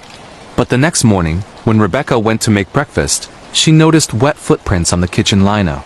Bare feet, adult-sized, leading from the balcony door to the hallway and stopping dead in front of Lily's bedroom. The balcony door had been locked from the inside. The footprints dried and vanished within an hour, but the smell of seawater stayed in the flat for days. Over the next weeks, the incidents escalated slowly, the way the tide creeps up the beach when you're not paying attention. Lights flickered every time the sea fog rolled in. The radio in the kitchen would switch itself to a frequency that only played old maritime distress calls, faint voices repeating coordinates that, when Rebecca looked them up, were miles out in the North Sea, places where ships had vanished decades ago. Lily started sleepwalking, always to the balcony, always standing at the railing, staring down at the waves as if waiting for someone to wave back. Rebecca installed child locks on the doors and windows, but somehow Lily still got out there twice. Then came the knocking. It always started at 3:03 a.m., 3 slow knocks on the inside of the pipes, like someone on the other side of the wall was trying to get attention. Then silence. Then 3 more. Rebecca called Mr. Doyle. He came, tapped the radiator with a spanner, and said, "Tide's high, love." "Air in the system." He refused to come inside after dark again.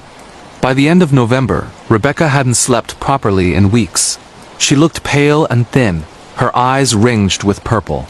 She started seeing things in her peripheral vision, tall figures made of dark water standing in doorways, gone when she turned her head. She told herself it was exhaustion, stress, maybe carbon monoxide, anything but what her gut was screaming. On December 21st, the winter solstice, the shortest day of the year, the worst storm in 20 years hit the Yorkshire coast.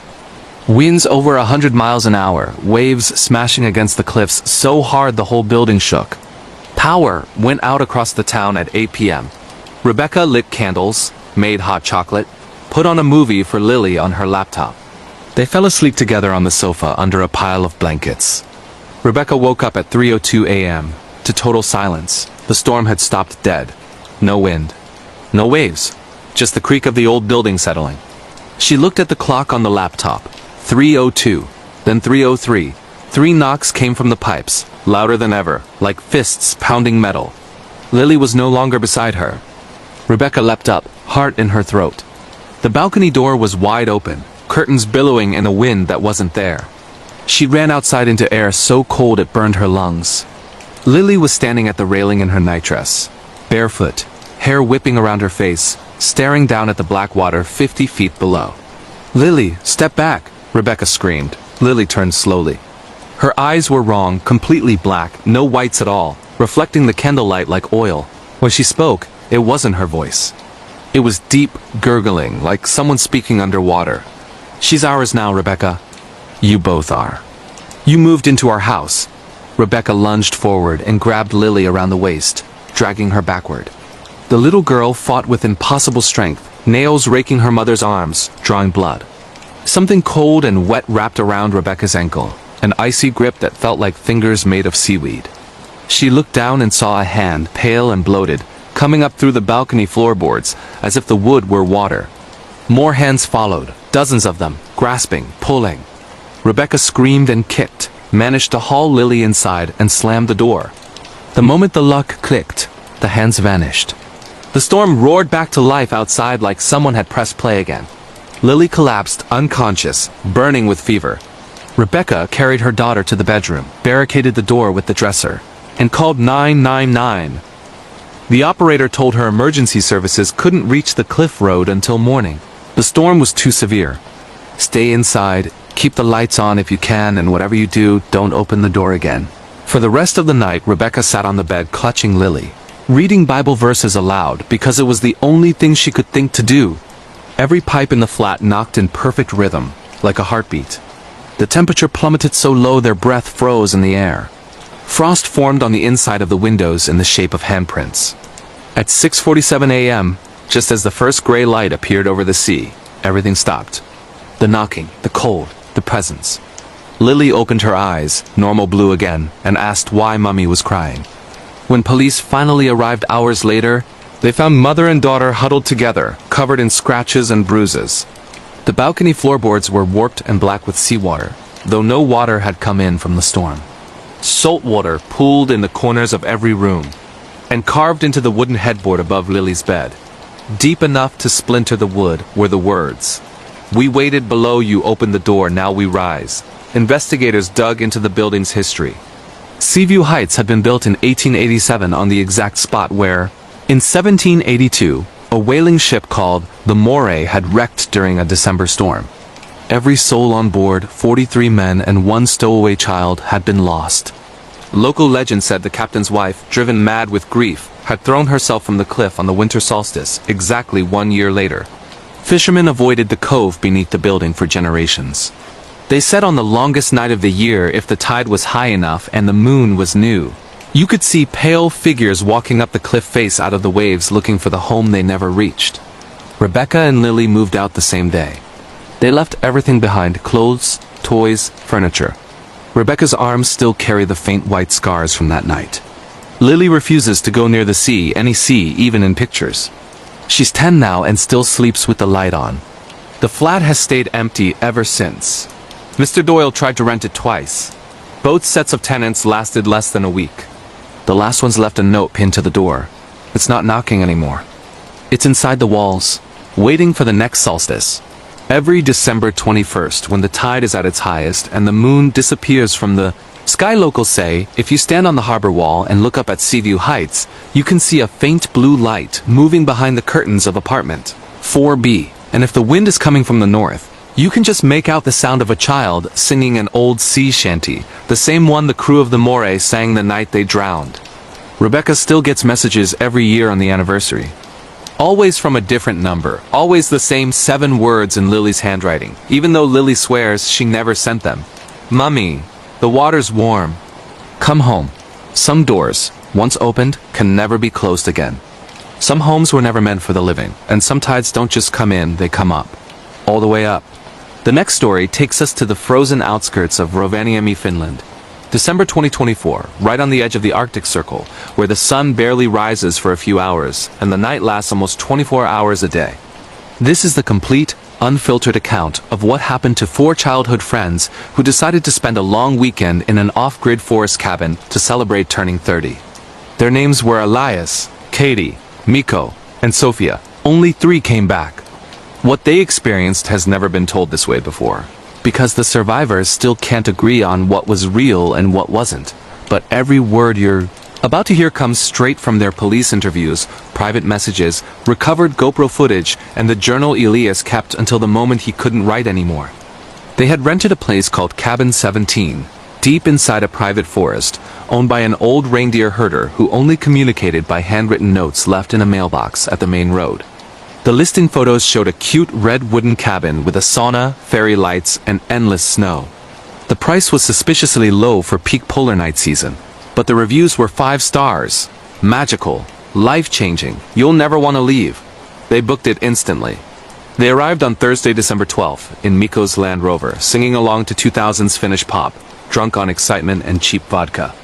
The drive from the main road to the cabin took almost an hour on an unplowed forest track. By the time they reached the clearing, the sky was already ink black at 2 p.m., northern lights twisting overhead like green fire. The cabin looked exactly like the photos, except for one thing. There was no cabin 16 or cabin 18, just number 17 standing alone, surrounded by birch trees stripped bare by winter, their branches clawing at the sky. Inside, everything was perfect. Wood-burning stove, reindeer hides on the floor, candles, board games, a record player with old tango vinyls. A note on the table in shaky handwriting read, "Wood is stacked outside. Sauna heats fast. Do not follow the lights after midnight. Welcome." They laughed at the last line. Classic Finnish creepy hospitality. First night was pure joy. They fired up the sauna, ran naked into the snow, drank cider mixed with salmiakki, filmed everything on their phones. Around 11 p.m., The aurora got so bright it lit the forest like daylight. Katie stepped outside to take photos and shouted for the others to come look. Far away between the trees, maybe half a kilometer, they saw soft yellow lights moving slowly in a perfect straight line, like a row of lanterns carried by people walking in total silence. Elias zoomed in with his camera. The lights stopped. Then they blinked out, one by one. They told themselves it was another group of guests, maybe locals checking reindeer. They went to bed happy. Friday morning, polar twilight from 11 a.m. to 2 p.m. They went cross-country skiing. When they returned, the front door was wide open. Snow had blown across the threshold in a perfect fan shape. Their boots, which they had left neatly lined up the night before, were now arranged in a circle in the middle of the living room. Solace facing inward, like they were waiting for bodies to step into them. The stove was cold even though they'd banked it with enough wood for 8 hours. And someone had written in the frost on the inside of the kitchen window, in letters 6 inches tall, Tani Kuluketkan. Translation: no one belongs here. They tried to laugh it off as a prank, but the mood had shifted. Miko checked the doors, found no footprints leading in or out, except their own from the morning. The snow around the cabin was untouched. They locked everything, double-checked windows, and decided to just drink more and play cards. That night the temperature dropped to -38 Celsius. The kind of cold that makes the air itself crackle.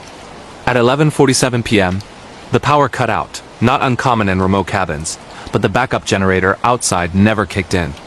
They lit every candle they had and sat in the living room in a tight circle, telling the scariest stories they knew to keep spirits up. Around 1 a.m., they heard it for the first time.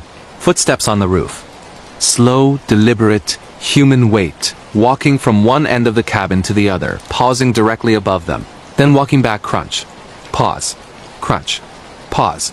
They shone headlamps through the ceiling hatch. Nothing. No animal tracks on the roof the next morning either. At 2:13 a.m., Sophia needed the bathroom. The outhouse was 30 meters away. Elias went with her because no one wanted to be alone.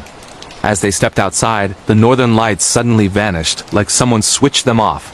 Total blackness. Then, from every direction at once, came the sound of hundreds of voices whispering in Finnish, too low to make out words, rising and falling like wind. Sophia screamed and ran for the outhouse. When she came back 2 minutes later, Elias was standing frozen in the snow, staring at something in the forest. When she grabbed his arm, he whispered, "They're wearing our faces." She looked. Between the trees stood 4 figures dressed exactly like them, same jackets, same hats, same height. But their faces were wrong, too smooth, no eyes, no mouths, just blank skin reflecting the moonlight that wasn't there a second ago. The figures raised their arms in perfect sync with Elias and Sophia. When Elias waved, they waved. When Sophia took a step back, they took a step forward. Then the auroras exploded back on, blinding green, and the figures were gone. They barricaded themselves inside and didn't sleep. At 4 a.m., Katie started crying uncontrollably. She said she could hear her dead grandmother calling her name from the sauna, telling her to come outside because the snow is warm now. Miko found Katie's phone recording by itself in the kitchen. 37 minutes of black screen and breathing that wasn't any of theirs. Saturday, the shortest day of the year, barely 4 hours of gray light. They decided to leave immediately. Packed everything in 20 minutes. Started the car. And the engine turned over but wouldn't catch. Battery showed full. Fuel tank full. It simply refused to start. Miko, who's a mechanic, spent 2 hours outside in the cold trying everything. Nothing worked. Phone signals were dead. GPS showed them in the middle of the Barents Sea. They were trapped. That afternoon they discovered the journal hidden under a loose floorboard in the bedroom. Leather-bound, no name, entries from dozens of different handwritings going back to the 1950s. Every single one told the same story. Guests arriving happy. Seeing lights in the forest, hearing footsteps, finding boots rearranged, seeing doubles without faces trying to leave and failing. The last entry, dated December 2023, was written in frantic red pen. It's not copying us anymore. It's becoming us. If you find this, burn the cabin on the way out. Don't let it wear new faces. They decided to burn it that night. Gathered every flammable thing, soaked the walls with lamp oil, planned to light it and run on foot toward the main road while the fire distracted. Whatever was out there. They waited until what should have been midnight. The sky pitch black, auroras gone again. At 11:59 p.m., The front door unlocked itself and swung open. Snow blew in. Standing on the threshold were 4 perfect copies of them, naked despite the cold, skin-pale blue, smiling with too many teeth. The Elias copy spoke first. Voice identical but layered like 4 people talking at once. Going somewhere, friends? The party's just starting. Real Elias grabbed the axe. Real Katie screamed. The copies stepped inside in perfect unison, leaving no footprints. Miko lit the first match, threw it onto the oil-soaked floor. Flames shot up instantly, roaring toward the ceiling. The copies didn't flinch. They just kept walking forward through the fire, skin bubbling but still smiling, reaching for their originals. Chaos, screaming, running. Sophia and Miko made it out the back door into the snow. Katie tripped and fell. When Sophia looked back, the Katie copy was dragging the real Katie toward the burning cabin by her hair, both of them laughing the same laugh. Elias stayed behind with the axe. The last thing Sophia saw before the trees swallowed her was Elias swinging at his own face while flames swallowed the cabin whole. Miko and Sophia ran for 6 hours straight in total darkness, guided only by instinct and terror. At 7:12 a.m., they stumbled onto the main road, half frozen, covered in blood that wasn't all theirs. A snowplow picked them up. When police and rescue teams reached the site later that day, Cabin 17 was gone. Not burned down, gone. No ash, no foundation, no trace it had ever existed. Just smooth snow and birch trees. The Land Rover was found 50 kilometers away, parked neatly at a reindeer fence. Keys in the ignition, engine running, heater on full blast. Radio playing the same song on loop. Don't you want to stay here forever? Elias's GoPro was discovered months later by a hiker, half buried in snow. The final footage, time-stamped 0:07 a.m., the night of the fire, shows Elias alone inside the burning cabin, filming himself.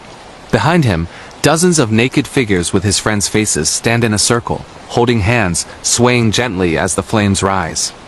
Elias looks into the lens, eyes completely black, and says in a voice that is his but also not his, "Tell them we love it here. Tell them there's room for everyone." The light is warm now. Then he smiles with too many teeth, turns the camera toward the circle, and walks forward to join them. The video ends with the sound of children laughing. Miko and Sophia live in Helsinki now. They don't speak to each other anymore. Miko became a long-haul truck driver. He only feels safe on open highways where there are no forests. Sophia works night shifts in a hospital ICU because artificial light is the only kind she trusts. Every December they both receive the same anonymous postcard, no return address, postmarked Rovaniemi. Same photo on the front, a red wooden cabin under green auroras. Same message on the back, written in 4 different handwritings. See you next winter. Cabin 17 is rebuilt. The snow is warm, we saved your spots. Finnish police officially closed the case as death by misadventure and arson, but rangers in Lapland quietly warn tourists now. If you re-offered a cheap cabin with no neighbors in December, especially one numbered 17, say no. Some places don't rent to you. They collect you. And if you ever driving those forest roads after midnight and see soft yellow lights moving between the trees in a perfect straight line, do not stop. Do not follow. Do not wave. Because whatever is carrying those lanterns already knows your face. And it's waiting for the rest of you to come home. The next story begins in Portland, Oregon, USA. On the rainy evening of March 17, 2025, this is the full, never dash before dash released dash in dash this dash detail account of what happened to 26-year-old nurse practitioner Amelia Ward during what was supposed to be a routine 12-hour night shift in the closed psychiatric ward of St. Timothy Memorial Hospital, a crumbling 1930s building on the edge of the city that everyone just calls Old St. D. Amelia had only been working there for 3 months.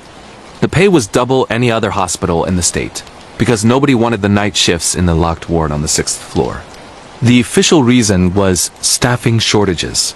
The unofficial reason was the rumors. Patients who walked into walls and vanished nurses who heard children laughing in empty seclusion rooms, orderlies who quit after finding bloody handprints on the inside of ceiling tiles. Amelia didn't believe in ghosts. She believed in science, in meds, in trauma-informed care. She needed the money to pay off her student loans, so she took the job. The 6th floor had been closed to new admissions for 2 years, but they still kept 12 long-term patients up there, people the state had basically forgotten. Most were nonverbal, some catatonic, a few violent. The wing was accessed by one ancient elevator and a single stairwell that was always locked from the inside. Only 4 staff worked the overnight. Amelia, a second nurse named Derek, and 2 psych techs, Marcus and Trish. At 7 o'clock p.m. handover. The evening charge nurse handed Amelia the keys and said the same thing she said every night. Whatever you do, don't open the red door at the end of B hall after 3 a.m. charted as policy. Not superstition. Then she left and the elevator doors sealed shut until 6:45 a.m. The first 4 hours were normal. Meds at 8, vitals at 10, charting, coffee that tasted like battery acid. The patients were quiet. Too quiet. At 11:42 p.m., the lights flickered once, then steadied. Derek joked that the building was having one of its moods. Amelia laughed. They had no idea the mood was about to turn murderous. At 2:58 a.m., the intercom in the nurse's station crackled to life by itself. A little boy's voice, clear and calm, came through every speaker on the floor at once. "She's walking again." Then static. Amelia and Derek stared at each other. There were no children on the ward. There hadn't been for 15 years. At exactly 3 o'clock a.m., the temperature on the floor dropped 20 degrees in under 10 seconds. Breath fogged in the air. The overhead fluorescence turned a sickly yellow. Every patient monitor started alarming at once, not with medical alerts, but with the same flatline tone repeating in perfect synchronization, even though every patient was visibly alive and breathing. Then the footsteps started. Slow, barefoot, wet-sounding slaps coming from B hall, the forbidden corridor, the one with the red door. Amelia grabbed the master key ring and told Derek to stay at the desk and call security. The hospital's internal phone lines were dead. Cell service had never worked on 6. They were cut off. She walked toward the sound, flashlight in one hand, panic button in the other. The footsteps stopped the moment her foot crossed the line where the linoleum changed color. Silence so complete she could hear her own pulse. Then a whisper right against her ear, even though no one was there. "You're late. Nurse Ward." She ran back to the station. Derek was gone. His chair was spinning slowly. His coffee was still warm.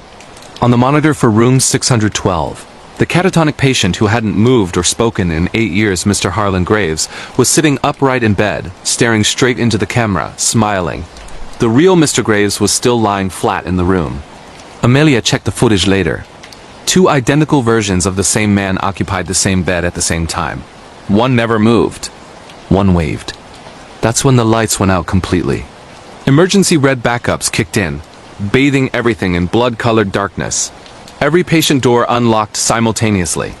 Metal clanging echoed down both hallways like gunshots. Amelia heard shuffling, dozens of bare feet on tile, moving toward the nurse's station. She barricaded the glass door with the crash cart and screamed for Derek, Marcus, Trish, anyone. No answer.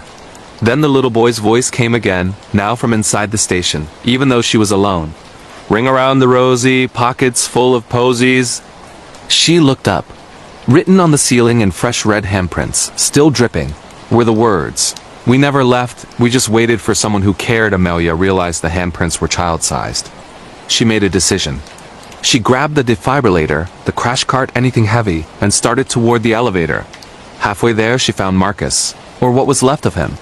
He was folded into the linen closet like a broken doll, neck bent at an impossible angle, eyes wide open, mouth sewn shut with what looked like hospital suture thread. His name badge had been turned around and repinned. On the back, scratched into the plastic, "She's listening," Amelia vomited, then kept moving. She reached the red door at the end of B hall.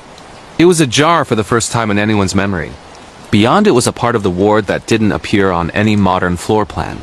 A long corridor lined with tiny iron-barred rooms built for children. The paint was mint green and peeling. Faded crayon drawings were taped to the walls. Stick-figure nurses with no faces, patients with too many arms, sons with screaming mouths. At the far end stood a woman in an antique nurse's uniform. Starched white dress, red cross cap, face completely smooth and featureless like porcelain. She was holding Derek's severed head by the hair. Derek's eyes blinked once. His lips moved. "Run." The woman tilted her head, as if listening to something only she could hear, then dropped the head. It rolled toward Amelia, leaving a wet red trail, and stopped at her feet. Derek's voice came from nowhere and everywhere. "She only takes the ones who open the red door. You opened it." Amelia turned to run and found the corridor behind her had changed. It now stretched infinitely in both directions. Doors repeating forever, each one opening onto the same mint green hallway. A loop. She was trapped inside the old pediatric psych ward that had been bricked over in 1968. After a fire killed 31 children and 4 staff. The official story was the wing was demolished. It wasn't. It was sealed, with everything still inside. The porcelain-faced nurse began walking toward her, footsteps making no sound. With every step, the children's crayon drawings on the walls came to life. Stick figures peeled off the paper and crawled across the ceiling like spiders, dripping red. Amelia did the only thing she could think of. She ran into the nearest open room and slammed the door. It was a seclusion room, padded walls, no handle on the inside. On the far wall, someone had scratched a message into the padding with fingernails. "They let yous burn now, we keep the fire." The temperature skyrocketed. The padding began to smolder. Amelia realized the room was heating exactly like the incinerator. The 1968 investigation said the children had been locked inside by accident. She screamed, beat on the door, burned her hands. Then the little boy's voice again, right outside the door, singing softly, "Ashes, ashes, we all fall down." The door opened by itself. The porcelain nurse stood there, arms open, uniform now charred and smoking. Behind her, dozens of child-sized burn victims stood in perfect rows, skin melted, eyes milky, smiling with lipless mouths. They spoke in unison, voices overlapping like a choir. "You came to check on us, Nurse Ward. Thank you. We've been so cold." Amelia backed against the wall as the children walked forward. The last thing the security camera in the hallway recorded, before it too melted from heat that left no trace, was Amelia being embraced by the burned children, her white scrubs catching fire instantly, her mouth opening in a scream that never came out because the flames took her voice first.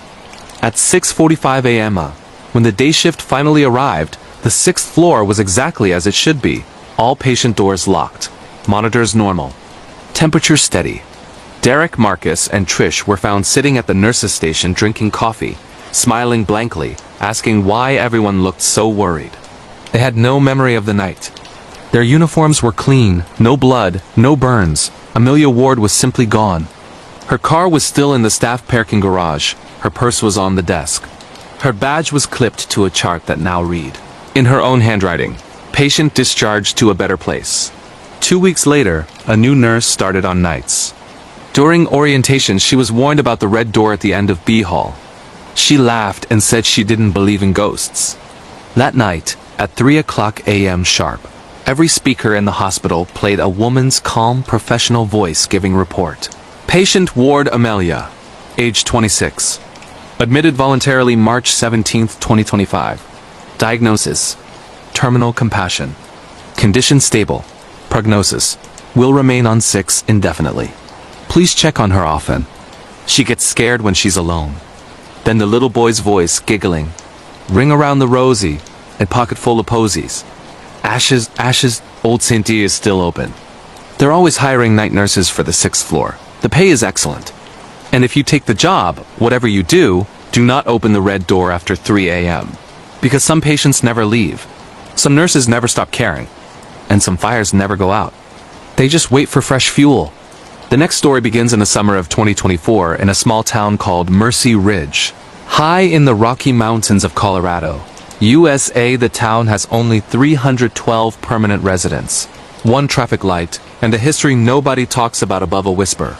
This is the complete, never-before-told in this depth account of what happened to 29-year-old true crime YouTuber Harper Quinn when she decided to spend 31 nights alone in the abandoned Mercy Ridge Children's Sanatorium to film a 1-month locked inside the most haunted building in America series. She titled the project 31 Days of Mercy. Only 26 videos were ever uploaded. The rest of the footage has never been released to the public, because the hard drives were found shattered and the memory cards melted. Even though the building has had no electricity since 1978, Harper arrived on July 1, 2024, driving a rented Jeep packed with ring lights, drones, EMF readers, motion-activated cameras, sleeping bag, and enough freeze-dried food to last 5 weeks. The sanatorium sits 4 miles up an overgrown service road, a massive 5-story brick monster built in 1912 for kids with tuberculosis. It closed in 1969 after a measles outbreak killed 47 children in a single week. The official story says the building was simply abandoned. Locals say the state bricked up the doors and windows, with the last 7 patients still inside, because no one would adopt them after what they did to the night nurse. Harper had permission from the county. They were happy to have someone finally clear out the raccoons. And she set up her main camp in the old nurse's dormitory on the 3rd floor because it had the best cell signal for live streaming. Day 1 was all excitement. She walked viewers through the grand lobby with its peeling murals of smiling children, the hydrotherapy room full of rusted tubs, the operating theater with the original leather restraints still bolted to the table. She laughed at jump scares, called the place creepy but beautiful, and ended every video with her catchphrase, "If I don't upload tomorrow, send help." By day 5, the tone started to shift. Viewers noticed she looked exhausted, even though she swore she was sleeping fine. She kept hearing children counting in the hallways. Always the same rhythm. 1-2-3-4-5-6, then silence, never 7. She set up a camera in the East Wing hallway and caught a ball rolling by itself. A red rubber ball that hadn't been there when she pressed record. Comments flooded in. "That's the counting game the kids played before they died." Harper read them aloud and laughed nervously, but you could see the change in her eyes. Day 9, she found the first note. A child's crayon drawing slipped under her sleeping bag while she was live streaming in another room. It showed a stick figure woman with long brown hair, exactly like Harper's, standing in a doorway while 7 smaller stick figures pulled on her arms and legs. At the bottom, in shaky capital letters, "We missed you, Miss Quinn." She tried to keep the mood light, told chat it was probably local teens messing with her. But that night the counting started again, and this time it came from inside her room. 1-2-3-4-5-6. Pause, and a soft knock on the wall right beside her head. She packed up to leave at 2 a.m., got all the way to the Jeep, and found every tire slashed and the word mercy carved into the hood in letters deep enough to reach metal. She was stuck. Day 12. The power tools she used to unboard windows started turning themselves on at 3:33 a.m. every night. She would wake up to the scream of a circular saw cutting the floorboards in the playroom downstairs. When she ran down with the camera, the saw would be sitting in the middle of a perfect circle of sawdust arranged like a hopscotch grid. Child-sized bare footprints led away from it into the walls. Day 15, she stopped smiling on camera. Her voice sounded flat, like she was reading a script someone else wrote. She uploaded a 20-minute video titled, "I Think They Know My Real Name." In it, she admitted she had been adopted, that her birth mother had been a patient at Mercy Ridge Sanatorium in 1995. When she was born, that she had been taken away at 3 days old, and the records were sealed. She had come here looking for answers, not content. The last thing she said before ending the stream was, "They keep calling me number 7. That night the counting finally reached 7. Viewers heard it live. 1-2-3-4-5-6-7, followed by absolute silence on the stream for 9 minutes. When the picture came back, Harper was sitting on the floor of the isolation ward, surrounded by 7 antique porcelain dolls that had not been there before. Each doll had a hospital wristband. 6 were yellowed and faded. 1 was brand new bright white, printed with the name Baby Girl Quinn, the 7th of July 1995. Harper looked straight into the camera and whispered, "They saved my bed." After that, the uploads got shorter and stranger. Day 18. Only static and a child's voice singing "Ring Around the Rosie" backward. Day 21. Harper filming herself walking down the main staircase, but her reflection in the cracked mirror at the bottom was still at the top, waving goodbye. Day 23. 30 seconds of black screen with the words "We kept your place warm" written in red. On day 26, she uploaded what would be her final video. It was only 47 seconds long. Harper was in the basement morgue, the one room she had refused to enter the entire month. The camera shook violently. She was crying. Behind her, 7 small body bags lay on the steel tables, each one moving slightly, like something inside was breathing. Harper turned the lens to her own face and said, "They told me the truth. I wasn't taken away. I was the only one who lived. The others waited. They're not angry. They just want to finish the game. I'm sorry I left you. I'm coming home now." The stream cut to black. Search and rescue found the sanatorium on August 1st, after the channel went silent for 5 days. They discovered all 32 of Harper's cameras still recording, batteries somehow full after a month with no charging. The main door was unlocked and standing open. Her Jeep was untouched, tires intact, keys in the ignition. Harper Quinn was nowhere. But in the isolation ward on the 4th floor, investigators found 8 child-sized hospital gowns laid out neatly on the floor in a perfect circle. 7 were old, yellowed, covered in decades of dust. The 8th was brand new, adult size, still bearing Harper's name tag from her first video. In the center of the circle sat the red rubber ball. The official report called it death by misadventure, remains not recovered. Locals know better. Every July since then, hikers on the old service road report seeing lights moving inside the sanatorium at night. 8 of them, always 8 now, playing in the windows. And if you stand at the gates at exactly 3:33 a.m., you can hear children counting clear as day through the mountain air. 1, 2, 3, 4, 5, 6, 7, 8. They always reach 8 now. And sometimes, if the wind is right, you can hear a woman's voice, older, gentle, laughing with them, calling out to anyone who might be listening, "Come play with us.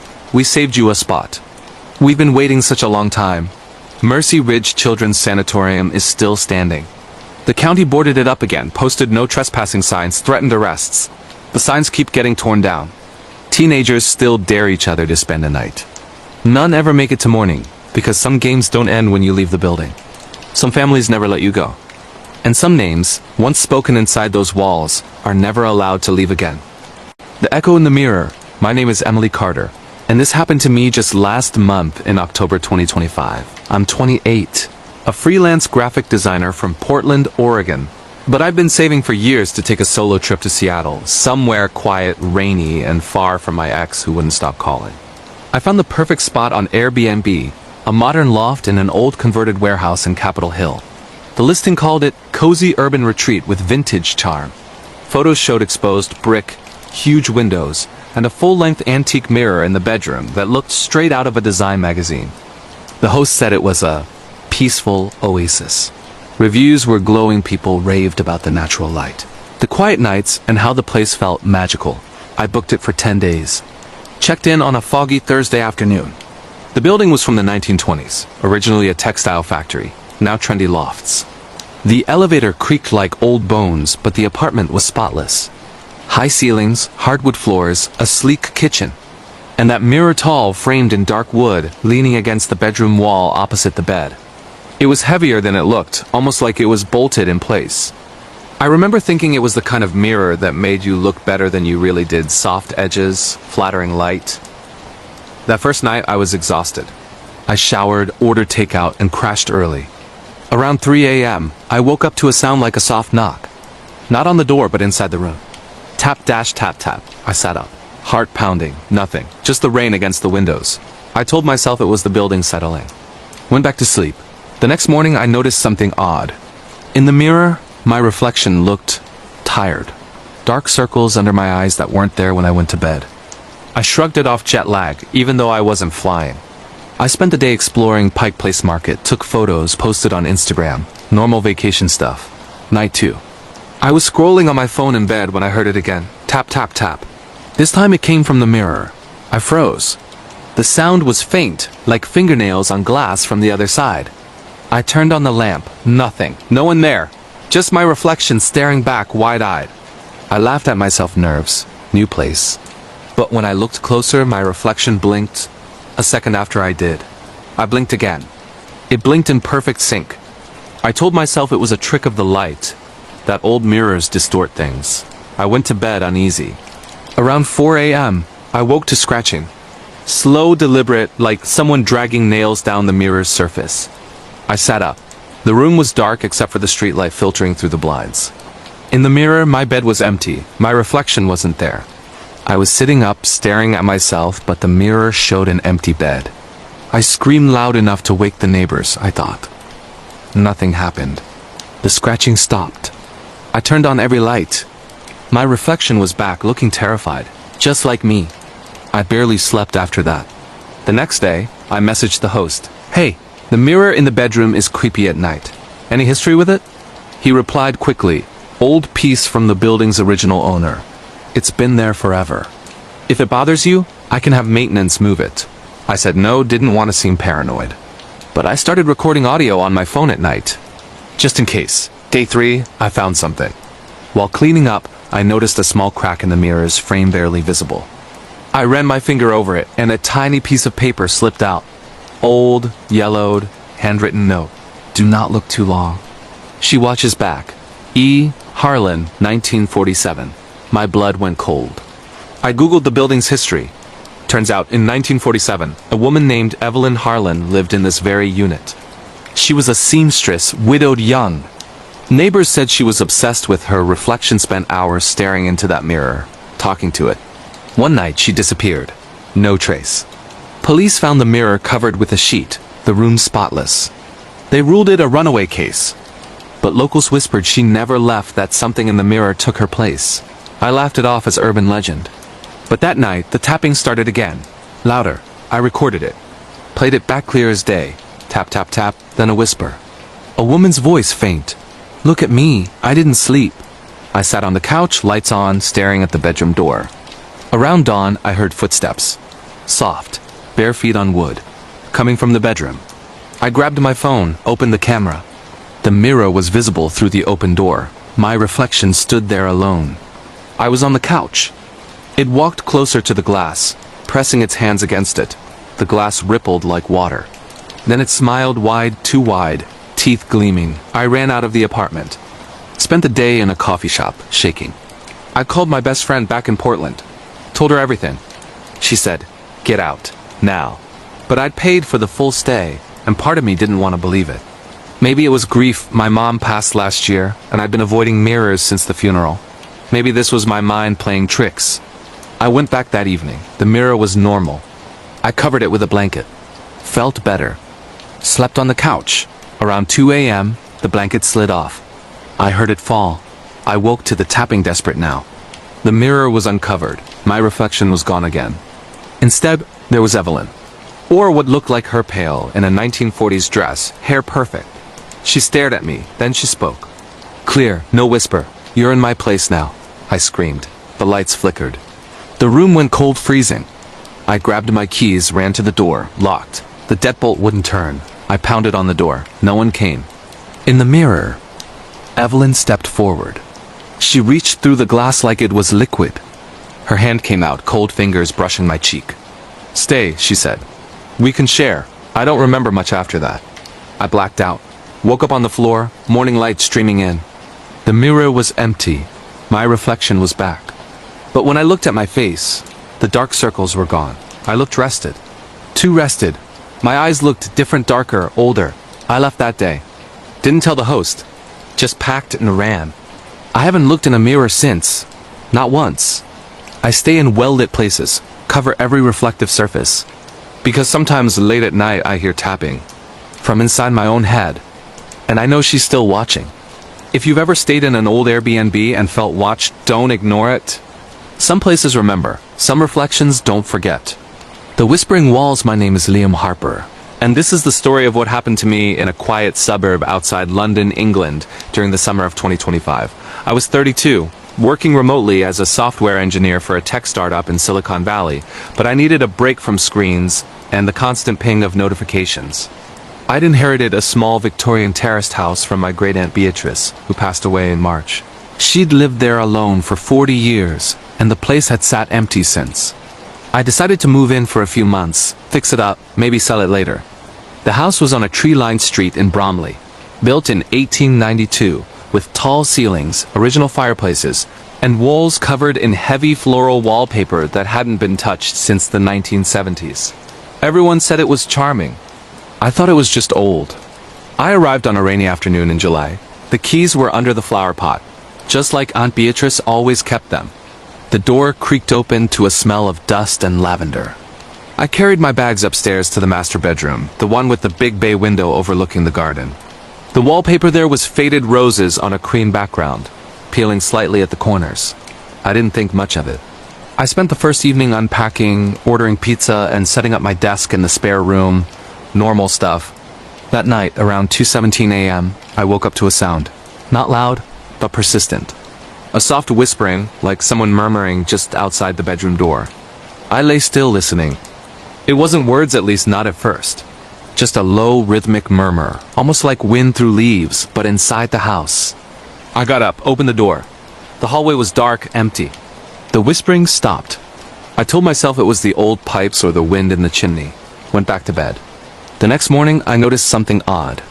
In the master bedroom, one strip of wallpaper near the headboard had peeled back further overnight. It looked like someone had tugged at it. I smoothed it down, but the paper felt oddly warm under my fingers, like it had been held. I shrugged it off and spent the day painting the kitchen. By evening, I was exhausted. I collapsed into bed early. Around 3 a.m., the whispering started again. This time it was clearer. I could make out syllables, soft and breathy. Stay here with us. I sat bolt upright. The sound wasn't coming from the hallway anymore. It was coming from the walls, from the wallpaper itself. I pressed my ear to the rose pattern. The murmuring grew louder, overlapping voices, now multiple people, all whispering at once. I couldn't understand most of it, but one word repeated, Liam. My name. They were saying my name. I pulled away, heart hammering. I grabbed my phone and recorded the sound. When I played it back, there it was, dozens of faint voices, layered like a choir, all murmuring my name in different tones. I turned on every light in the house. The whispering stopped, but the wallpaper had peeled even more in the corner. A long strip hung down like a curtain. Behind it, the plaster was stained dark, almost black, in a rough shape that looked like a handprint. I touched it. The stain was wet. I didn't sleep that night. The next day, I called my cousin Sarah, who lived in Manchester. She'd visited Aunt Beatrice a few times. Did she ever mention anything weird about the house? I asked. Sarah was quiet for a long time. She said the walls talked to her sometimes. We thought it was dementia. But she refused to leave, said they needed her. I hung up, uneasy. I started researching the house's history. The land registry showed it had been built on the site of an old almshouse from the 1700s. In 1891, during construction, workers found bones, human bones buried under the foundations. The builders just covered them over and kept going. In the 1920s, the house was rented to a family named Whitaker. The father disappeared one night in 1927. Police found his shoes by the back door, but no body. The mother and 2 children moved out soon after, claiming the walls whispered at night. In the 1950s, another family lived there briefly. The husband hanged himself in the attic. The coroner's report mentioned he left a note. They won't stop talking. They want me to join them. The house changed hands several times after that, but no one stayed longer than 2 years. Aunt Beatrice bought it in 1983. She lived there alone until her death. I found old photos of the house online from estate agent listings in the 90s. In every photo of the master bedroom, the wallpaper looked brand new. But Aunt Beatrice had never redecorated. I checked the date stamps. Those photos were from 1995. The wallpaper in my room was the same as in those pictures. It hadn't aged a day in 30 years. That night, the whispering was louder. I didn't bother trying to sleep. I sat on the floor with my back against the wall, listening. The voices were clearer now. They told stories, fragmented, sad stories. A woman crying about her lost child. A man begging for forgiveness. Children laughing, then screaming. And always, underneath it all, my name, Liam, Liam. Come closer. I tore at the wallpaper. I ripped it down in long strips. Underneath was more wallpaper, layer after layer, all the same rose pattern. I kept tearing until I reached the plaster. The handprint stain had grown. It looked like fingers reaching out, trying to push through from the other side. The plaster was soft, crumbling. I pressed my hand against it. The wall felt warm, pulsing like a heartbeat. Then the voices changed. They weren't whispering anymore. They were speaking clearly, right in my ear. You're home now, one said. We've waited so long, said another. Stay with us. I pulled my hand away. The plaster had left an imprint of my palm perfect, like it had molded to me. I tried to leave the house that night. I grabbed my keys, ran to the front door. The lock wouldn't turn. The windows wouldn't open. I banged on the glass. The street outside was empty, silent. No cars, no lights. Just rain. I screamed for help. No one came. The walls began to hum. A low vibration that rattled my teeth. I ran upstairs, barricaded myself in the bathroom. The whispering followed me. It came from the tiles, from the mirror, from the air vents. They were everywhere. I don't know how long I stayed in there, hours, maybe days. The voices told me everything. They said they were the people who died in the house, the ones buried under the foundations, the ones who never left. They said they were lonely. They said they needed company. They said Aunt Beatrice had kept them company for 40 years, talking to them, feeding them her stories, her memories. When she died, they were starving. Then I arrived. They promised it wouldn't hurt. They said I could join them, become part of the house. "You'll never be alone again," they whispered. "We'll keep you safe." I don't remember deciding to leave the bathroom. I just remember standing in the master bedroom again, staring at the torn wallpaper. The handprint had grown. It was now a full arm pushing out from the wall, fingers splayed. The plaster cracked like eggshell. Something pale and thin reached through skin stretched tight over bone. I ran downstairs. The front door was open now. I stumbled into the street. The rain was cold on my face. I kept running until I reached the main road, where cars still moved, where lights still shone. I flagged down a taxi, shaking, and went to a hotel. I never went back to that house. I sold it a month later. The estate agent said the new owners loved it. They planned to renovate. They were going to strip the wallpaper and start fresh. I haven't slept properly since. Every night, when the house is quiet, I hear it again, the soft murmuring, not from the walls anymore, from inside my own head. And sometimes when I pass a mirror, I see the rose pattern faintly behind my reflection, just for a second. I know they're still waiting, they're patient. They'll wait forever if they have to, but I think they're already inside. And one day, when I'm tired enough, I'll go home. The current date is December 20th, 2025. The frozen signal, my name is Sarah Klein. And this happened to me in the winter of 2025 in a remote cabin near Whitehorse, Yukon Territory, Canada. I was 29, a wildlife photographer who'd been chasing the perfect shot of the northern lights for years. That December, I finally got a grant to spend 6 weeks alone in an off-grid cabin deep in the boreal forest. The place was owned by a retired biologist who rented it out to researchers and artists. No neighbors, no cell service, no internet, only a satellite phone for emergencies and a shortwave radio that picked up mostly static. The listing said the cabin was perfect for solitude and inspiration. I thought it was exactly what I needed. I flew into Whitehorse on December 5th, rented a truck with snow tires, loaded it with supplies, and drove 3 hours north on icy gravel roads. The last 20 kilometers were pure wilderness. Black spruce trees heavy with snow, moose tracks crossing the path, and the sky so clear the stars looked close enough to touch.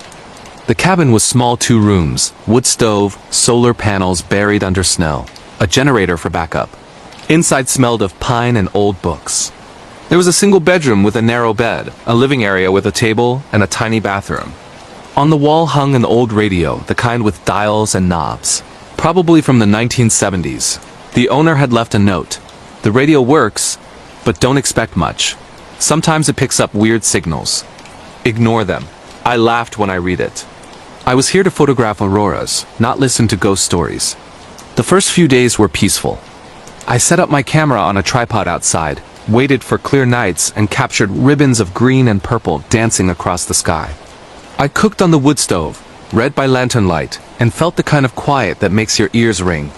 The aurora photos were stunning, better than anything I'd taken before. I saved them to my hard drive, planning to upload when I got back to civilization. On the 5th night, December 10th, something changed. I was outside adjusting my camera when the aurora suddenly vanished. The sky went black, like someone switched off the lights. The temperature dropped hard and fast. My breath froze on my eyelashes. I went inside, built up the fire, and sat by the stove to warm up. That's when I heard the radio. It wasn't on. I never touched it. But static crackled through the speaker, low and steady. Then a voice broke through, clear, calm, almost bored. A man's voice, speaking in English with a slight accent I couldn't place. "This is Flight 407, requesting landing clearance. Altitude 35,000 feet, heading 270. Fuel critical. Repeat, fuel critical." I froze. Flight 407? I didn't know any airlines with that number, but the tone was urgent, professional. The radio clicked off, then back on. "Mayday, mayday, mayday. This is Flight 407, engines failed. We're going down over the Yukon. Coordinates approximately 61 north, 135 west." I looked at the map on the wall. The cabin was right around 61 north, 135 west. I turned the radio off. The knob was cold, like it had been in the freezer. The voice stopped. I told myself it was an old recording, some aviation enthusiast playing tapes. Or maybe a prank from the owner. I went to bed, uneasy.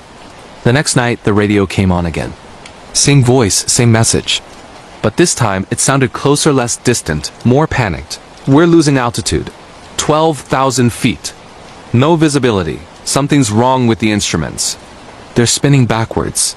I stood in front of the radio, heart pounding. I turned the volume up, static hiss, then. Passengers are calm, but we can see lights outside the windows. Not Aurora. Something else. Moving with us, ... The transmission cut out. I unplugged the radio from the wall. Silence. But when I plugged it back hours later, it was still off. I left it that way. On the 7th night, the Aurora was weak, but I went outside anyway. As I was framing a shot, I heard it not from the cabin, but from the sky. A low rumble, like distant thunder, but mechanical. I looked up. Nothing. Just stars. Then the rumble again, closer. I ran inside. The radio was on. I hadn't touched it. This is Flight 407. We're on the ground. Or what's left of it. The plane is intact, but the pilots are gone. They walked out into the snow. We can't find them. The cabin is close. We see smoke. My stomach dropped. Smoke. That was my wood stove. I grabbed the satellite phone. No signal. The screen showed 0 bars, even though it had worked fine the day before. I tried calling emergency services anyway. Nothing. The voice continued, softer now. There's someone in the cabin. We can see the light in the window. We're coming closer. We need help. I turned the radio off again. This time I wrapped it in a blanket and shoved it into the storage closet. I locked the door. I sat by the window with my rifle more for bears than anything else and waited. Around 2 a.m. I heard footsteps outside. Heavy, crunching in the snow. Not animal. Human. Slow, deliberate. I kept the lights off, peered through the curtain. Nothing. Just darkness and snow. Then the knocking started. Soft at first, polite. 3 knocks. Pause. 3 more. I didn't answer. The knocking moved to the back door. Then the side window. Always 3 knocks, polite. Patient. The voice came again, not from the radio. From outside. The same calm, professional tone. Ma'am, we need assistance. The plane went down. We're injured. Please open the door. I pressed my back against the wall, rifle in hand. I whispered, go away. Silence. Then louder. We know you're alone. We've been watching. Open the door. I didn't move. The knocking stopped. Footsteps retreated into the snow. I stayed awake until dawn. When the sky lightened, I went outside. There were no footprints, no tracks at all, just untouched snow. I decided to leave. I packed my gear, started the truck. The engine turned over, then died. Battery dead. I checked the solar panels were covered in ice. The generator wouldn't start. I was stranded.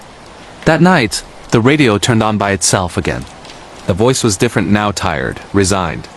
This is Flight 407. We've been here since 1978. The plane never crashed. Not really.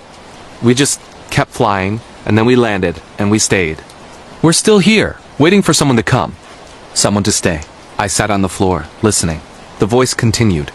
You're the first in years. We're tired of waiting. Join us. It's warmer inside the plane. There's food. There's light. You'll never be cold again. I covered my ears. The voice seeped through my fingers. We see you. We see everything. You're beautiful in the firelight. Don't be afraid. We're family now. I don't remember much after that. I remember screaming. I remember throwing the radio against the wall. It shattered, but the voice kept going from the broken pieces, from the air, from inside my head. I don't know how long I was there. Days blurred. The aurora never returned. The sky stayed black.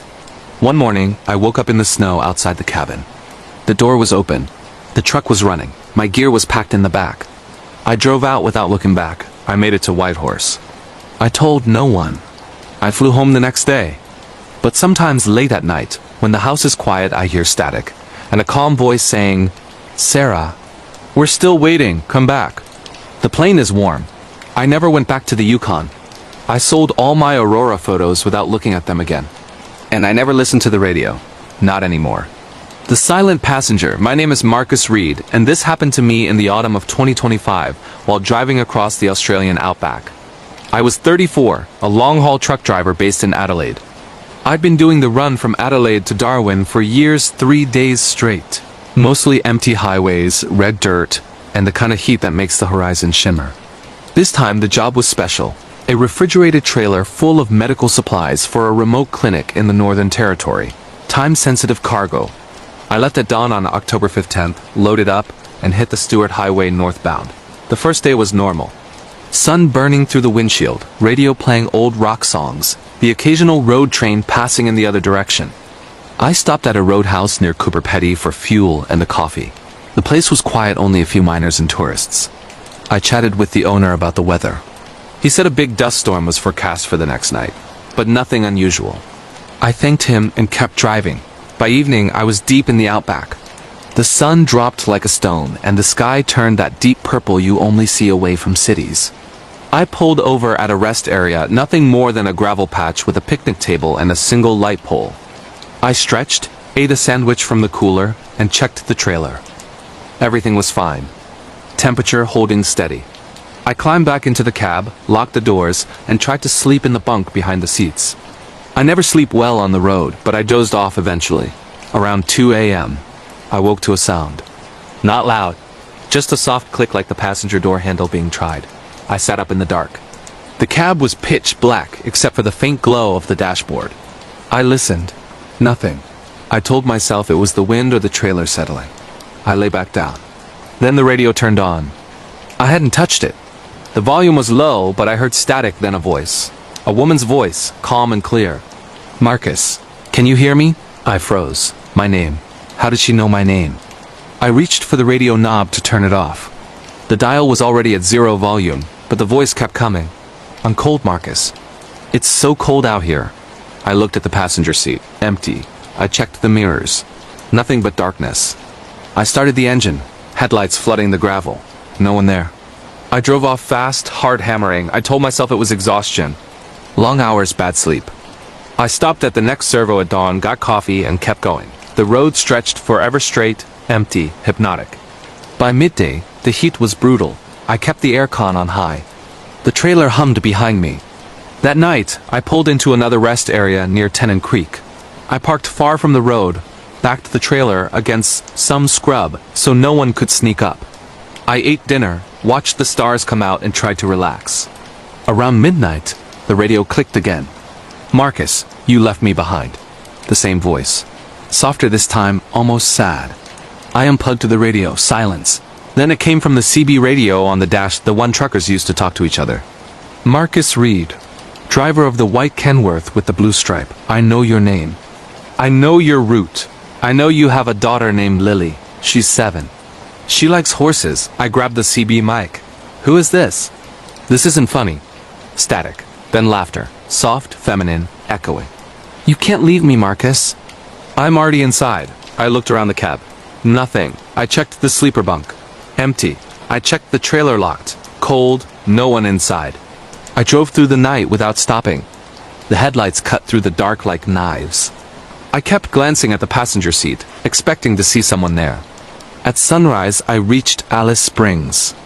I pulled into a truck stop, showered, ate breakfast, and called my ex-wife. Lily was fine. At school. Everything normal. I didn't tell her about the voice. I sounded crazy even to myself. I kept driving north. The landscape changed: red rocks, termite mounds, endless spin effects. That night, near Catherine, I stopped again. I couldn't drive forever. I needed rest. I parked, locked everything, and climbed into the bunk. I left the cab light on. I fell asleep quickly, too quickly. I woke to the sound of breathing. Slow, steady, right next to my ear. I opened my eyes. The cab was dark. The light was off. I reached for the switch. It wouldn't turn on. Then the voice spoke, inches from my face. "Don't be afraid, Marcus. I'm here to help you drive. You've been so tired. Let me take the wheel." I scrambled out of the bunk. The cab was empty, but the engine was running. I hadn't started it. The headlights were on, high beams cutting through the night. The truck was moving slowly, crawling forward on its own. I grabbed the wheel. It wouldn't turn. The pedals wouldn't respond. The gear was locked in drive. We were rolling down the highway at 20 kph, straight and steady. I slammed the brakes. Nothing. I turned the key. The engine kept running. The voice laughed softly. "It's okay. We're almost there." I don't know how long it lasted. Minutes. Hours. The truck drove itself through the dark. I sat frozen, watching the white lines disappear under the hood. Finally, the truck slowed, pulled off the road onto a dirt track I hadn't seen before, and stopped in front of an abandoned roadhouse. The sign was faded. Last chance fuel. No lights. No cars, just darkness. The engine died. The doors unlocked. The voice spoke one last time. "Thank you for the ride, Marcus. I'll take it from here." Silence. I sat there until dawn. When the sun rose, I checked the truck. Everything normal. Engine cold. Doors locked. No footprints in the dust. No sign anyone had been there. I drove the rest of the way to Darwin in silence. Delivered the cargo, flew home the next day. I haven't driven a truck since. But sometimes when I'm alone in my car, the radio turns on by itself, and I hear her voice. "Marcus, ready for another trip?" I never answer. I just turn the radio off. And keep driving. The Vanishing Guests. My name is Olivia Grant, and this happened to me in late November 2025 at a boutique hotel in the Scottish Highlands near Inverness. I was 31, a travel blogger specializing in hidden gems and off-season escapes. I'd been invited to stay for free at the Blackthorn Inn in exchange for a review. The place was marketed as a restored 18th century coaching inn with modern luxury fireplaces, tartan blankets, whiskey tastings, and views of rolling moors that turned gold in autumn. The website promised intimate, personalized service and a sense of timeless peace. Only 8 rooms. Perfect for solitude. I arrived by train from Edinburgh on a cold, drizzling afternoon. The station was tiny, and the inn's owner, Mr. Callum Fraser, picked me up in a black Land Rover. He was in his 60s, polite but distant, with a soft Highland accent. He explained that the inn was fully booked that week, unusual for November, but he'd saved the best room for me. The tower room, up a narrow spiral staircase, overlooking the loch. "You'll have the place almost to yourself," he said.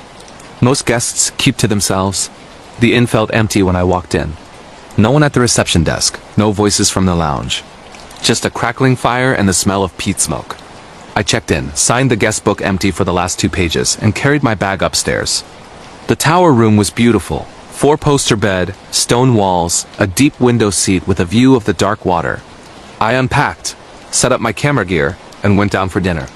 The dining room was candlelit, one long table set for 8. But only 3 other people were there. An older couple from Glasgow celebrating their anniversary, and a quiet man in his 40s wearing a tweed jacket reading a book. Mr. Fraser served us himself venison stew, roasted root vegetables, a bottle of red wine. The conversation was light. The couple talked about hiking. The man introduced as James said he was a historian researching clan history. We all laughed about the weather and how the inn felt like a time capsule. After dinner, everyone drifted off early. I went back to my room, edited photos, and fell asleep to the sound of rain on the slate roof. Around 3:30 a.m., I woke to footsteps. Heavy, deliberate, coming up the spiral staircase. They stopped outside my door. I held my breath. No knock. No voice. Just silence. Then the footsteps retreated. I told myself it was another guest going to their room. The inn was full after all. The next morning, I came down for breakfast. The dining room was set for 8 again. But only 2 places had been used, mine and one other. The older couple was gone. James was gone. Mr. Fraser brought me porridge and coffee. I asked where everyone was. They checked out early, he said, without looking up. The couple had a train. James left before dawn. Quiet folk they are. I found it strange, but I didn't press. I spent the day walking the trails around the loch, taking photos of mist-covered hills. The inn was deserted when I returned. No cars in the lot. No sounds. I went to the lounge, lit the fire, and opened my laptop to write. That night, dinner was served again. Same table, same candles. This time only one other guest, a young woman in her late 20s, dark hair, pale skin, wearing a grey wool dress. She introduced herself as Elena. She said she was from London, here to escape the city. We talked about travel, books, the beauty of the Highlands. She was funny, warm. After dessert, she said goodnight and went upstairs. I stayed by the fire a while longer, then followed. At 2 a.m., the footsteps returned. Up the staircase, slow and heavy. They stopped at my door again. Then I heard a soft knock 3 times. I didn't answer. The knocking moved to the next room. Then the next. Methodical. Patient. After the last door, silence. The next morning, breakfast for 8. Only my place set. Elena was gone. Mr. Fraser said she'd left at first light. Family emergency, he explained. I asked if the inn was always this quiet. He smiled thinly. November is quiet. People come and go. By day 3, I started noticing things. The guest book was still empty except for my entry. No luggage in the hallways. No sounds from other rooms. At dinner that night, the table was set for 8. No one else appeared. Mr. Fraser served me alone, apologized for the low turnout, and left me with a bottle of wine. I ate quickly and went upstairs. That night, the footsteps came earlier. Around midnight. They climbed the stairs, stopped at my door, knocked 3 times. Then the door handle turned, locked, of course. But it turned slowly, deliberately. I sat up in bed, phone in hand, flashlight on. The handle stopped. The footsteps retreated. I couldn't sleep after that. I sat by the window, watching the lock. Around 4 a.m., I saw lights in the water small, flickering, like candles floating. They moved in a circle, then vanished. The next day, I decided to leave. I packed quietly, went downstairs to settle the bill. Mr. Fraser was at reception. I asked for the guest book to see if anyone else had signed. He hesitated, then slid it across. Every page after mine was blank. No trace of the couple, James Elena. Nothing. I asked him directly. Where did everyone go? He looked at me for a long time. They left, he said. They always leave, I pressed. But the guest book, some guests prefer not to be remembered. I left that afternoon. Drove to Inverness, caught the train back to Edinburgh. I never posted the review. I deleted the photos. But sometimes, late at night in my flat, I hear footsteps on the stairs outside my door. 3 knocks. Slow. Polite. I never answer, and I never stay in old inns alone anymore. They're never as empty as they seem. The current date is December 20th, 2025. The empty train, my name is Thomas Hale, and this happened to me on the night of December 19th, 2025, on the last Kikyu line train from Yokohama back to Tokyo. I was 35, teaching English at a mid-sized conversation school in Yokohama's Minato-Mire district. The job paid well enough to cover rent and the occasional trip to Kyoto, but the hours were long. That Friday evening, we had a mandatory staff meeting that dragged on until nearly midnight, discussing next semester's curriculum, student feedback, and the new AI translation tools that were supposedly going to replace half of us. I left the school around 11:45 p.m., coat collar turned up against the biting December wind, and hurried to Yokohama Station.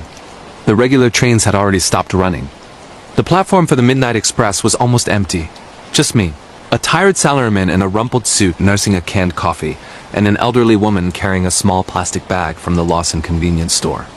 The train pulled in at exactly 12:12 a.m. A long, old-fashioned green Kikyu 2100 series set, the kind they've been running since the 1990s.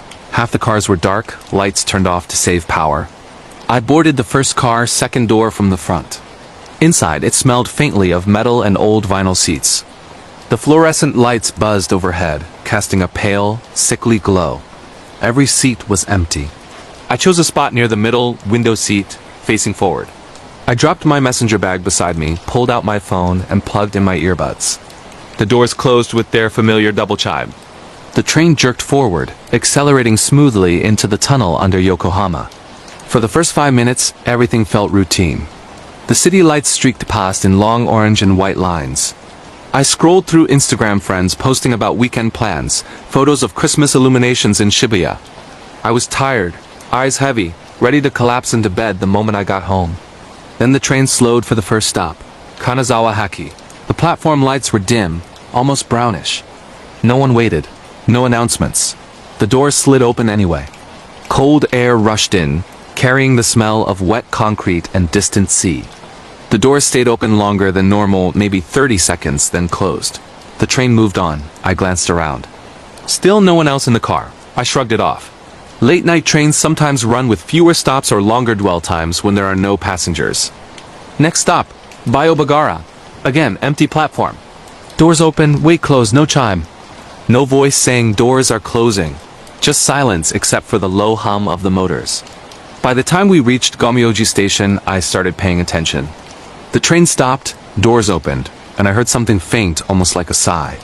A long, slow exhale coming from somewhere near the end of the car. I turned my head. Nothing. Empty seats. I pulled one earbud out, the sound stopped. The train pulled away. I looked at my phone. Signal strength dropped to 1 bar, then 0. I tried refreshing my messages. Nothing loaded. Horiguchi Station. Same thing. Empty platform. Longer pause at the doors.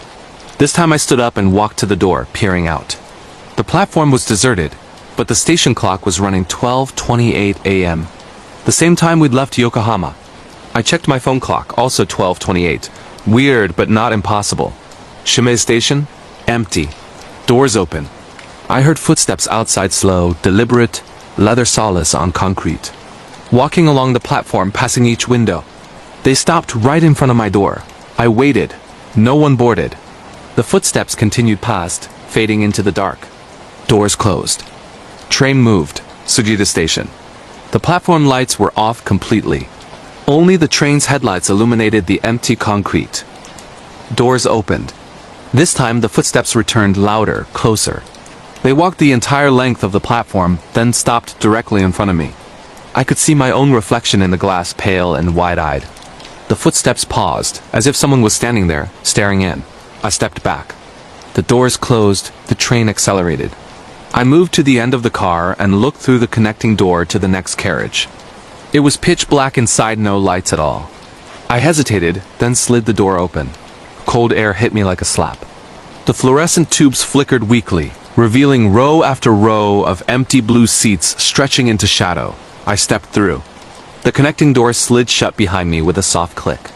The air felt different here, heavier, like breathing through wet cloth. My footsteps echoed louder than they should have. I walked halfway down the car. The lights flickered again, brighter for a second, and I saw it, one seat, halfway down on the right, occupied. A woman sat there. Dark coat buttoned to the neck, long black hair falling over her face like a curtain. Hands folded neatly in her lap. She didn't move, didn't look up. I stopped. The train swayed gently. I cleared my throat. Sumimasen? Excuse me.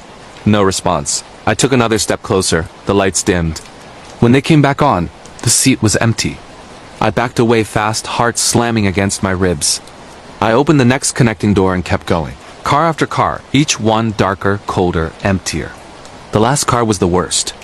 The emergency door at the very end was slightly ajar, letting in a thin stream of night air. The train was still moving, elevated high above the city. Below, the lights of Tokyo glittered like scattered diamonds. I heard the footsteps again. This time inside the car. Coming from behind me. Slow. Steady. Closer. I turned. She was there at the far end of the carriage. Same coat, same hair hiding her face. She began walking toward me. One measured step after another. The lights flickered with each step she took. I backed up until I hit the end wall. No more cars. No escape. She stopped a meter away. Slowly, deliberately, she raised her head. Her face was smooth. No eyes. No nose. No mouth. Just blank, pale skin stretched tight over bone, like a mannequin that had been erased. She reached out with one hand. Cold fingers brushed my cheek, soft, almost gentle. Then the train slammed on the brakes. I was thrown forward. The doors opened with a violent hiss. I stumbled out onto a platform I had never seen before. It was overgrown with weeds pushing through cracked concrete. No signs, no lights. Only moonlight and the distant rumble of the city far below. The platform was completely abandoned. Behind me, the doors closed. The train pulled away, lights brightening as it sped into the darkness. I stood alone, wind whipping through my coat. I checked my phone. The screen showed 12:15 a.m., the exact time I had boarded. Battery at 1%. I walked along the tracks in the dark until I found a service road. Hours later, at dawn, I reached a small station in a town I didn't recognize. A convenience store clerk called me a taxi. I never found that station again. I searched maps, timetables, old forums about urban legends. Nothing matches. I still commute every day. But I never take the Midnight Express. And when the train is empty, I sometimes hear breathing behind my seat. I never turn around. I just keep my eyes forward. And I never take my earbuds out. Terrifying real-life horror stories from haunted small towns in America, supernatural nightmares, demonic entities, and unexplained disappearances that will chill your soul. True Scary Stories compilation for sleepless nights in the quiet, fog-shrouded town of Hawthorne, Indiana, nestled between rolling cornfields and dense, ancient forests, life moved at a slow, predictable pace. It was the kind of place where everyone knew each other's names, where Friday night football games were the highlight of the week, and where the biggest scandals involved who stole whose garden gnomes. But beneath the surface of this idyllic Midwestern facade lurked something far more sinister, a rift in reality itself. A tear in the fabric of the world that connected the everyday to a realm of unimaginable terror. This is the story of four friends Mike, Sarah, Lucas, and Emma, who stumbled upon that rift one fateful autumn evening in 2025. And the horrors that followed would haunt them and the town forever. It all started on a crisp October day, the leaves turning shades of fiery red and gold, crunching underfoot as the group biked through the outskirts of town.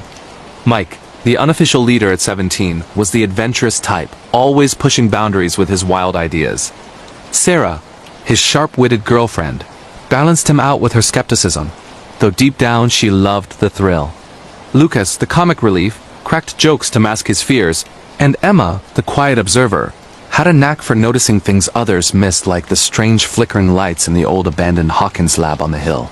A relic from the Cold War era that locals whispered was once a government facility for secret experiments. "Guys, check this out," Emma said, pointing to a chain-link fence surrounding the lab's perimeter. The fence was rusted, overgrown with vines, but a section had been pried open, as if inviting them in. "I heard stories from my grandpa. He said they did weird stuff here back in the 80s, mind control, portals to other dimensions. Total conspiracy crap, right?" Lucas laughed nervously. "Yeah, and Bigfoot's probably the janitor. Come on, let's just head to the arcade." But Mike's eyes lit up. "No way. This could be epic. Imagine if we find something cool inside, like old tech or hidden rooms. It'll be our secret adventure." Against their better judgment, they slipped through the gap, hearts pounding with a mix of excitement and unease. The lab was a maze of crumbling concrete halls, fluorescent lights flickering sporadically from residual power sources. Graffiti covered the walls. "The upside down is real. They watch us." Cryptic warnings that sent shivers down their spines. As they ventured deeper, the air grew colder, unnaturally so, and a low hum vibrated through the floors, like the building itself was alive. In a forgotten basement room, they found it a shimmering veil of energy, like a rip in the air, pulsing with an otherworldly glow. Vines from some alien flora crept through it, twisting and writhing as if seeking prey. "What the hell is that?" Sarah whispered, her voice echoing unnaturally. Before anyone could respond, Emma reached out, her fingers brushing the surface. A surge of electricity shot through her, and the rift widened, pulling her in. The others screamed, grabbing her arms, yanking her back just in time. But something came through with her, a shadowy figure, humanoid but wrong, its limbs elongated, skin pale and veined like rotting marble. It let out a guttural screech that echoed like nails on a chalkboard, then vanished into the shadows. That night, the nightmares began. Mike woke up sweating, dreaming of a mirror world where everything was decayed, inverted, and filled with monstrous creatures. Sarah heard whispers in the walls of her house, voices calling her name in languages she didn't understand. Lucas saw flickering lights outside his window, shapes moving in the darkness. And Emma changed. Her eyes sometimes glazed over, as if she was seeing through to that other side. The next day, they met at the local diner, faces pale and drawn. "We have to go back," Mike insisted. "Whatever that was, it's not done with us. Emma, you felt it, right?" "Like it's connected to you now," Emma nodded slowly. "It's called the Void. I saw glimpses, a parallel dimension where time doesn't flow, right? Where monsters rule. And now, because of me, the barrier's weakening. Things are slipping through." As days turned to weeks, Hawthorne began to unravel. Pets went missing, found later with their insides turned out, as if devoured from within. Strange vines sprouted overnight in backyards, choking trees and releasing spores that caused hallucinations. People reported seeing demogorgons. That's what the kids started calling them, flower-faced beasts with razor teeth, lurking in the woods. The friends delved into research, sneaking into the town library after hours. They uncovered old newspaper clippings from the 1980s. Similar incidents, covered up by the government. Project MKUltra on steroids, Sarah muttered. They were trying to open portals for espionage, but they unleashed hell. Their investigation led them to Dr. Elias Thorne, a reclusive former scientist living on the edge of town. In his cluttered cabin, filled with yellowed files and bizarre artifacts, he confirmed their fears. The rift you found, it's a gateway to the Upside Down, a shadow realm mirroring our own but corrupted by dark energy. The creatures there feed on fear, on life force. And once it's open, it doesn't close easily. Thorn gave them a makeshift device, a frequency jammer pieced together from old radios and crystals to seal the rift, but warned it would require a sacrifice. One of you must enter the void and disrupt the core from inside. But beware, the Mind Flayer rules there, a psychic entity that possesses minds. Armed with flashlights, bats, and sheer determination, the group returned to the lab under cover of night. The building was alive now, walls pulsing like veins, air thick with the stench of decay. As they descended, Demogorgons attacked slimy, screeching horrors that moved with unnatural speed. Lucas swung his bat, cracking one skull, but not before it slashed his arm, black ichor burning his skin. Deeper in, the rift had grown, a swirling vortex of red lightning and shadows. Emma, sensing her connection, volunteered. "It's me. I started this. I'll end it." As she stepped through, the others fought off waves of creatures.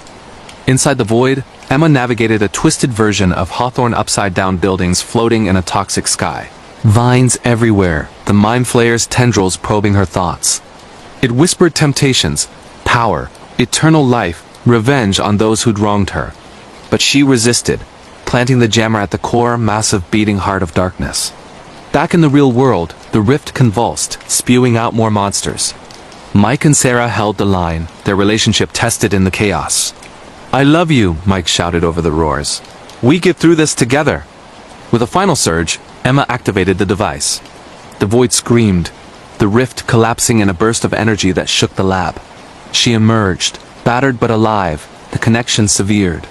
But peace was fleeting. Weeks later, as snow blanketed Hawthorne, strange occurrences persisted. Lights flickered in patterns, like Morse code. Whispers in the wind. The friends knew the barrier was thin, and the Upside Down hungered still. They formed a pact, guardians of the secret, ready for whatever came next. Years passed, but the scars remained. Mike became a paranormal investigator, Sarah a journalist exposing cover-ups, Lucas a teacher warning kids about the unknown, and Emma. She vanished one night, leaving a note. "It's calling me back. Don't follow." To this day, in small towns across America, similar stories emerge, disappearances, unnatural phenomena, rifts to the beyond. If you ever see a flickering light in an old building, turn away. Some doors are meant to stay closed. Chilling true horror survival tales from the Canadian wilderness. Plane crash nightmares, cannibalistic urges, and paranormal forces in frozen isolation. Real scary. Stories from the north that defy explanation deep in the rugged wilds of northern Ontario. Canada, where the boreal forests stretch endlessly under a merciless sky. A high school girls' volleyball team from Toronto boarded a small charter plane in the spring of 2025. Bound for a national tournament in Vancouver, the 18 players, their coach, and 2 chaperones were buzzing with excitement. Little did they know, a freak storm would hurl them into a nightmare of survival, madness, and something far more primal lurking in the shadows of the trees. Captain Elena Vasquez, a seasoned pilot with years flying bush planes, assured everyone as turbulence hit. "Just a bit of rough air, folks. We'll be through it soon." But lightning struck the engine, and the plane plummeted, crashing into a dense thicket of pines. Metal twisted, screams echoed, and then silence broken only by the crackle of flames and the moans of the injured. When the survivors emerged, 12 girls, the coach, and 1 chaperone remained.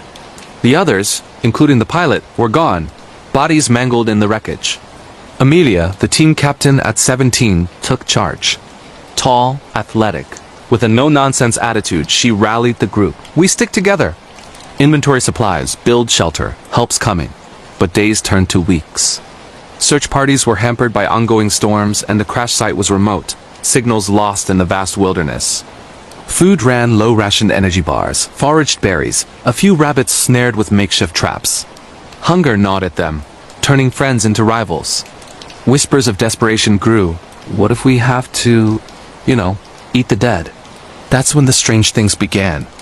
At night, around the campfire, they'd hear howls, not wolves, but something humanoid, echoing with unnatural depth. Shadows moved just beyond the firelight, eyes glinting like embers.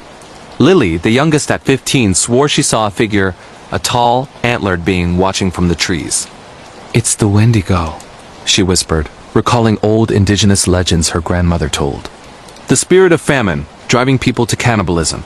The group dismissed it at first, blaming delirium from starvation. But then injuries turned infected. Fevers raged. Coach Harlan succumbed first, his leg crushed, begging for mercy. In a haze of madness, a faction led by brooding player Zoe suggested the unthinkable. "It's him or us." Survival of the fittest.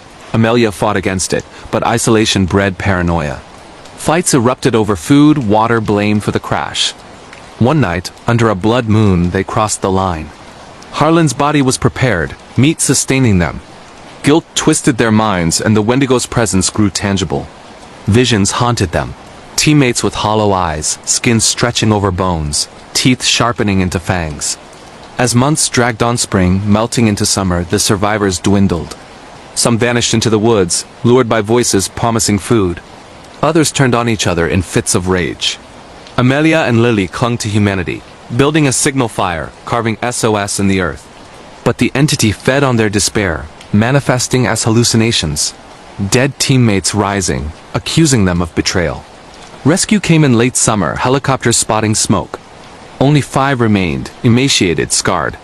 Back in civilization, they spoke little of the horrors official reports cited starvation, exposure. But in therapy sessions, they confessed, the Wendigo wasn't myth. It was real, born from their actions, stalking their dreams forever. In Canada's frozen north, similar tales persist, lost hikers driven mad, groups turning feral. If you venture into those woods, listen for the howls. And never ever give in to the hunger. Erie Island horror mysteries from rural Britain, vampiric priests, ancient curses, and community descending into bloodlust. True terrifying stories of faith gone.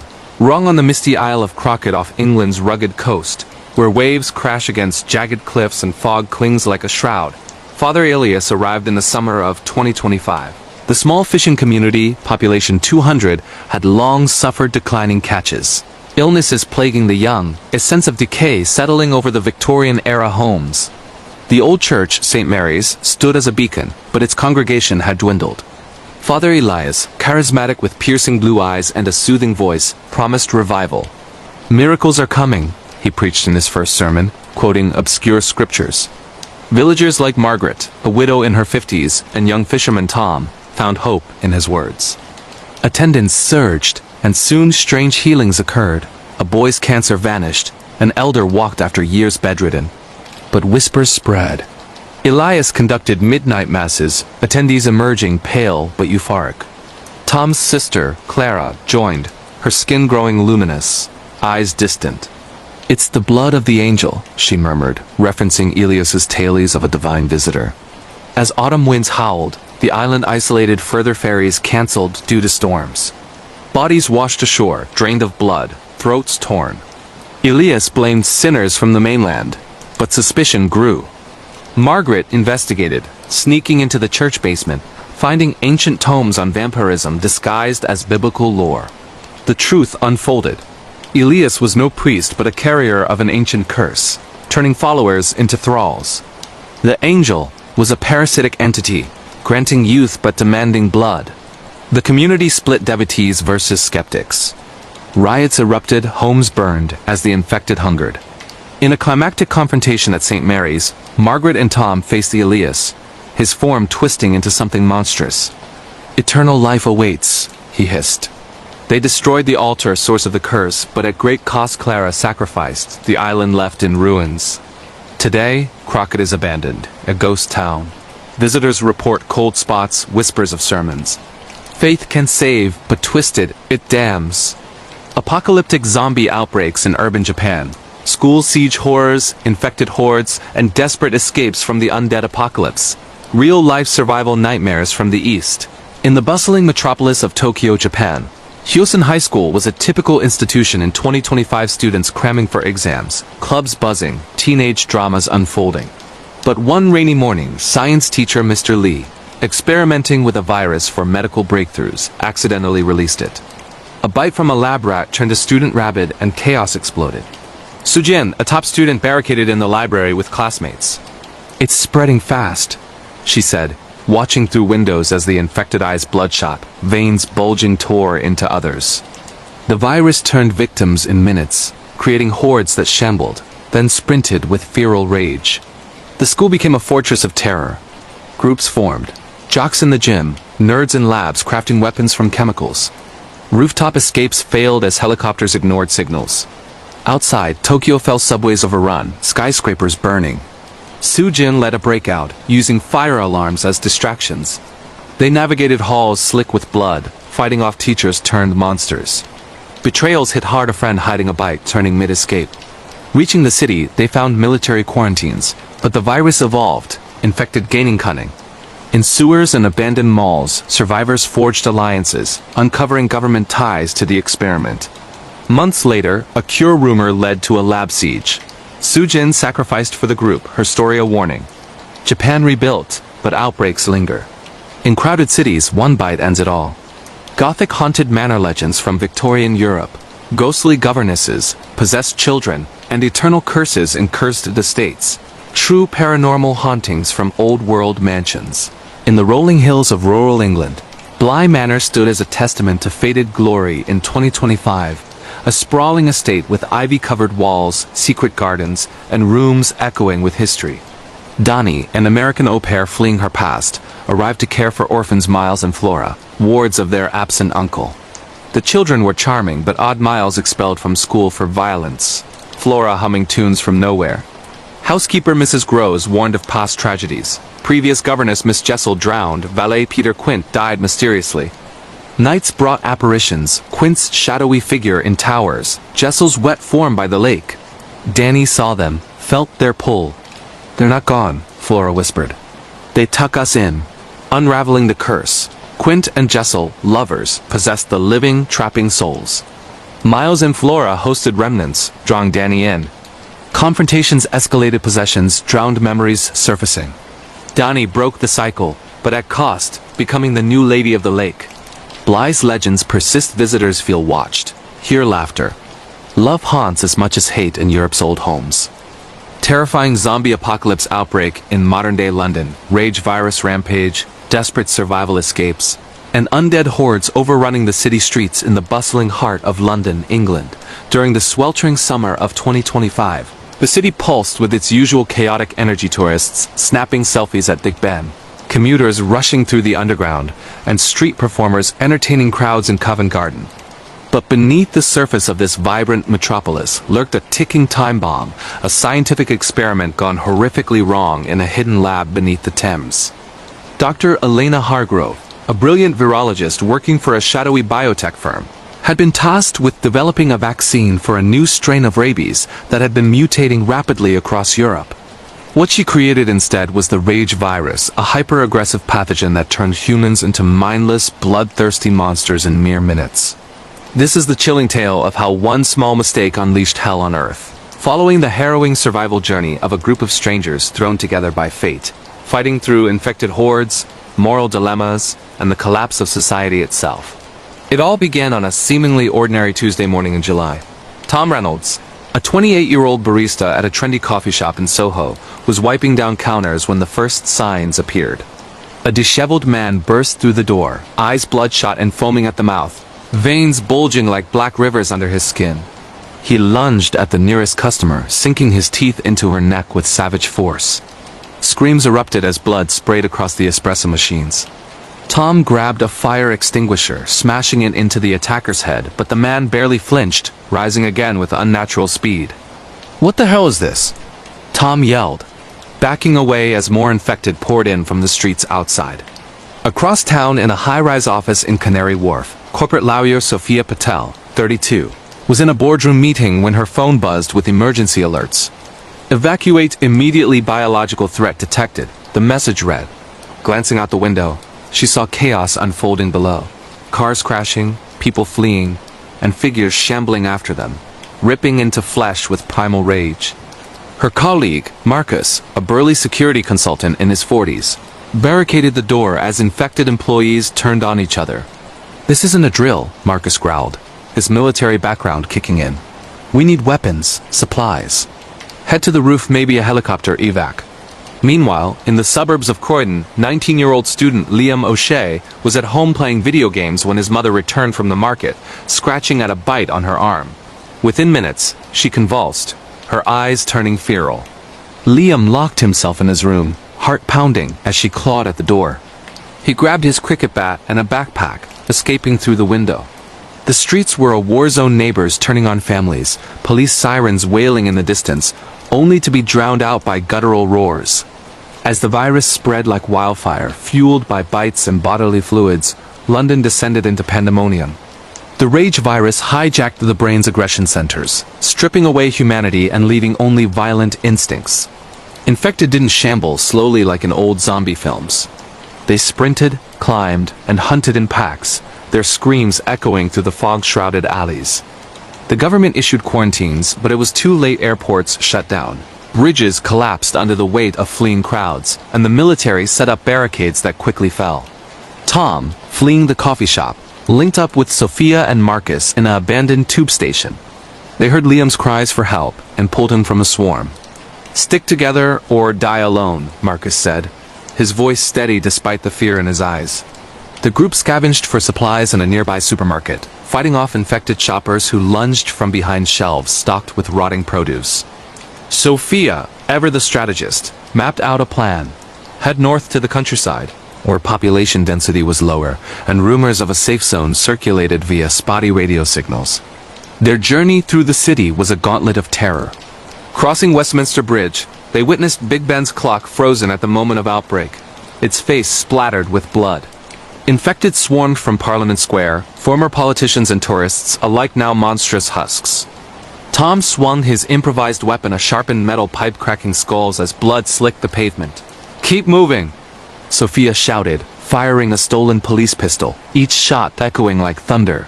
Night fell, bringing new horrors. The group holed up in an empty double-decker bus, barricading doors with seats. Outside, the infected howled, their eyes glowing in the moonlight like demons. Liam shared his story, tears streaming. "My mom. She didn't even recognize me." Marcus revealed his past, a veteran of forgotten wars, haunted by PTSD.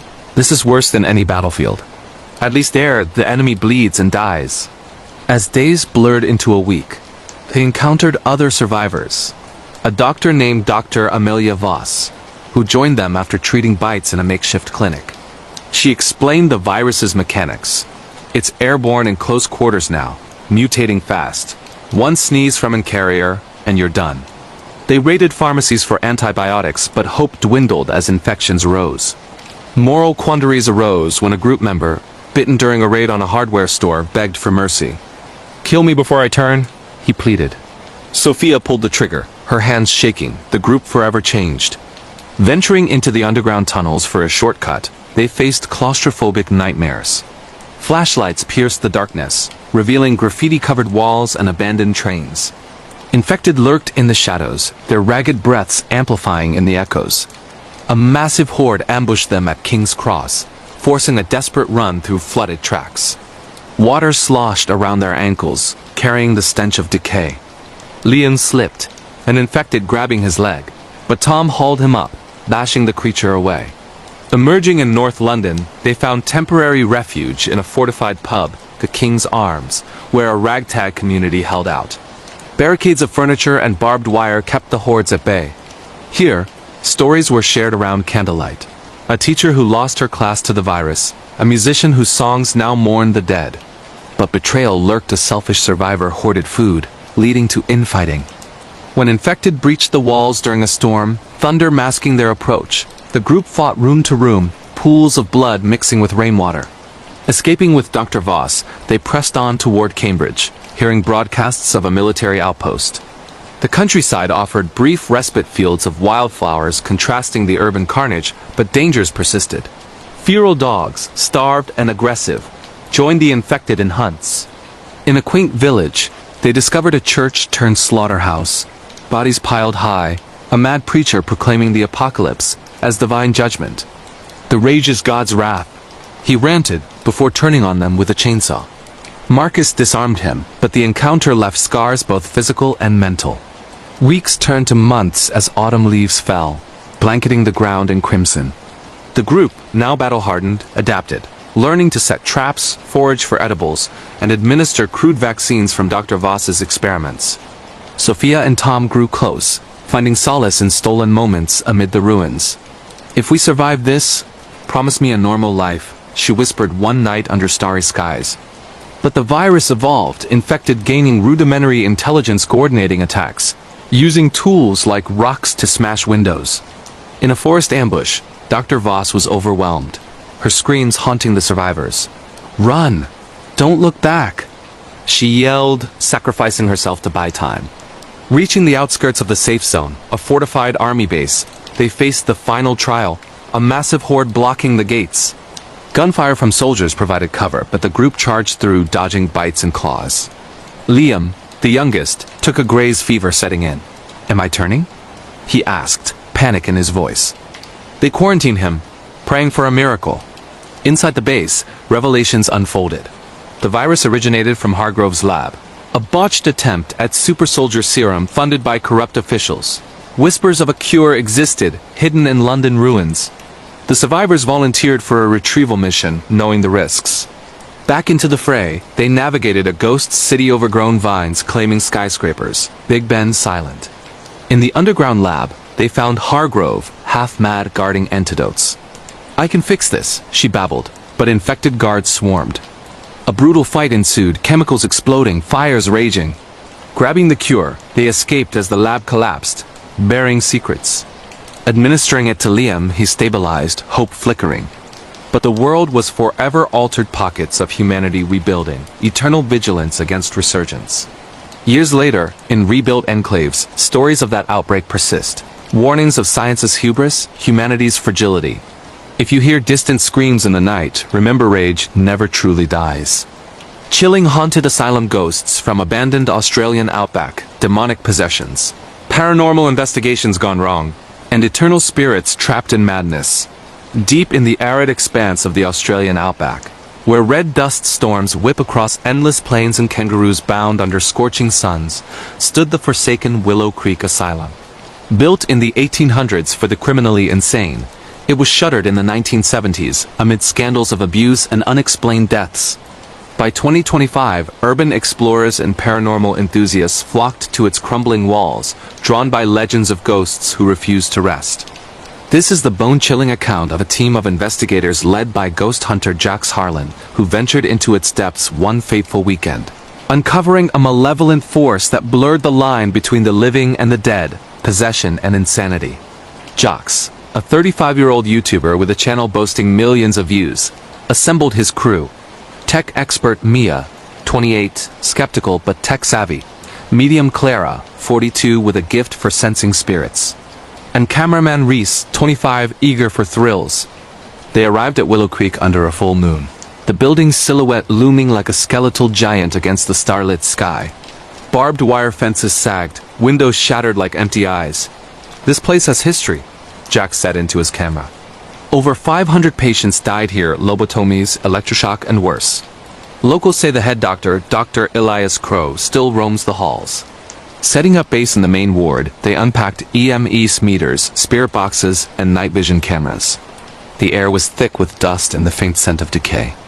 As night deepened, strange occurrences began. Footsteps echoing in empty corridors, whispers murmuring names. Clara shivered. "There's pain here, so much suffering. They're angry."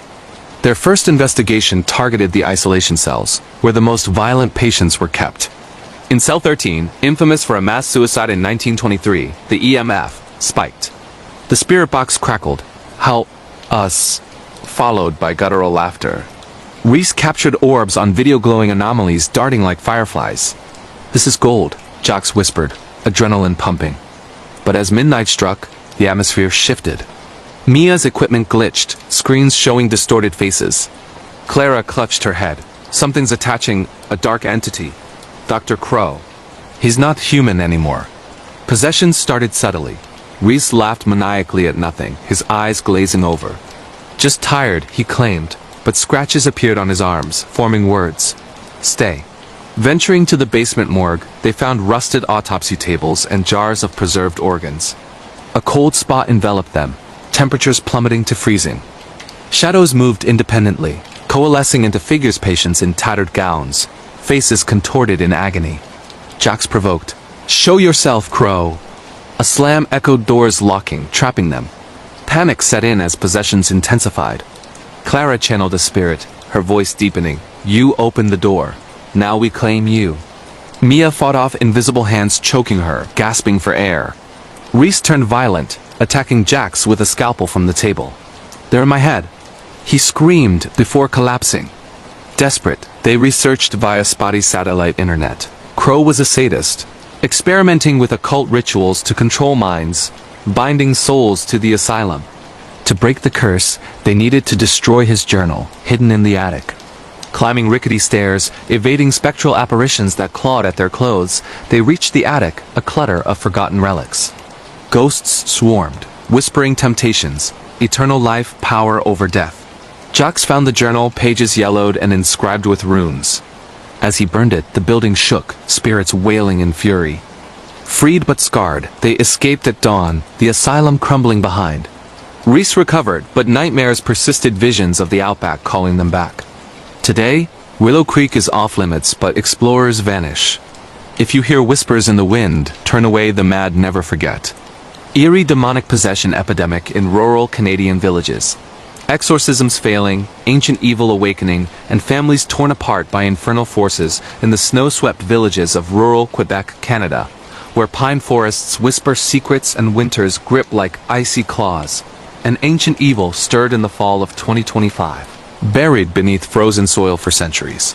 A demonic entity known as the Wendigos, shadowborn from Indigenous. Legends twisted by colonial curses began possessing villagers, driving them to unspeakable acts. This terrifying saga follows the Beaumont family and their desperate battle against the infernal, as possessions spread like a plague. Exorcisms failed, and the line between human and monster blurred in the endless night. The Beaumont's father Henry, a lumberjack in his 50s. Mother Elise, a schoolteacher. And teens Sophie, 17, and young Luke, 14, lived in a cozy cabin on the edge of Mont Tremblant. It started with Luke finding a strange artifact while hiking, a carved bone idol etched with symbols. That night, he convulsed in bed, speaking in tongues, levitating above the sheets. "It's inside me," he growled, voice not his own. Henry called Father Moreau, the local priest, who performed an exorcism. Holy water sizzled on Lutz's skin, but the demon laughed. "Your faith is weak." Luke broke free, slashing at his family with unnatural strength. The possession ebbed, but spread to neighbors, then the village. Sophie documented it on her phone, videos showing eyes turning black, bodies contorting. "It's feeding on our fears," she said. Elise researched. The idol was a relic from a 17th century curse, binding a demon to the land after settlers desecrated sacred grounds. As winter deepened, possessions multiplied. Villagers spoke of hunger and insatiable crave for flesh, echoing Wendigo myths.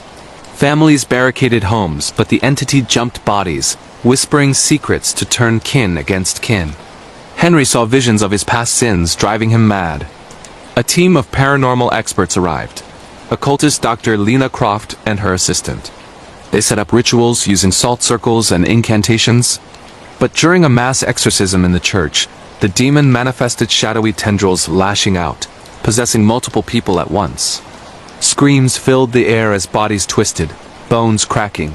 Sophie, immune somehow, led the fight. "We must return the idol to the earth," Lena urged. Trekking through blizzards, evading possessed hordes with foaming mouths and claw-like hands, they reached the burial site. Bearing it unleashed a final assault. The demon's true form, a hulking shadow with antlers. It possessed Henry, forcing a confrontation. Sophie recited ancient words, banishing it in a burst of light. The village healed, but scars lingered, lost loved ones, shattered minds. In Canada's wilds, old evils wait. Disturb them at your peril. Gothic vampire coven secrets in historic European castles. Immortal bloodlines, seductive lures, and deadly hunts through ancient halls, nestled in the misty Carpathian mountains of Romania. Castle Bran, infamous as Dracula's lair, harbored a modern coven in 2025. Led by the enigmatic Countess Valeria, vampires blended with society, luring victims via exclusive parties. This blood-curdling narrative traces journalist Alex Thorne's infiltration, uncovering eternal hunger, forbidden romances, and a war between ancient bloodlines that threatened to expose the undead to the world. Alex, 30, arrived posing as a historian. The castle's grandeur masked horrors, hidden chambers with coffins, walls seeping blood. Valeria, eternally beautiful, seduced him. Join us in immortality. As nights unfolded, he witnessed Hunt's guests drained in orgies of fangs and ecstasy. Rival coven attacked, led by Vlad's descendants, sparking battles in torchlit halls. Alex fell for fledgling vampire Elara, torn between worlds. Betrayals mounted. Valeria's plan to turn world leaders. In a climactic ritual, Alex destroyed the Source Amulet, weakening them. Escaping with Elara, who chose mortality, they fled as the castle burned. Europe's castles hold secrets. Whispers in the dark may be invitations to death. Sinister alien abduction waves and American Midwest farms, extraterrestrial experiments, memory wipes, and rural communities under siege from the stars. In the cornfields of Iowa, USA, where stars blanket the night sky, abductions surged in 2025. Farmer Jed Harlan and his family experienced lights descending, time loss, and implants. This mind-bending story details their fight against Greystall. Emotionless beings conducting hybrid experiments as communities united against cosmic terror. Jed woke paralyzed, beams pulling him aboard a ship. Probes invaded, memories fragmented. Daughter Mia showed scars, recalling nurseries of hybrid children. Investigators arrived, hypnosis revealing agendas, human-alien breeding for survival. Attacks escalated, crop circles signaling livestock mutilated. Yet's group set traps, capturing a probe. Confronting a landing, they destroyed a device, halting abductions temporarily. Midwest skies hold mysteries. If lights hover, hide the stars watch back. Creepy doll possession hauntings in Japanese urban apartments. Cursed toys coming alive, nighttime terrors. And ancestral spirits seeking revenge in Tokyo's cramped apartments. Antique doll Hana awakened in 2025, possessing owner Yumi. This spine-tingling yarn follows her descent. Whispers from the doll. Mirrors showing dead faces. Body controlled for vengeance against descendants. Yumi's friends intervened, shaman revealing the doll's bound spirit, a murdered girl. Rituals failed, doll multiplying illusions. Final burning banished it, but echoes remain. Japan's objects hold souls. Play with the past at your risk. Terrifying rage virus outbreak in post-pandemic Britain. Infected zombie hordes, desperate city escapes, and survival nightmares in a collapsed society in the fog-laden streets of Manchester, England. During the rainy autumn of 2025, the world as we knew it came to a screeching halt. The rage virus, a mutated strain born from illegal lab experiments in a derelict warehouse on the outskirts of the city, spread like wildfire through the densely populated urban landscape. What started as a small containment breach turned into a full-scale apocalypse, transforming ordinary people into rabid, bloodthirsty monsters driven by uncontrollable aggression. This is the gripping, heart-pounding tale of a diverse group of survivors: a young nurse, a retired soldier, a tech-savvy teenager, and a skeptical journalist who banded together amid the chaos, navigating through hordes of the infected moral quandaries, and the crumbling remnants of civilization in a bid for survival that tested the limits of human endurance. It began on a drizzly Monday morning in September. Emily Carter, a 26-year-old nurse at St. Mary's Hospital, was in the middle of her shift when the first patient arrived. The man, a lab technician named David, staggered into the emergency room, his eyes red-rimmed and bulging, veins throbbing visibly under his pale skin. He collapsed, convulsing violently, before lunging at a doctor with animalistic ferocity, biting deep into the man's arm. Blood sprayed across the white tiles and screams filled the air as panic erupted. Emily grabbed a syringe of sedative, jabbing it into the attacker's neck, but it had no effect. "He's not human anymore," she whispered in horror as more infected burst through the doors from the streets outside. Miles away in a quiet suburb, retired soldier Captain Robert Hawley, 58, was sipping his morning tea when the news alerts blared on his radio. "Quarantine in effect, stay indoors," the announcer urged, but the broadcast cut off abruptly with a guttural scream. Robert, a veteran of conflicts in the Middle East, knew trouble when he heard it. He loaded his old service rifle, packed a rucksack with canned goods and water, and stepped outside to find his neighbor tearing into a delivery driver. Without hesitation, he fired a shot, dropping the infected. "This is war," he muttered, his hands steady despite the adrenaline. In the city center, 17-year-old tech whiz Mia Lopez was hacking into security cameras from her laptop in a coffee shop when the power flickered. Through the feeds, she saw the horror unfolding. People turning on each other in the streets, cars crashing as drivers convulsed at the wheel, and crowds fleeing from sprinting figures that moved with unnatural speed and rage. Mia, orphaned young and street smart, grabbed her drone and backpack, slipping out the back door. She used the drone to scout ahead, avoiding clusters of the infected who howled like demons in the rain-slicked alleys. Journalist Liam Thompson, 34, was covering a story on corporate corruption at the biotech firm when the outbreak hit. Locked in the building's lobby, he witnessed executives trying to cover up the leak, only to be overwhelmed by their own security guards turning rabid. Liam barricaded himself in an office, using his phone to record the chaos. "This is the end," he broadcasted live on social media before the networks went down. Armed with only a fire axe from the wall, he fought his way out, his skepticism shattered by the reality of the virus that turned humans into monsters in under 30 seconds. The paths of these four strangers converged in an abandoned supermarket on the edge of Manchester. Emily, fleeing the hospital with a medical kit, ran into Robert, who was scavenging for ammunition. Mia's drone spotted them, leading her to the store, and Liam stumbled in during a downpour, pursued by a small horde. "We need to stick together," Robert declared, his military instinct taking over. Strength in numbers. They fortified the store with shelves and trolleys, sharing stories by flashlight as the infected banged on the doors outside. As night fell, the true terror began. The rage virus didn't just kill, it amplified aggression, making the infected faster, stronger, and relentless.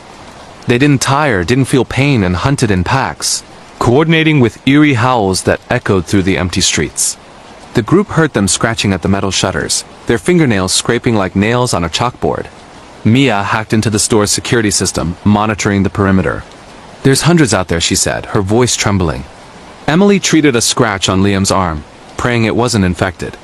"The virus spreads through fluids, bites, scratches, even spit," she explained. "Symptoms start with fever, then rage." Their first major escape came at dawn. With the horde thinning, they made a run for Robert's old Land Rover parked nearby. Infected lunged from shadows, their faces twisted in perpetual snarls, teeth bared and dripping with foam. Robert drove like a madman, plowing through a few, the vehicle jolting over bodies. "Head north to the Lake District," he suggested. Fewer people, more defensible terrain. The roads were clogged with wrecked cars and corpses, forcing detours through side streets where abandoned homes stood silent, doors ajar with bloody handprints. Along the way, they encountered other survivors, a family holed up in a church, a group of bikers turning to looting. But trust was scarce. One alliance ended in betrayal when a biker, hiding a bite, turned during the night, forcing the group to put him down. "We can't save everyone," Emily said tearfully, the weight of her nurse's oath crushing her. Moral dilemmas piled up. Do they share limited supplies with strangers? Mercy kill the bitten? The virus forced hard choices, eroding their humanity bit by bit. Weeks into the apocalypse, as leaves turned golden and rains turned to sleet, they reached the lakes. The scenic beauty contrasted the horror crystal waters reflecting cloudy skies, but infected roamed the hills, drawn by any noise. They fortified a remote cottage, setting traps with tripwires and alarms. Mia rigged solar panels for power, hacking radio frequencies for news. Fragments came through, London fallen, military bases overrun, rumors of a cure in Scotland. But the infected evolved. Some developed cunning, ambushing instead of charging. One night, a pack surrounded the cottage, mimicking human cries for help to lure them out. "It's a trap," Mia warned, her drone confirming. The battle was fierce gunfire, Molotov cocktails from scavenged bottles, screams mingling with howls. Emily was grazed, fever setting in. "If I turn, end it," she begged. Robert stood watch, his rifle smoking.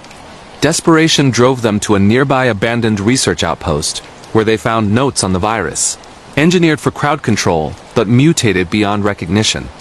A vial of experimental antivirus offered hope. Testing it on Emily, it worked, halting the rage. "We have to get this to others," Liam said, reigniting purpose. The journey north was a gauntlet. Crossing the Pennines, they faced blizzards hiding infected, frozen but still moving. In Edinburgh ruins, they joined a resistance, sharing the antivirus. But a massive horde attacked the safe zone, led by Alpha, infected with rudimentary intelligence. In the final stand atop castle walls, they fought with everything: fire, blades, wits. Sacrifices were made. Robert held the line, buying time. "Go live for us," he shouted as claws tore into him. Surviving, the others spread the cure, rebuilding pockets of society. But the rage lingered in dreams, a reminder that civilization is fragile. In Britain's post-apocalypse, stories like this warn: one mistake and the world ends. If you hear howls in the wind, run, the rage is coming. As the group pushed northward from Manchester, the landscape shifted from urban decay to rural desolation.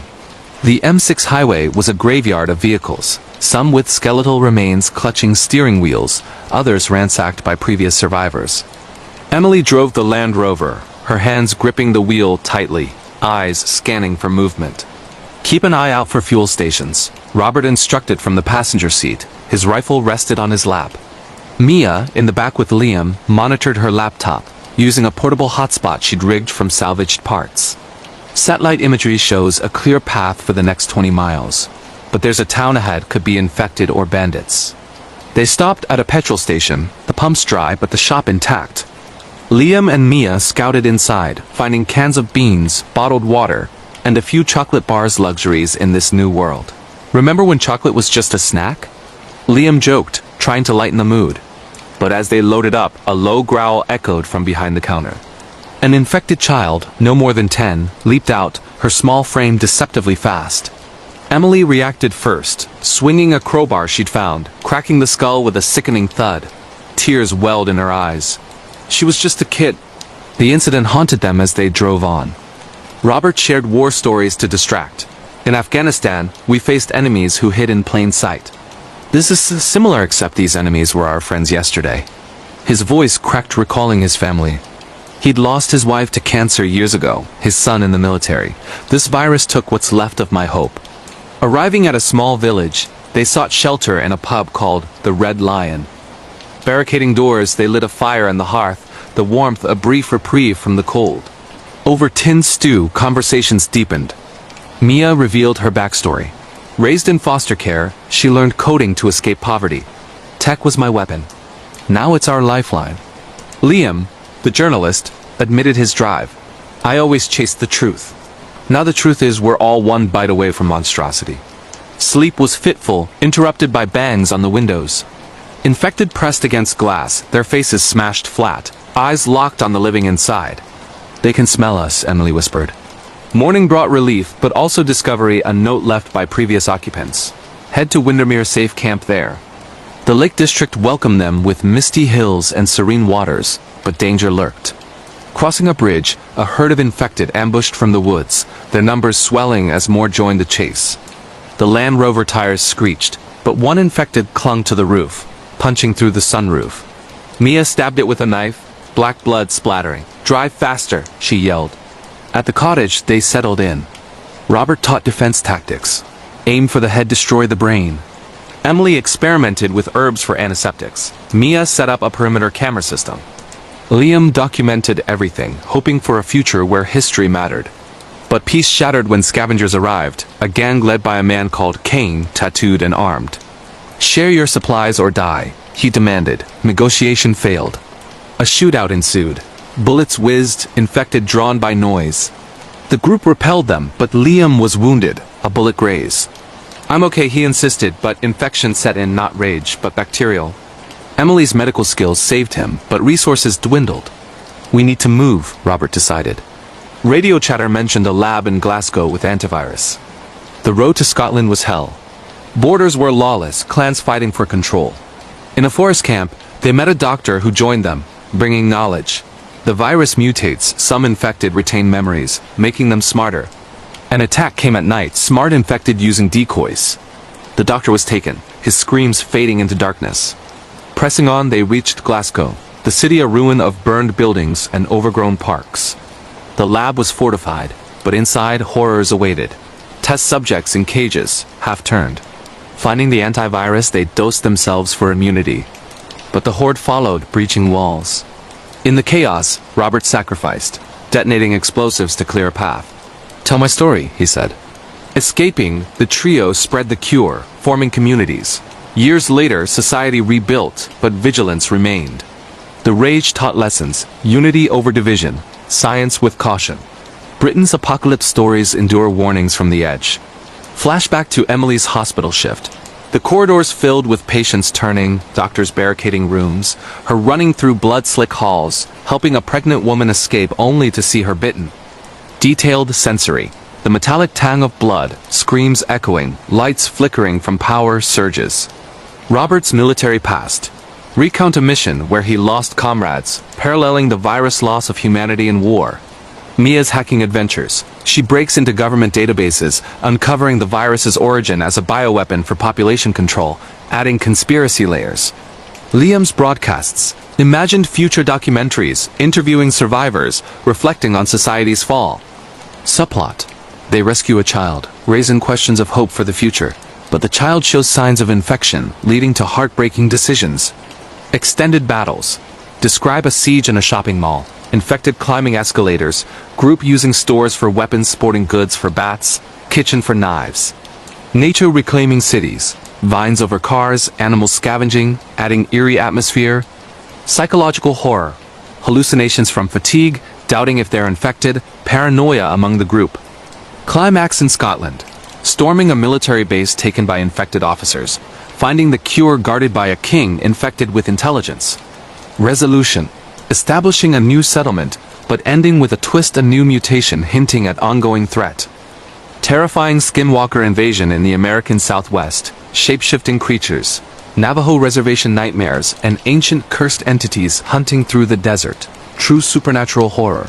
Stories from Arizona and New Mexico that will make you fear the dark forever, deep in the red rock canyons of the Navajo Nation, Arizona. During the blistering summer of 2025, something ancient and unspeakable awakened. The elders had warned for generations. Never speak its name after dark, never whistle in the desert at night, and never follow the voice of a loved one calling from the shadows. They called it Yi Nald Lucy, the Skinwalker, a medicine man twisted by Forbidden's dark magic. Capable of wearing the skin of animals and humans alike, mimicking voices perfectly, and hunting with relentless, predatory intelligence. What began as isolated livestock mutilations and strange footprints around Hogans quickly exploded into a full-scale supernatural invasion that swallowed entire communities in terror. This is the bone-chilling, true-inspired account of a group of young Navajo friends, a skeptical park ranger, and a traditional singer who were forced to confront the impossible as the line between reality and nightmare vanished under blood-red desert moons. Kayla Yazzie, a 22-year-old college student studying environmental science, had come home to the reservation for summer break. She lived with her grandmother, Hostine Nez, in a small house outside Window Rock. Kayla didn't believe in the old stories anymore. She believed in climate data, solar panels, and getting off the res one day. That all changed the night her little brother, Cody, vanished. It was July 17, 2025. Cody, 14, had been out riding his dirt bike near the old trading post. At 11:47 p.m., Kayla's phone lit up with a call from Cody's number. She answered, expecting jokes. Instead, she heard her brother's voice, terrified, sobbing, begging her to come get him. "Sis, it's wearing Mom's face. It knows my name, please hurry." The call cut to static. When Kayla and her cousins raced to the location, the bike was there, engine still warm, but Cody was gone. Only a single set of human footprints led away, then abruptly turned into massive wolf prints that walked upright on two legs.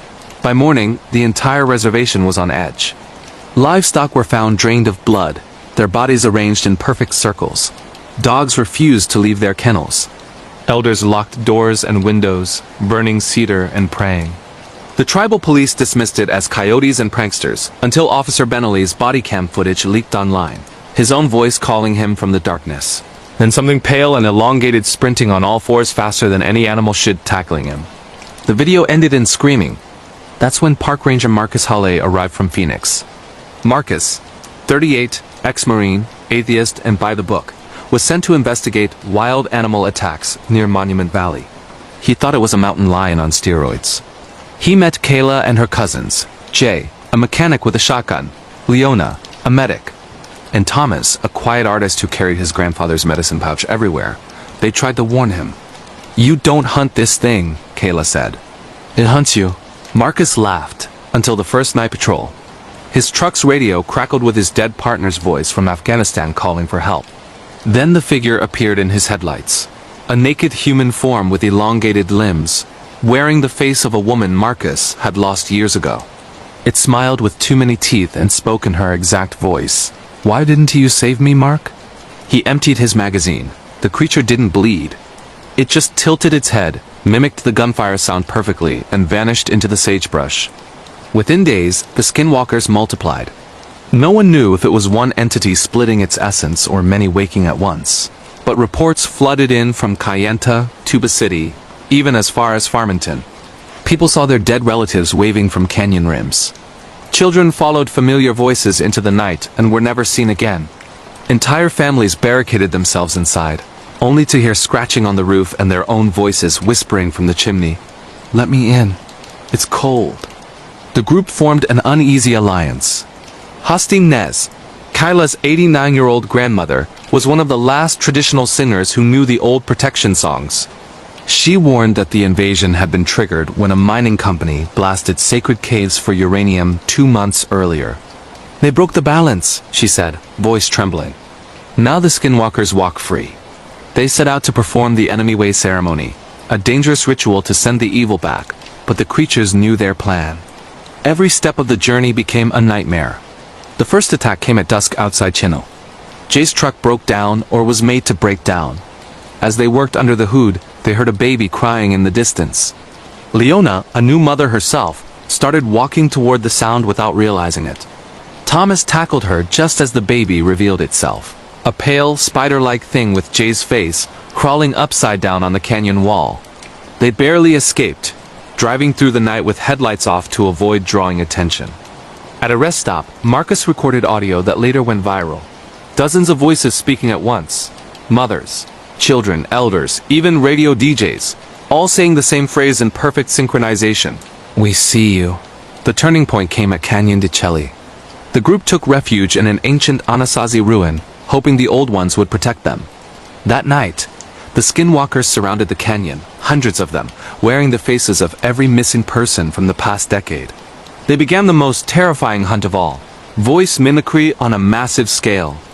Kayla heard her mother, dead 5 years from cancer, singing her childhood lullaby from the cliff above. Jay heard his daughter calling Daddy from inside the ruin walls. Marcus heard his entire Marine squad chanting his name. One by one, people cracked. A tribal officer with them walked out willingly, smiling, saying, "They just want to talk." He was torn apart in front of everyone, his skin peeling off in perfect strips as a creature stepped into it like a suit. Only 4 remained: Kayla, Thomas, Marcus, and Hastine Nez.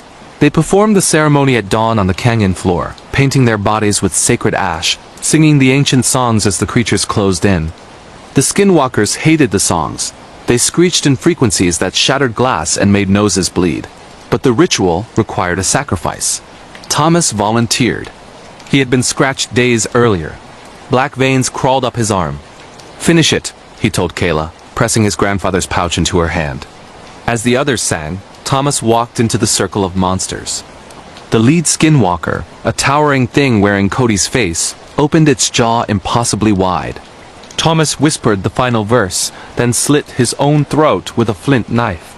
His blood hit the ground, and the earth itself screamed. The effect was instantaneous. The skinwalkers convulsed, their stolen skins melting like wax. They fled howling into the rising sun, smoke pouring from their forms. The invasion ended as suddenly as it began. But not completely. Months later, in December 2025, Kayla still patrols the desert roads at night. She carries Thomas's pouch and a shotgun loaded with ash rounds. Livestock killings have stopped. Missing persons reports are down. But every full moon, travelers report seeing figures on the ridgelines. Tall, thin, watching with glowing eyes. And sometimes, late at night, phones ring with familiar voices saying, "Come outside. We miss you." The elders say the skinwalkers didn't die. They just went back to sleep, waiting. The caves have been sealed. The mining company vanished overnight. But the desert remembers. If you read driving through the southwest after dark and hear someone calling your name from the empty landscape, someone you know is dead, do not stop. Do not roll down the window. Do not answer. because they already know your voice perfectly. And they're still hungry. The nightmare never truly ended. In 2026, new reports surfaced from Utah, then Colorado. Hikers vanishing in Arches National Park. Entire tour groups disappearing near Four Corners. Dashcam footage showing deer with human faces standing in headlights, unmoving until the driver gets out, then nothing but static. Kayla formed a team, survivors, singers, and even a few repentant scientists. They track sightings, burn cedar, spread ash lines across highways. But the creatures are learning. They use cell phones now. They send texts with perfect punctuation from dead people's numbers. They appear on security cameras wearing the faces of the person watching the screen. In Albuquerque, a little girl was found wandering the interstate, barefoot, claiming her family went into the light. When police asked where, she pointed to the Sandia Mountains and smiled with too many teeth.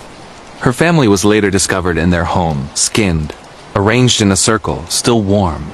The government finally acknowledged something in classified briefings. Anomalous biological entities exhibiting mimicry and extreme aggression. They tried drones, thermal imaging, even experimental sound weapons. Nothing works. The creatures adapt faster than technology. Kyla's last recorded message, uploaded anonymously in late 2026, has over 200 million views. If you're listening to this, you already know the signs. You've heard the voice. You've seen the footprints that change. Do not investigate. Do not try to record it. Do not say the name. Burn sage. Spread ash. Sing the old songs if you know them. And whatever you do, never ever follow the voice that sounds like someone you love. Because it's not them anymore. It's wearing their skin. And it's coming for yours. The desert is quiet now. Too quiet. If you're alone at night and hear knocking on your window, don't look outside. Just pray it goes away. Because some doors, once opened, can never be closed again. Terrifying parasitic outbreak in rural America, flesh-eating worms, body horror infections, and small-town quarantine nightmare. True horror stories from the Midwest that will crawl under your skin and stay. They're forever, in the quiet farming community of Black Hollow, Iowa, population 842. The summer of 2025 started like any other. Corn stood tall under endless blue skies, kids rode bikes down gravel roads, and Friday nights meant football under floodlights. Nobody noticed the first signs. A cow found dead in a pasture, its belly swollen and writhing. The vet said bloat. Nobody looked closer. Nobody saw the pale, segmented worms spilling from its mouth like living spaghetti. This is the horrifying true-inspired chronicle of how a genetically modified agricultural parasite, designed in a secret corporate lab to increase crop yields, escaped containment and turned an entire county into a living nightmare of body horror. What began with itching turned into screaming. What began with one infected farmer became hundreds. And by the time the government realized what was happening, it was far too late to stop the worms from burrowing into human flesh. Sheriff Laura Bennett, 44, mother of two, was the first to sound the alarm. It was July 29th when Farmer Dale Erickson stumbled into her station, shirt soaked with blood, clawing at his neck. "They're inside me," he rasped, voice wet and gurgling. "They're moving." Lavra watched in frozen horror as something rippled beneath his skin, traveling up his throat like a wave. Dale collapsed, convulsing. When the paramedics cut his shirt away, dozens of translucent worms, each the length of a finger and lined with tiny black hooks, poured from a hole in his chest. They righted toward the light, toward living flesh. Within 48 hours, Black Hollow was under unofficial lockdown. Phones were cut. Roads blocked by construction. The CDC arrived in hazmat suits and refused to answer questions. But the worms spread faster than any quarantine could contain. High school sweethearts, Riley Thompson, 19, and Mason Hayes, 18, were supposed to leave for college in August. Instead, they became the center of the fight to survive. Riley, pre-med, sharp-minded, and fearless, noticed the pattern first. Everyone infected had eaten beef from the Erickson farm in the last 2 weeks. The annual town barbecue, the church potluck, the diner's Tuesday special, hundreds exposed. Mason, star quarterback with a gentle heart, watched his father turn first. Coach Hayes came home from practice, scratching his arms raw. By midnight, he was on the bathroom floor, screaming as worms erupted from his forearms, like white boils popping in sequence. Mason locked the door, sobbing as his dad begged to be let in. voice distorted, wet, wrong. Open the door, son. They just want to say hi. The worms didn't kill instantly. They kept hosts alive as long as possible, using the body like a puppet. Infected people walked, talked, even smiled while their insides were slowly devoured and replaced. The later stages were the worst. When the worms reached the brain, victims became speakers, begging others to come closer, to let them in, to join the family. Riley and Mason barricaded themselves in the high school with 20 others.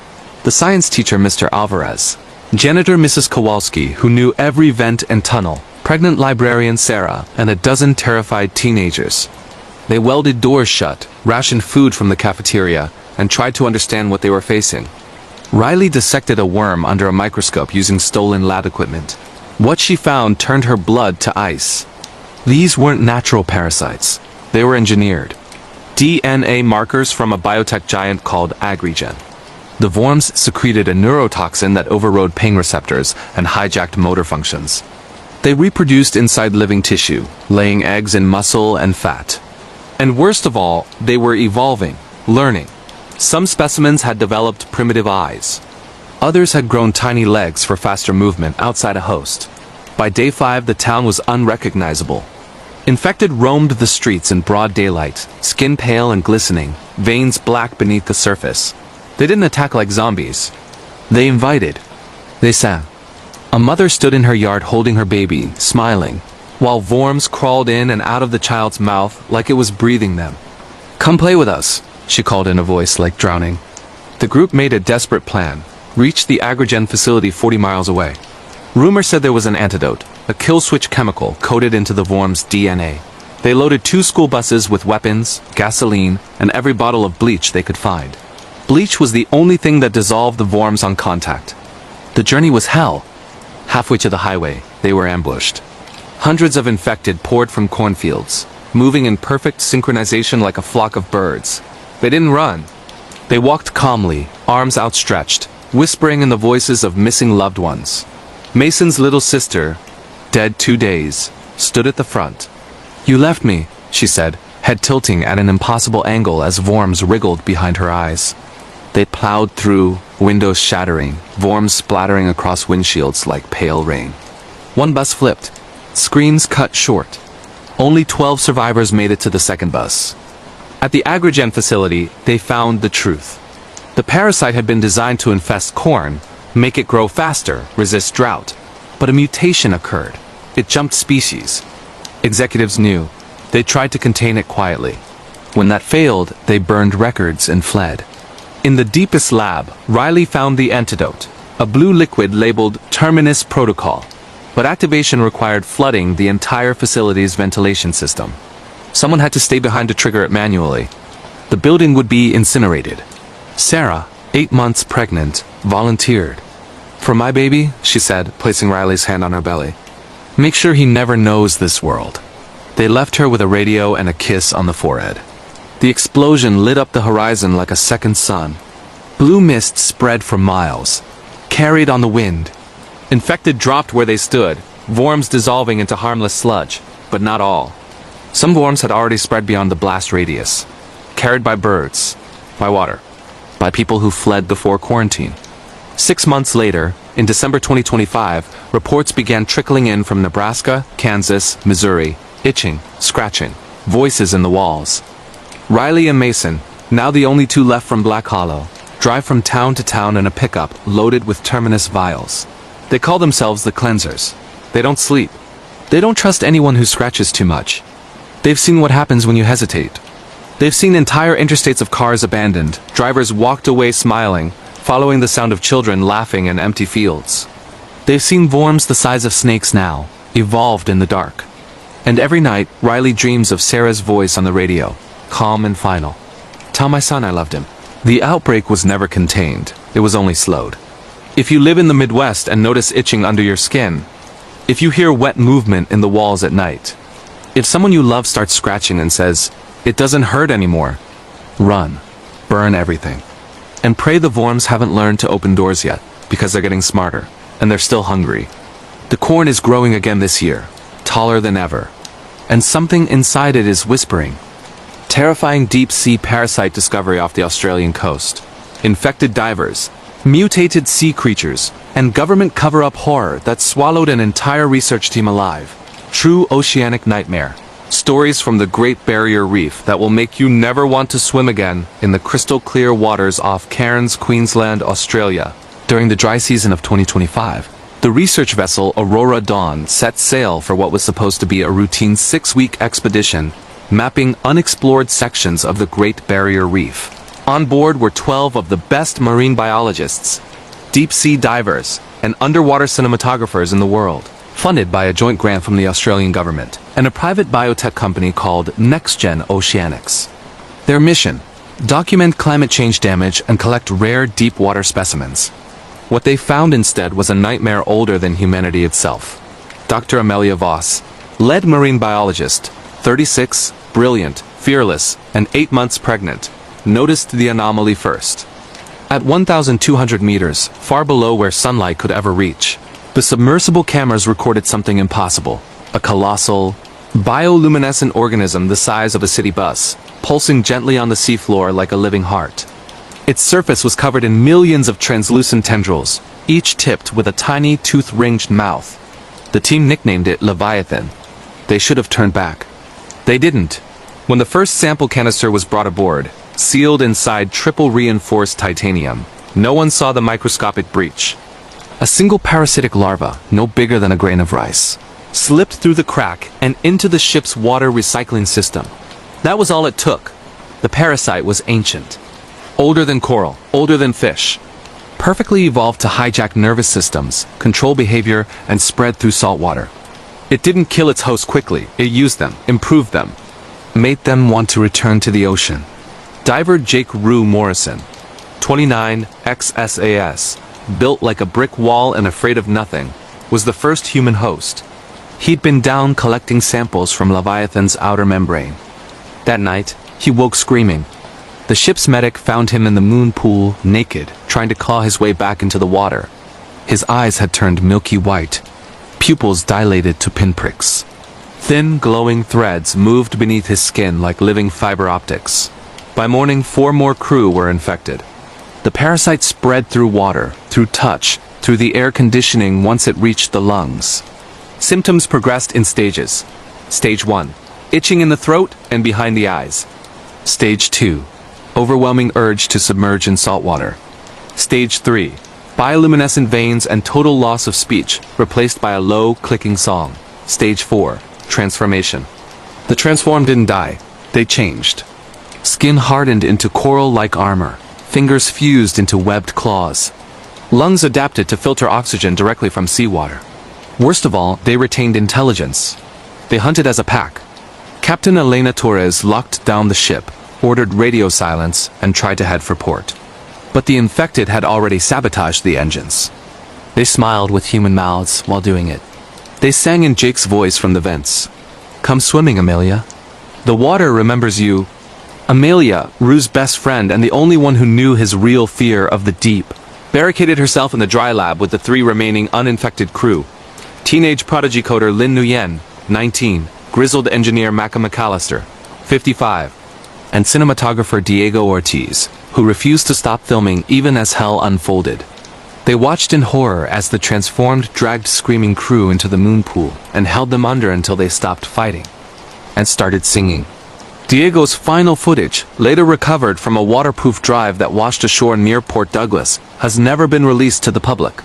It shows the infected evolving in real time, gills opening along rib cages, spines elongating into fin-like ridges. One crew member, sweet botanist Priya, grew bioluminescent lures from her forehead that mimicked human faces, her own mother's face, begging to be let in. The last stand took place in the submersible bay. Amelia discovered the parasite's weakness: extreme heat above 60 degrees Celsius. The ship's incinerator was their only hope. The plan: flood the lower decks with superheated steam from the engines, cook everything alive, then escape in the 2-man sub. But someone had to stay behind to trigger it manually. Lim volunteered, the youngest, the smallest, the one who'd never even seen the ocean before this trip. "I wrote the kill code for the steam release," she said, voice steady. "Let me finish what I started." They sealed her in the engine room with a radio and Diego's camera. The last thing Lim broadcast before the screaming started was a lullaby in Vietnamese. Then the steam hit.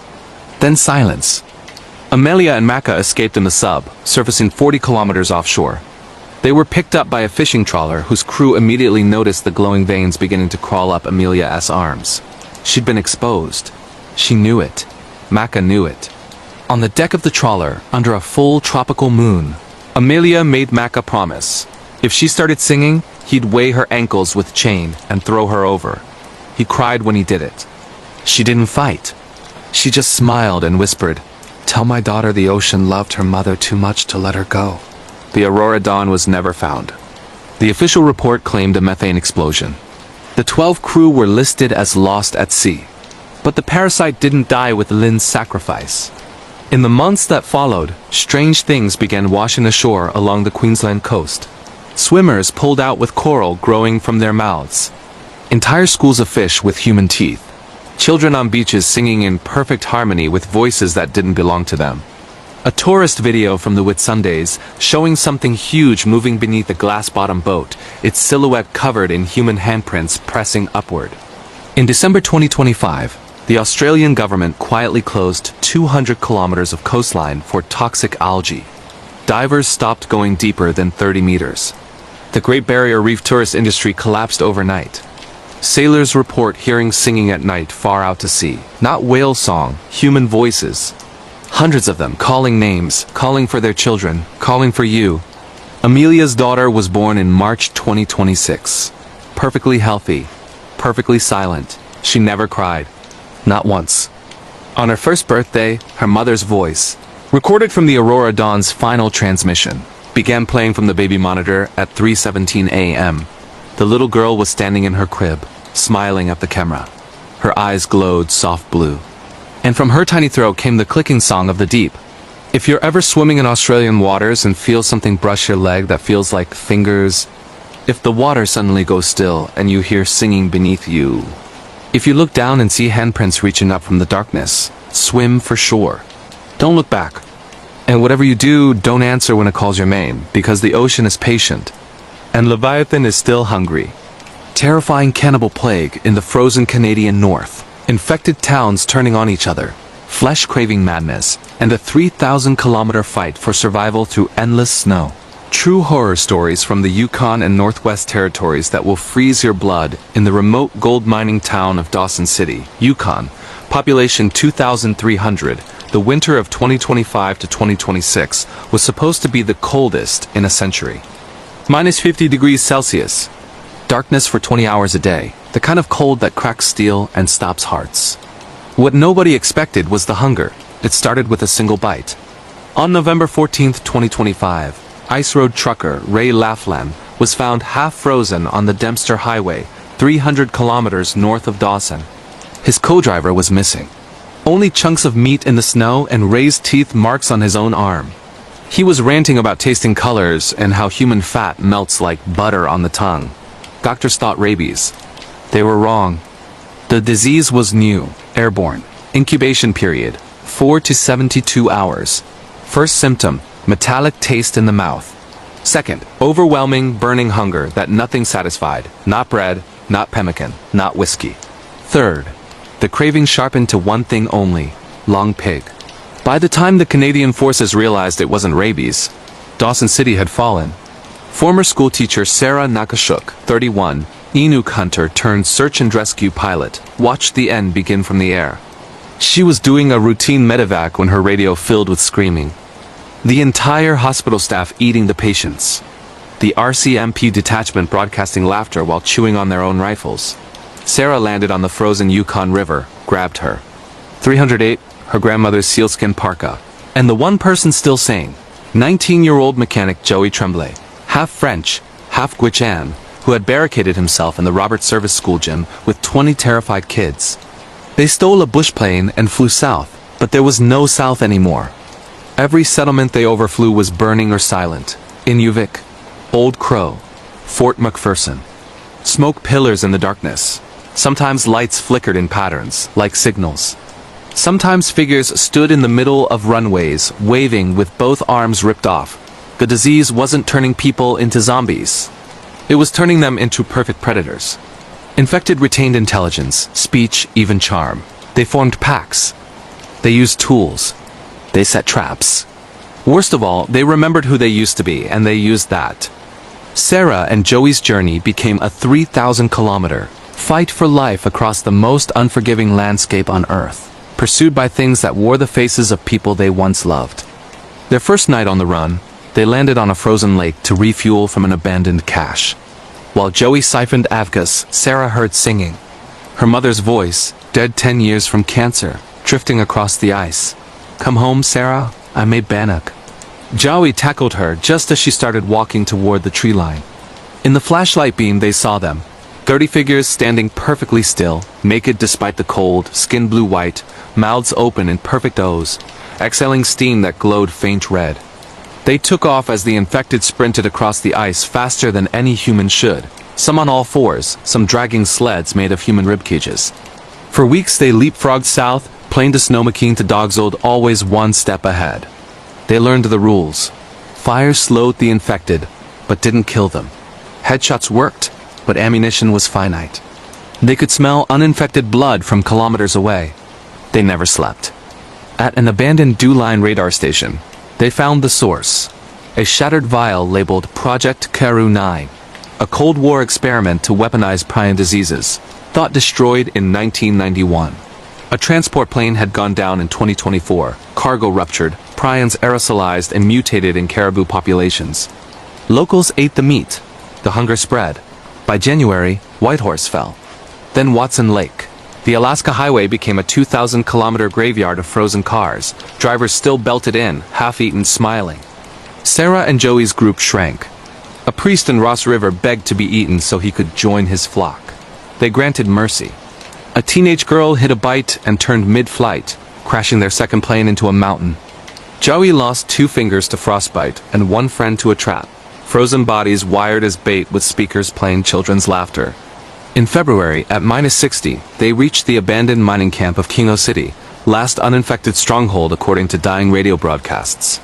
Only 30 survivors left, barricaded in the old silver mine, burning diesel to stay warm. The infected laid siege for 9 days. They came at night wearing the faces of missing loved ones, calling by name. They tunneled under the snow like wolves. They stacked frozen corpses into ladders to reach the ventilation shafts. On the 7th night, they dragged loudspeakers from the ruined town and played recordings of every survivor as family begging to be let in. On the 9th night, the power failed. Sarah and Joey made their final stand in the deepest tunnel, 400 meters underground, surrounded by dynamite left over from the 1940s. They wired it to the only exit. The infected poured in, hundreds, singing in perfect 4-part harmony, footsteps echoing like a heartbeat. Joey kissed Sarah once, hard, tasting of blood and bannock and goodbye. They lit the fuse. The explosion collapsed the entire mountain, sealed the infected inside forever, entombed them with the hunger that would never die. Search and rescue found the site in April when the snow melted. No bodies, no survivors. Just a single message carved into the frozen wall with a knife. Letters 2 feet tall. We stopped them here. Do not dig. The Canadian government declared the entire northern half of Yukon and Northwest Territories a permanent no-fly, no-entry quarantine zone. Satellite images show strange heat signatures moving under the permafrost, too large for caribou, too organized for wolves. Inuit elders say the wind now carries a new sound at night. Not the howling of wolves, the chewing. If you ever drive the Dempster Highway in winter and see figures standing beside the road, arms outstretched, mouths open in welcome. If your radio suddenly plays your mother's voice asking why you never call. If you smell cooking meat on the wind when there's no fire for 1,000 kilometers, floor it. Do not stop. Do not look in the rearview mirror, because they're still hungry. And they have all the time in the world. Terrifying mirror demon outbreak in suburban England. Possessed reflections. Bleeding glass, and entire neighborhoods trapped in their own homes by watches from the other side. True paranormal horror stories from Greater Manchester that will make you cover every mirror after dark. On the quiet cul-de-sac of Willowbrook Crescent in Stockport, Greater Manchester, the autumn of 2025 began with something small. A cracked bathroom mirror in number 17 that wouldn't stop dripping blood no matter how many times it was replaced. The estate had been built in the 1970s on the site of an old Victorian asylum that burned down in 1892, taking 312 patients with it. Everyone knew the story. Nobody believed it mattered anymore, until the mirrors started looking back differently. The first official case was 12-year-old Alfie Brennan on September 29th. His mother filmed him for a TikTok dance. In the video, Alfie is smiling at the camera. In the bedroom mirror behind him, Alfie is not smiling. Mirror Alfie is staring straight into the lens with pure black eyes and tilting his head at an angle that should have broken his neck. The video was deleted within minutes. By then it had 42 million views. Within a week, every mirror, window, phone screen, and polished kettle in Willowbrook reflected something wrong. Reflections moved 2 seconds too late. Reflections smiled when the real person cried. Reflections began waving people closer.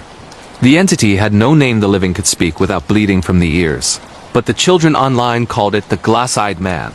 Adults who saw it clearly went mad in under an hour. Paranormal investigator and ex-police sergeant Rachel Dillon, 41, was called in after 3 suicides in one night. All people found with their faces pressed against mirrors, skulls shattered, whispering, "It knows my name." Rachel brought a team. Catholic priest Father Michael O'Connell, who had performed 23 exorcisms, and believed none of them worked. Tech specialist Aisha Khan, 28, who could hack any smart home. And medium Callum Reed, 19, pale as paper, who had been born with a call and saw the dead the way others see clouds. They arrived to find Willowbrook Crescent sealed off by police who refused to enter after dark. Streetlights flickered in patterns. Every window glowed faintly from the inside out, as though lit by something behind the glass rather than in the houses. Inside number 23, the Brennan family home, they found the parents catatonic on the sofa, eyes rolled white, rocking in perfect unison. Alfie was missing. The only mirror left unbroken was the full-length one in the hallway. Written across it in blood that kept reappearing no matter how many times it was wiped. "We are Legion. We were never behind the glass. We were always on your side." That night the rules became clear. Never look into a mirror after midnight. Never let your reflection see you cry. Never ever say its name, even in your thoughts. If your reflection blinks first, run. The entity didn't just possess mirrors. It used them as doors. By October 10th, Willowbrook had become a ghost estate of 212 houses. Some still had people trapped inside, unable to leave because every reflective surface showed the glass-eyed man waiting on the other side of the door, wearing the face of whoever was supposed to be home. Delivery drivers abandoned vans in the street. Drones sent in by the army showed residents standing motionless in their living rooms. Faces inches from TVs turned to static, whispering to their own reflections. Rachel's team set up in the only house with no mirrors left, number 9, every surface painted matte black, windows boarded and covered in salt. They recorded everything. The footage recovered later is still classified, but fragments leaked. Father Michael blessed in a mirror with holy water, only for the water to boil and the mirror to show him hanging from the church rafters in 1997, the year he lost his faith. Aisha's phone screen cracking from the inside, spiderwebs spreading as the glass-eyed man crawled out pixel by pixel. Callum screaming that there weren't thousands of demons, there was only one, split into infinite pieces, and every mirror was a mouth that was trying to speak through all at once. On October 17th, the entity escalated. Every screen in Greater Manchester, TVs, phones, laptops, car windscreens, turned to the same image at 3:17 a.m. The glass-eyed man, tall, elongated, wearing a suit made of broken mirror shards that reflected the viewer's worst memory. For 3 minutes he said nothing. Then, in millions of voices at once, he spoke every viewer's childhood nickname only their mother knew. Emergency services collapsed. Roads gridlocked with crashed cars. Hospitals filled with people who had clawed their own eyes out. Rachel's final plan was medieval. Destroy every reflective surface in Willowbrook and perform a reverse binding. Trap the entity inside the last mirror and sink it into the old asylum foundations where the fire started. They chose the biggest mirror left, an antique in the community center, 7 feet tall, original to the asylum, never moved. The team dragged it to the wasteland where the asylum's east wing once stood. They drew a circle of salt mixed with cremated remains of the 1892 victims, obtained from unmarked graves.